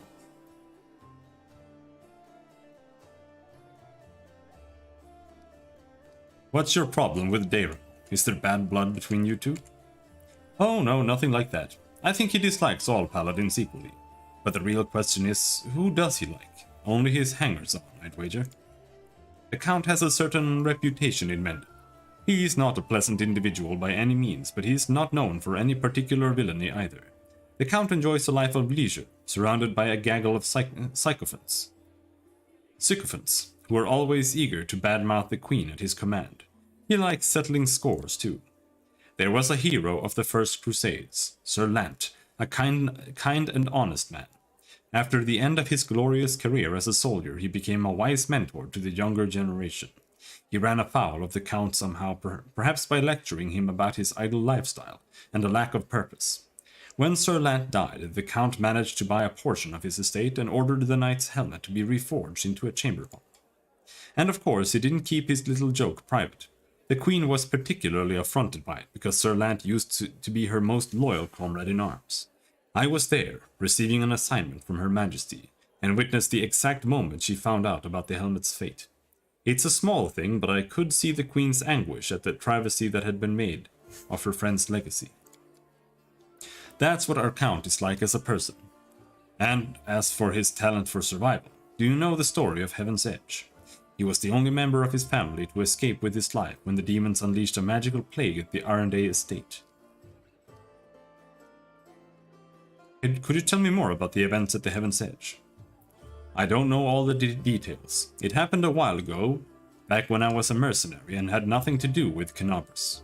I only know that there was a grand feast in honor of Daeron's birthday, and all his relatives were invited along with a few other distinguished guests. Everyone died from a mysterious disease someone had unleashed on the estate, including the servants, the guards, and a number of clerics and paladins. But the young Count survived, because of his healing ability, I suppose. Daeron does possess an unusually brilliant talent, even if the application of his skills leaves much to be desired. Thank you for telling me all this. My pleasure. I'm sorry you had to endure my grumbling. Watching these things happen to my city has put me in a foul mood. I found Jenna Aldori like you asked. Yes, thank you. It is good to have her back. We need every fighter we can get. Irabeth frowns. I suppose it's asking too much to want fighters that are sober as well. There is a tiefling chained up in the Defender's heart. What can you tell me about him? Irabeth shrugs scornfully. Woljif is a petty thief from a gang of tieflings operating in Canobras. That's what we call them in these parts. They tried to rob a vendor of magical items recently. Unfortunately, we apprehended only one of them, and the rest managed to escape. We have nowhere else to keep him apart from the Defender's heart, but that's hardly a prison. Woljif knows it too. He's been begging us for days to let him go free or have someone vouch for him. He's already asked you to put in a good word for him, hasn't he? Irabeth squints at you, thoughtfully, then shrugs. If you want to recruit Woljif and put him to good use, go ahead. Take him off our guard's hands. We can ill afford to let a soldier spend their days watching over a middling thief. I hope the tiefling proves useful, should you decide to take him along.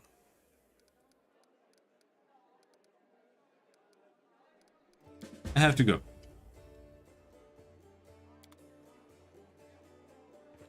No, I don't want to free him.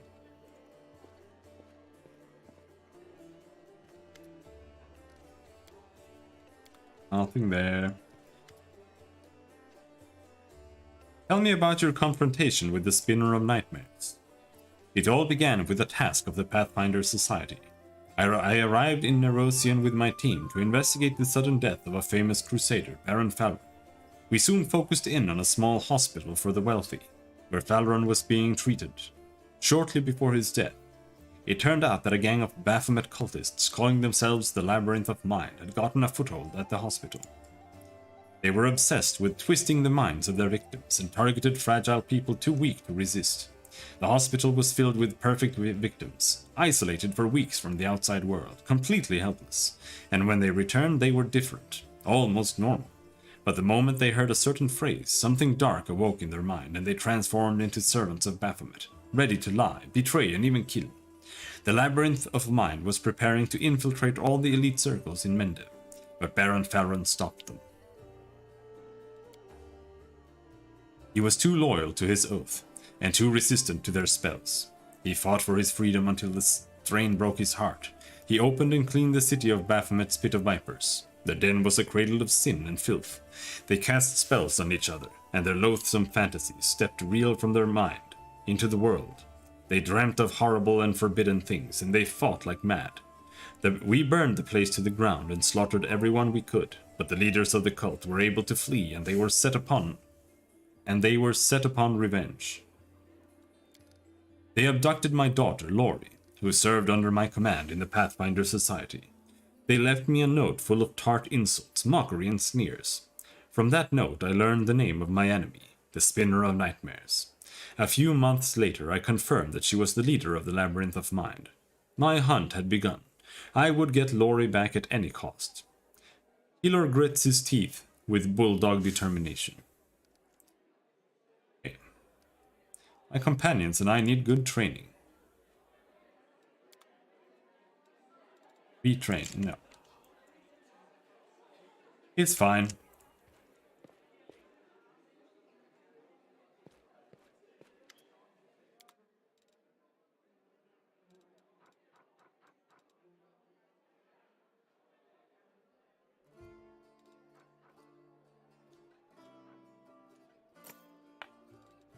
Let's buy that.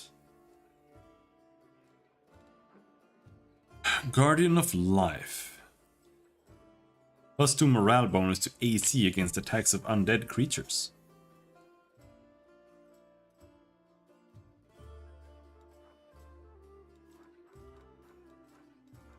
Alchemist kits. I kind of want to buy that. Scroll Scriber kit. Do you only get to use them once? Or multiple times?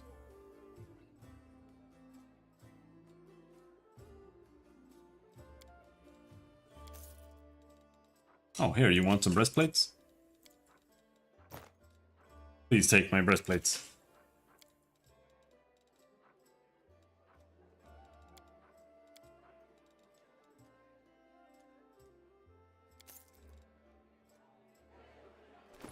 Alright, so.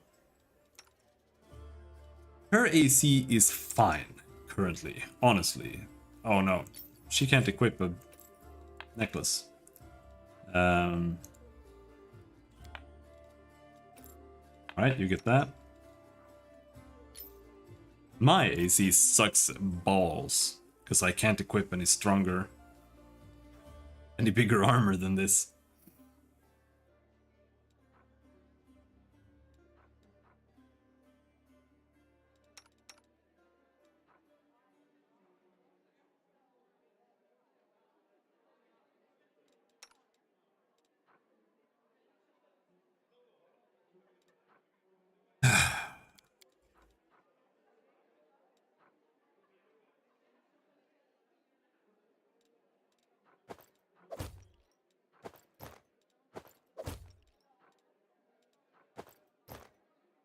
With the rapier instead of the sword, I might actually be able to equip a studded armor.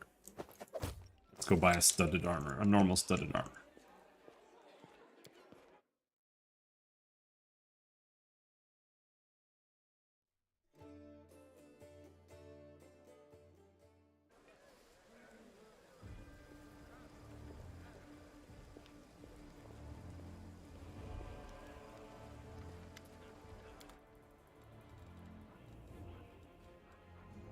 No, a normal leather armor.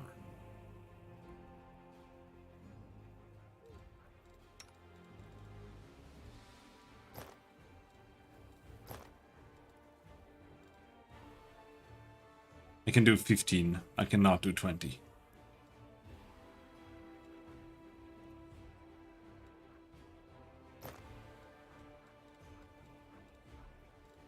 Leather armor +1?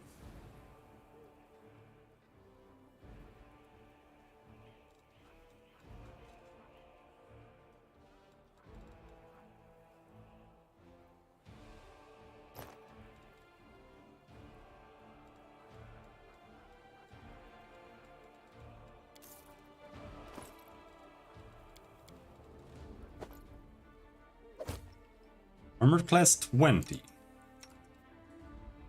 It's better than nothing.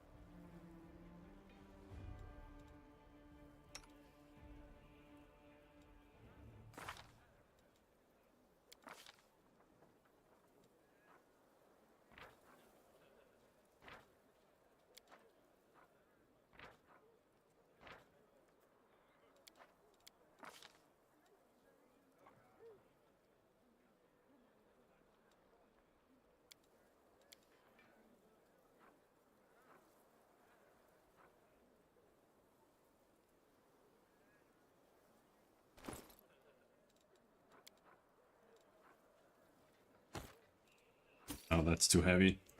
Can you use... I think he can use armor, but he's just too weak.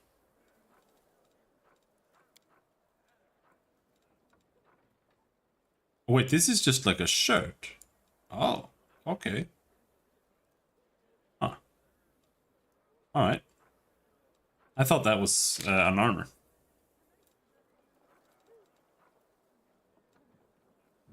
But no, he can use the padded armor. In fact, he can probably use a leather armor as well.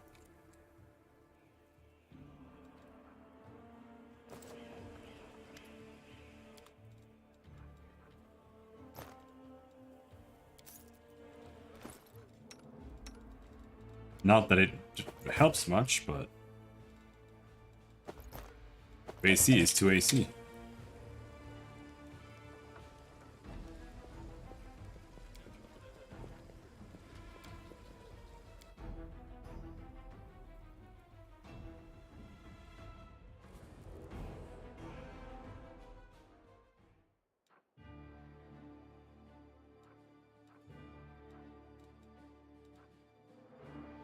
Where we want to go now? Blackwing Library. Think so. Let's go to Blackwing.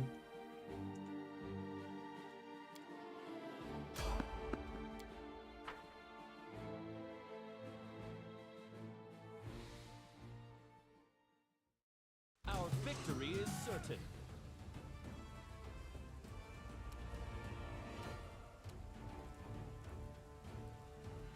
He can still channel. He can still cast his spells, it seems. No problemo. Into the fray!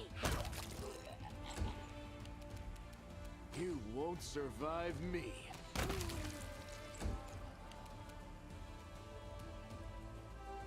A calculated risk.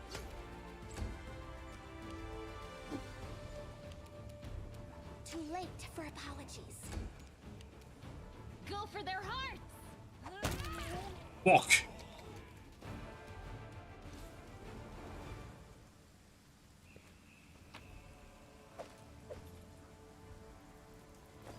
Rely on me.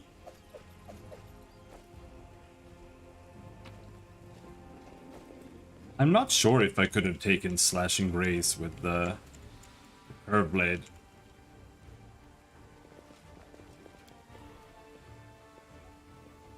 I don't think so, but doesn't really matter.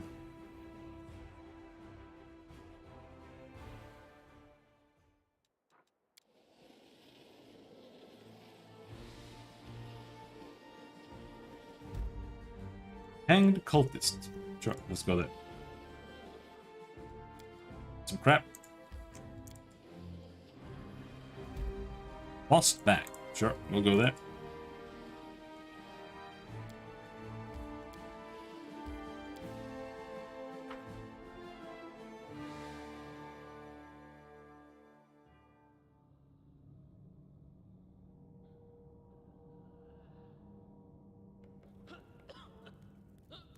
Caleb. Hello, Caleb. Can't hide from me.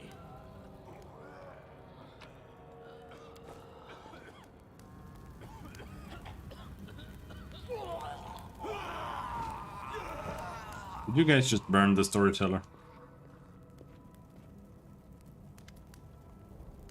A stalky knight with a head of messy black hair stands before you. His armor is spattered with blood. He greets you with a deep booming voice. The hefty crusader smiles merrily, paying no heed to the blood-curdling shrieks coming from the pyre, and the acrid smell of burning flesh. They burn well enough, don't they? Cursed traitors, Arilu's minions. These vermin infiltrated the crusader forces and aided the demons from inside the city. But I caught them. I am Captain Caleb Zazamon, and these men are my subordinates. While you were wandering around besieged Canabras, the demons managed to take the initiative and inflict serious damage on the city's defenders. A strange feeling rises up within you. It's pure instinct. You don't know what you're about to do, but you are certain that it is right. What? Examine the Crusader's armor and symbols on it. You notice that the emblems on the armor of the two silent Crusaders belong to the Order of the Flaming Lance, but Caleb's armor bears the sigil of the Order of the Sunrise Sword. Strange, then, that he introduced himself as their captain. Something's not right here.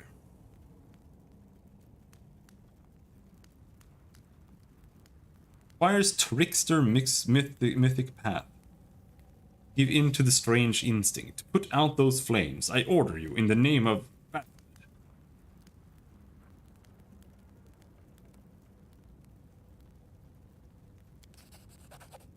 Caleb is talking too loudly, all while casting sidelong looks at you. You have seen similar behavioral quirks before, in liars.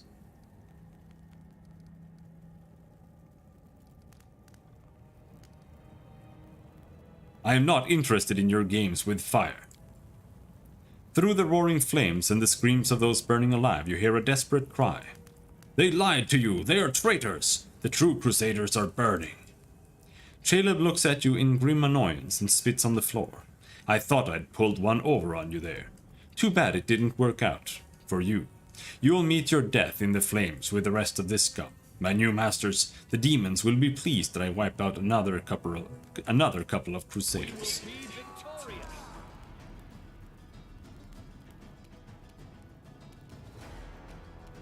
Is that so, Caleb, the level 4 fighter?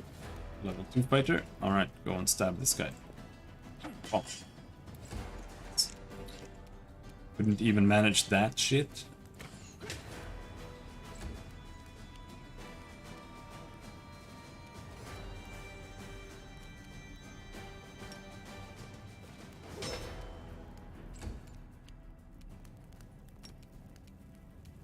Good night.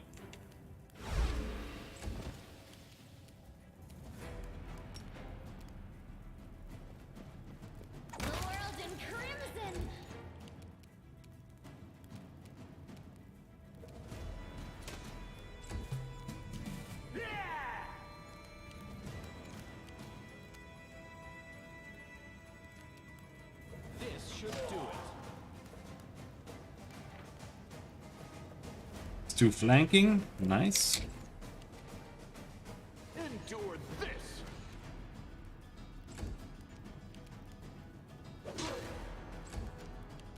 I'll hit you. Nice crit. I'll cut you wide open.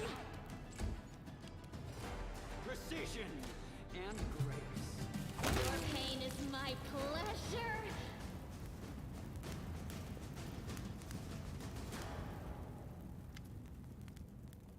A blind elf stands before you. He looks extremely strange. His face wears its years heavily, which is unusual for members of his race. Thinning grey hair, a ragged beard, sightless, milky eyes, pale, papery skin, covered in age spots, a spine curved by the passage of time. This is not how elves typically age. The youth that graces the faces of elves, even on their deathbed, has totally abandoned this decrepit specimen. That is an elf, with a beard. I guess the worst can be found even among the best. The old elf holds out his hand in your direction, in the perennial gesture of the blind, greeting you with an unexpectedly strong and calm voice. Hello, I am Storyteller, and I wish to thank my rescuers. That is you, if I am not mistaken. The Storyteller is a mysterious elf traveler who arrived in Canobras shortly before Discari attacked. The strangest part about him is not his blindness, but the fact that he looks ancient, even though old age typically does not affect the appearance of elves. This enigmatic figure harbors many secrets. Oh yes, we are your rescuers, the very idea. I, the savior of helpless old men. A whisper of this could cost me my reputation as a heartless narcissist, built over years of ceaseless toil. That's the damage bad company can do. Darren turns his shining eyes to you. You'll be the ruin of me, won't you?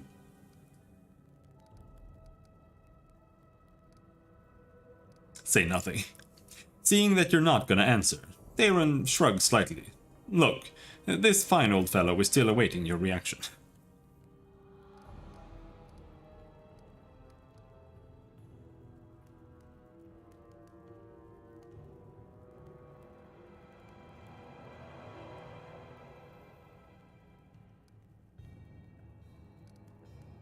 How come you didn't burn in the fire? To tell the truth, I myself do not know. I felt the heat, it was so strong.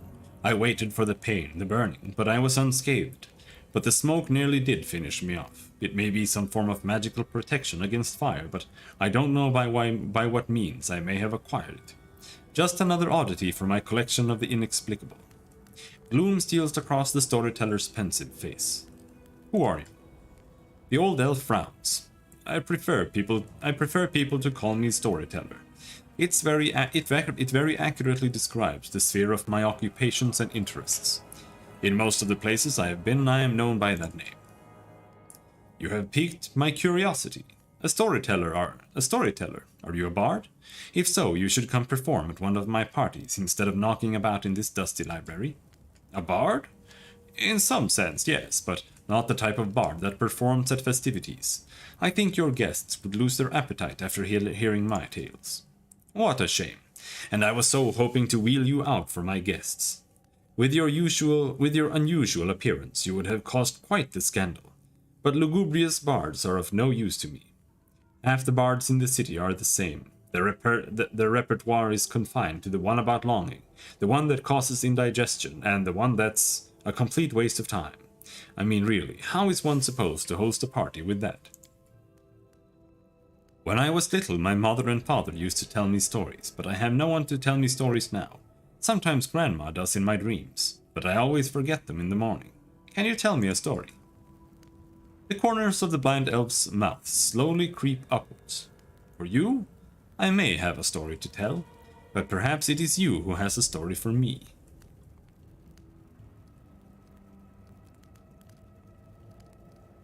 An elf who ages like any member of the short-lived races. How can that be? What happened to you, kinsman? A smile touches the old elf's lips. That is a complicated question, child. I would be happy to tell you more about myself and the burden I carry, but I'd rather do it in some other, safer place. I am taking you to the Defender's Heart. Please accept my sincere thanks once again. And if I may, please don't rush. I will struggle to keep up with your young legs. Do you want to go to the Defender's Heart now? No? I have other things to do. I'll help you later. In that case, I will remain here for now. Wandering the city while it's under attack by demons would be inadvisable for a blind person. Don't forget to take me with you when you're going to a safe place. Level up.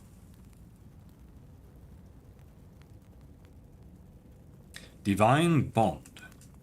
Upon reaching level 5, a paladin forms a divine bond with her god. This bond can take one of two forms. Once the form is chosen, it cannot be changed.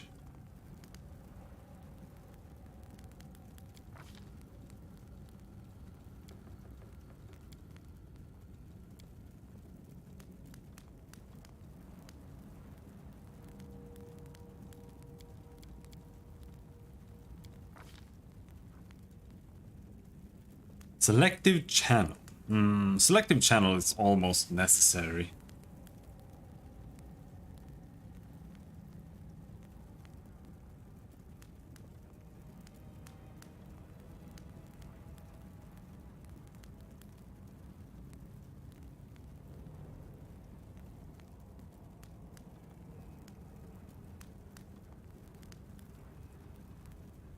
But that's only if you really want to spec a channel. Otherwise, it's like you can use it between battles, kind of AoE heal a little bit. Otherwise, you have to take extra channel. I don't even know if you get that. Improved channel. I almost want to take that. Just so she can turn undead better. Mounted combat, quick draw, scholar, self-sufficient. What else could we want? Power shield proficiency. Warrior priest.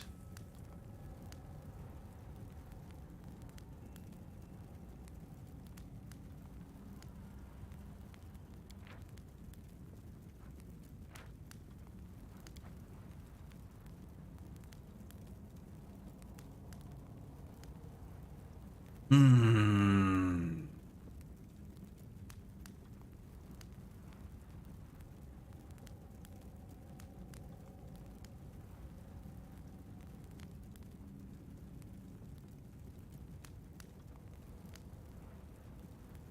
Extra lay on hands is kind of cool. 2 additional times. Alright, let's grab that. Animal companion. Wow. Oh. You can get a horse.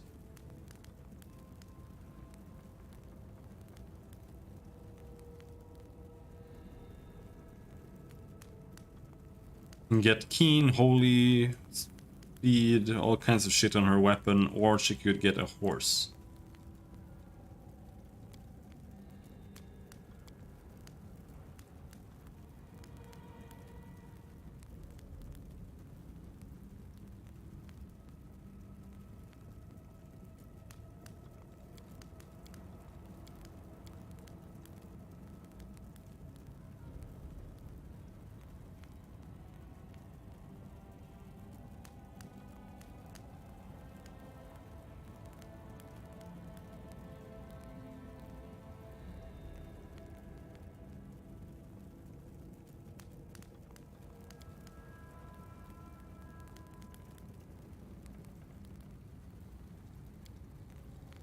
But if we get a horse, then don't we want mounted combat, maybe?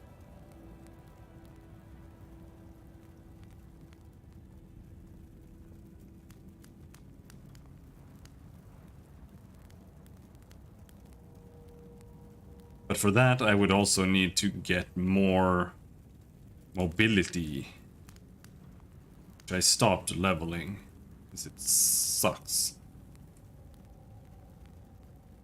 I feel like mounted combat is more for like a dex mount character, like if you're playing an archer or something, but I see you do get more stuff afterwards. Mounted shield. You may add your shield AC to your mount's AC. When mounted and using the charge action, you deal double damage with melee weapons. Trample. Brick riding.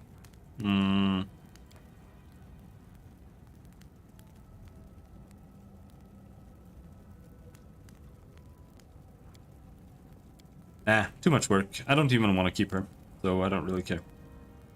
Not that much. Let's just go with that.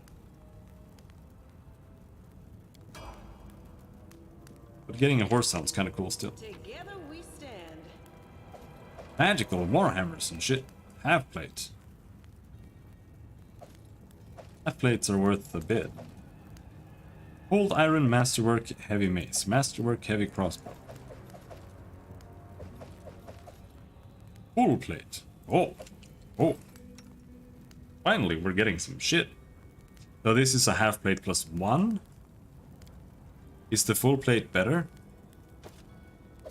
Yes, because you get the dexterity there.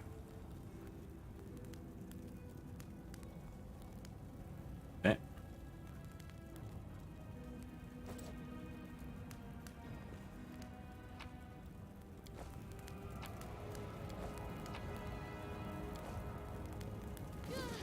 Ouch! Oh, what is that? How to make money during the war against demons. Okay. I found, something. Book. This is not possible. The enormous black rift cuts the library in half. It goes so deep that one could only wonder who could have possibly wreaked such destruction, and how. Did I fail that? I rolled a 4?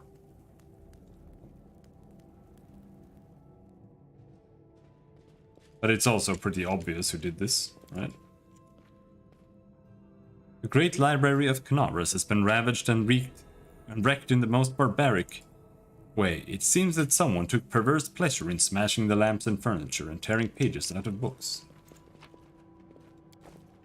That is not far. Added armor, magical? Added armor of focus. +2 concentration checks. Alright.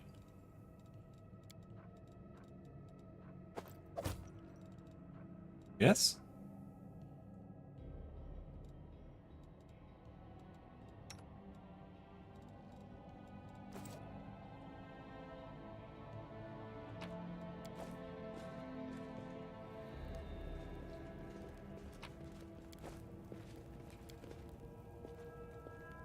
Barrel of flammable alchemical substance. That's it. Nothing else to do here. I'm taking you to the Defender's Heart.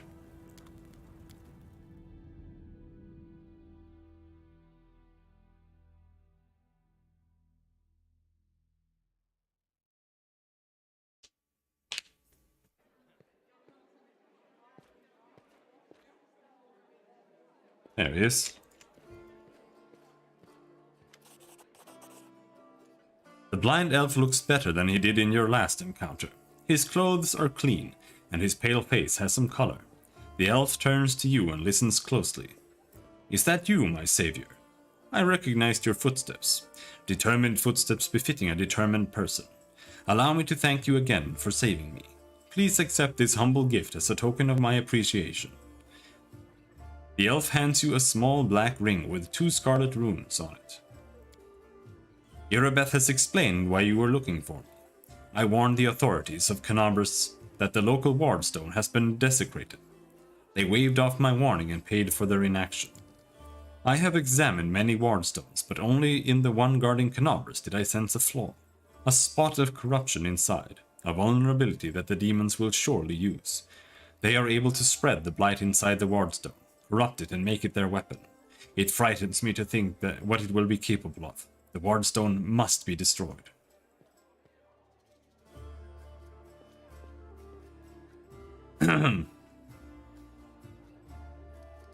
Who are you, and why did they let you examine the wardstone?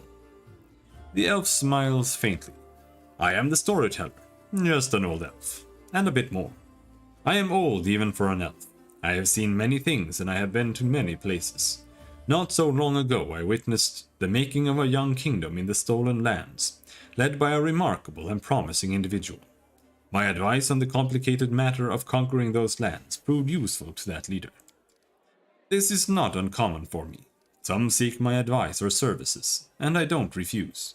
This is how I acquired my reputation as an old vagrant, who's never hurt anyone, stayed out of others' squabbles, but sometimes gave good advice.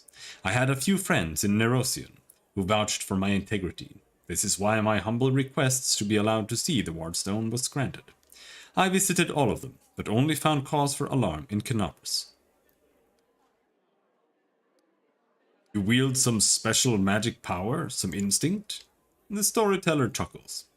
Yes, to a certain extent, but it is more of a gift. I can see the past, stories that have happened. I touch an object and shreds of its owner's memories are revealed to my mind. Their emotions, passions, and tragedies. I see visions like I am them, and their stories happen to me. This is my power. I have been roaming the world gathering such stories for many thousands of years. One day I will gather them all. What blight is concealed in the wardstone? I am afraid I don't have the answer to your question. To understand the nature of this blight, we need to understand how the wardstone was created, and it is hidden from me. I can only guess. Have you heard of the Red Morning Massacre? A dreadful morning remembered with fear even by those not yet born at the time. A demoness called Minago invaded the city with a crowd of her followers and started to do what demons do best. Kill and desecrate. They say they covered the wardstone with pieces of dead bodies, splashed it with blood from top to bottom. Could such an abomination darken the radiance of the gift of Eomede herself? The locals think this is impossible, but who knows? It was not the last attack. Many demon leaders brought their unholy forces here, even the terrifying Baelor. Koramzadeh. Their attacks were rebuffed, but they still reach their target. I think this is when the seed of corruption was planted in the stone. It wouldn't have grown on its own, but Descari himself has now come to take advantage of this weakness, to open the abscess that has been festering for years unnoticed by the people of Canabras. And when the Demon Lord struck the blow, the weakened stone gave in. Now it's in demon hands, and nothing is stopping them from spreading the blight throughout the entire stone, and from it to the other stones along the whole perimeter of the whirlpool. The Baylor Karamzadeh is one of Descari's most powerful generals, but his personal might is not the only reason why he poses such a threat in combat. They call him the World Wound Strategist, for he is the shrewdest general among demonkind. Not too long ago, he oversaw one of the most successful assaults on Canabras, and nearly destroyed the Wardstone, an achievement that only Lord Descari himself was able to claim in the end. Why did you travel to the Wardstones? I tried to see their stories. The visions I had when I touched the Wardstones were unclear. I saw hundreds, maybe thousands of different stories at the same time. They followed each other like flashes of lightning. It was impossible to separate them. I couldn't understand where one of them ended and the next began. I have heard you, storyteller. In that case, you must make every possible effort to destroy the corruption. Unfortunately, I don't know where to get an instrument powerful enough to banish it from the Wardstone. As far as I know, there is nothing like it in Canabras, but the demons might have something. I heard the dying roar of Terendila, the silver dragon, the protector of the city. At the same time, I felt a wave of unfamiliar power sweep over me from head to toe. I would advise you to go where Terendila perished and search there for... But intuition and a strange sense of rightness tell me to point you there. I found it in this... Present the purple stone knife. I found it in the square where Terendila perished. What do you make of it? The storyteller reaches out and says softly, even from here I can feel strange energies emanating from this object. If you don't mind, I will examine it, using my method. I will try to see the past of its owner, their emotions, and shreds of their memories. Maybe it'll help us better understand what we're dealing with. The storyteller touches the knife, his fingers clamping around the hilt with a hungry, masterful grip. His face contorts into an evil grimace, his voice disgustingly raspy. Hunger. Many legs bring me into the lair, my mother's feasting hall. Her swollen body, overfilled with food, is so huge that I have to look at it with all of my eyes at once. On top is her scrawny little head with a long beak that is always yearning for more food. You feel feverish, and your chest, where the mysterious wound is concealed, feels hot. Your mind is flooded with a wave of visions, visions that repeat the words of the old elf. Mother greets me with a placid screech. Stupid, greedy wretch, whose only achievement is my birth, a creeping, wingless creature. It's your fault I have no wings, a symbol of greatness, a birthright I should have received from my mighty father. Mother points me to a crowd of whimpering subjects, suggesting I fortify myself with their pathetic flesh. Not today. I summon my spawn, and they fly to me, enveloping me in a teeming cloud. Like dark buzzing wings, they unfold behind my back and lift me up. Mother has always been stronger, but she did not expect this. I dive on her and rip her limp, bloated body with my claws. Ichor splatters and bones burst on my heels, sink into her flesh. I clench her pitiful tiny head and tear it off along with shreds of meat. Victory! I am the strongest.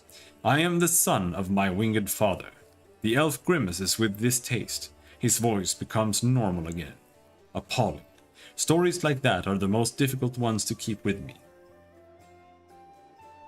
That's what happens when mommy doesn't bring tendies back. Did this knife belong to a demon? The storyteller opens his mouth to answer, but a sudden spasm crosses his face. A new vision, much stronger one, engulfs the old elf. The malevolent undertones vanish from his voice as it grows more determined and tired. Even looking at the Wardstone is difficult, despite the corruption nesting in it. It still has an aura of strength. Your fingers clench the stone hilt so tight it hurts. A little spot on the flawless surface of the Wardstone draws your attention. It looks like a butterfly. Corruption in the guise of something utterly harmless, but it will grow. You swing and stab the butterfly with the knife as hard as you can. Your fingers cramp painfully. A howl invades your ears. Light, white light everywhere. The stone knife falls from the old elf's hand. Out of breath, he drops to his knees. He is trembling, the terror on his face so unlike his usual dignified manner. What? What was that? That was not the past. That was something that is yet to happen, or rather might happen. One of the roads to the future. In one of the possible futures, this item will help you cleanse the wardstone, or to destroy it. You feel a longing to take the stone chisel and plunge it into your chest, right into the wound that has opened up in it. It is hard to resist this feeling, but at the last moment your self-preservation instincts take over, and you manage to keep control of your own hands. The old man stands up. He looks completely stunned. Never before has anything like this happened to me, but how? I am not an oracle or a prophet. Or is this another riddle from the past that has caught up with me? I must find out. Seeing stories that have happened is one thing, but seeing stories that are yet to happen. I don't know why this is happening now, but there is one thing I am sure of. This is not a coincidence. This is a sign of coming changes. Great changes. I shared your vision, and this knife tempted me. Did you see what I saw? This has never happened before.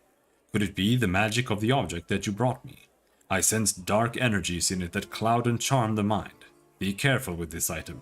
It may have tried to influence you, but you managed to overcome its power and subdue it. Or perhaps something else happened to us. Something we don't yet understand.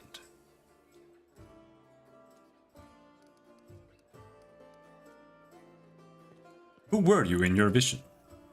I don't know. Someone strong and desperate enough to resort to extreme measures. I felt that what I was doing had to be done. Maybe it's the knife that gave you the power of divination. This knife is a powerful artifact, but I feel that its power is of a different nature. No, I felt the same as I do when I tell the past. This is my gift, but manifested in a completely abnormal way. Your powers are amazing. A few minutes ago I would have agreed with you, but the thing that just happened, it disturbs me. My gift has never manifested like this. Something has changed, and these changes frighten me. Please examine the items I'm carrying. Perhaps some of them could tell us a story. The storyteller's hand runs carefully over the scale that has still not lost its shine. Proud Terendelev, protector of Canabras, you devoted your life to serving people. Your death is a great loss, but maybe I will be able to find out something about you that is unknown to your many admirers. The storyteller fiddles with a fragment of a gold buckle. An old thing created long ago by a divine will, but the power that gave birth to it is lost in the darkness. However, the relic still lives on, though it has changed. I wonder what secret it is hiding. Would you like to know? Bring me 5 vials of magic essence and I will revive this object with it. And with it, its story. Show Terendelev's scale to the storyteller. Tell me about Terendelev. The storyteller takes a deep breath and smiles. I am flying.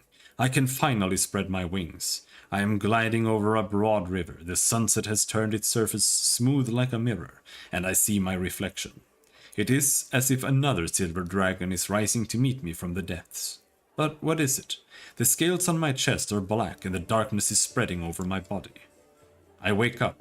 A clear sky sways above me. Blazing with heat, I am in human form. The red dust of the wound clings to my cracked lips. Someone is carrying me on a stretcher made of shields and spears. I am so weak I can barely lift my hand to my face. The sight of my own hand terrifies me. It is black and the skin glistens like scales melted by fire. I probably ought to cry, but I only feel hatred and nausea. All these people around me. Out of sympathy for them, I did choose to leave the mountains. I gave up my flights over rivers. I went to the Demonslayer. They don't have a scratch on them, but I am infected with foulness. It is not fair. My life is more precious than their pathetic existence. Oh, how I hate them in this moment. And then I suddenly feel shame. No, No, these are not my thoughts. The Crusaders carrying me are my good friends. I am glad they did not suffer. But I hate them and myself so much. Pain and hatred pierce me all at once. It is all because of them. All because of them. Someone walking beside me touches me, talks to me, but the only thing I hear is your mentor. He will come, he will help, and I lose consciousness. The storyteller takes a deep breath, exiting the vision. Such hatred from Terendelev? Wasn't she on our side? Terendelev has come a long way. Her unit was ambushed by demons once, and she was infected with foulness. The Terendelev you met in Canabras had gone through many trials and regained her former purity. What happened next? The storyteller puts his hand to his forehead. Sometimes the past can be as vague as the future. We all know how Terendelev's story ended, but the beginning is hidden from us. Maybe if you find something else that used to belong to her, we will know more about her struggle. Present the stone knife. Tell me about its previous owner. However, no matter what we learn, remember, her soul, the soul of a true dragon, overcame every obstacle, endured every torment. She was able to purify herself. For dragons are truly powerful, not only in the body, but in spirit too. That's why she died in 1 second and got chopped by a big insect. Tell me about its previous owner. Present the stone knife. Now this is the same story.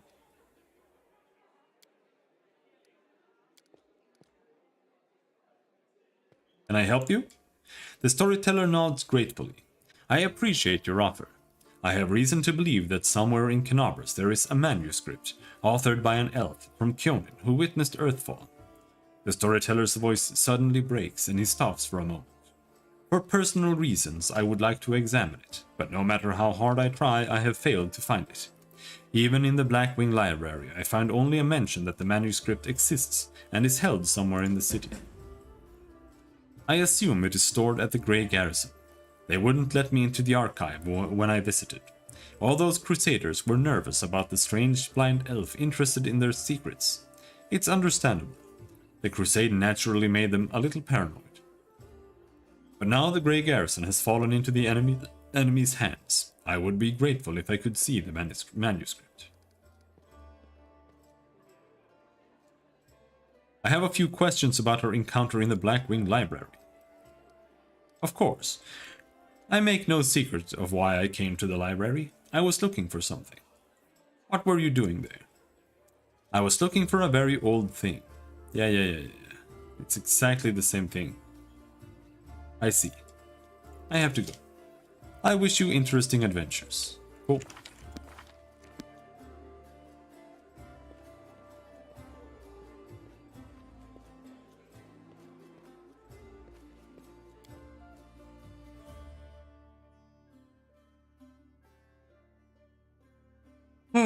But even though I would really like to go somewhere, it is time to stop for today.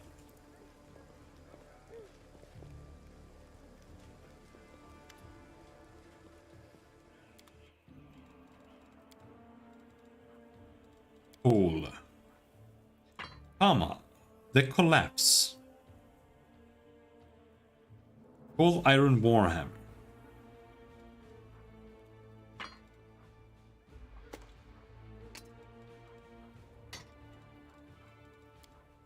I like the +1 cold iron stuff.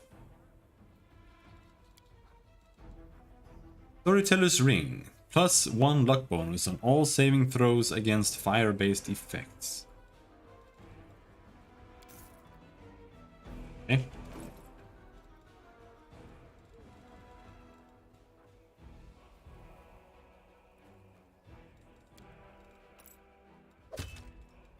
Take that, I guess.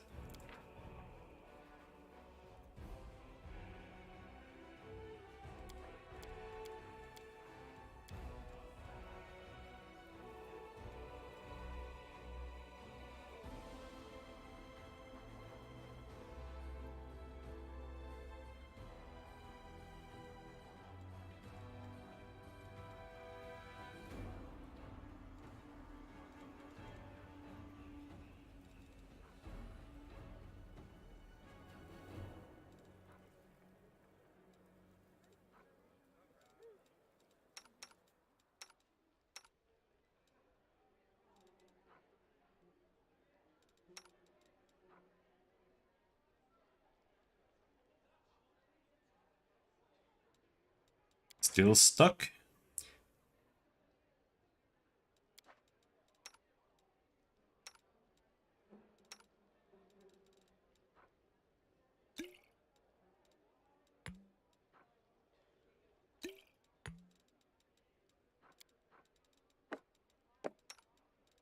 I'm running out of arrows. Alright, fine. I can't equip that. Oh my god. I'm so weak.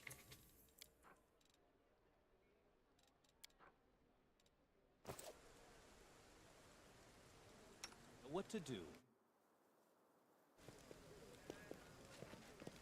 Well, that is the save.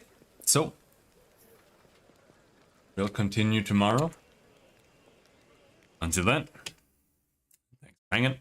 Have a good night. Bye-bye.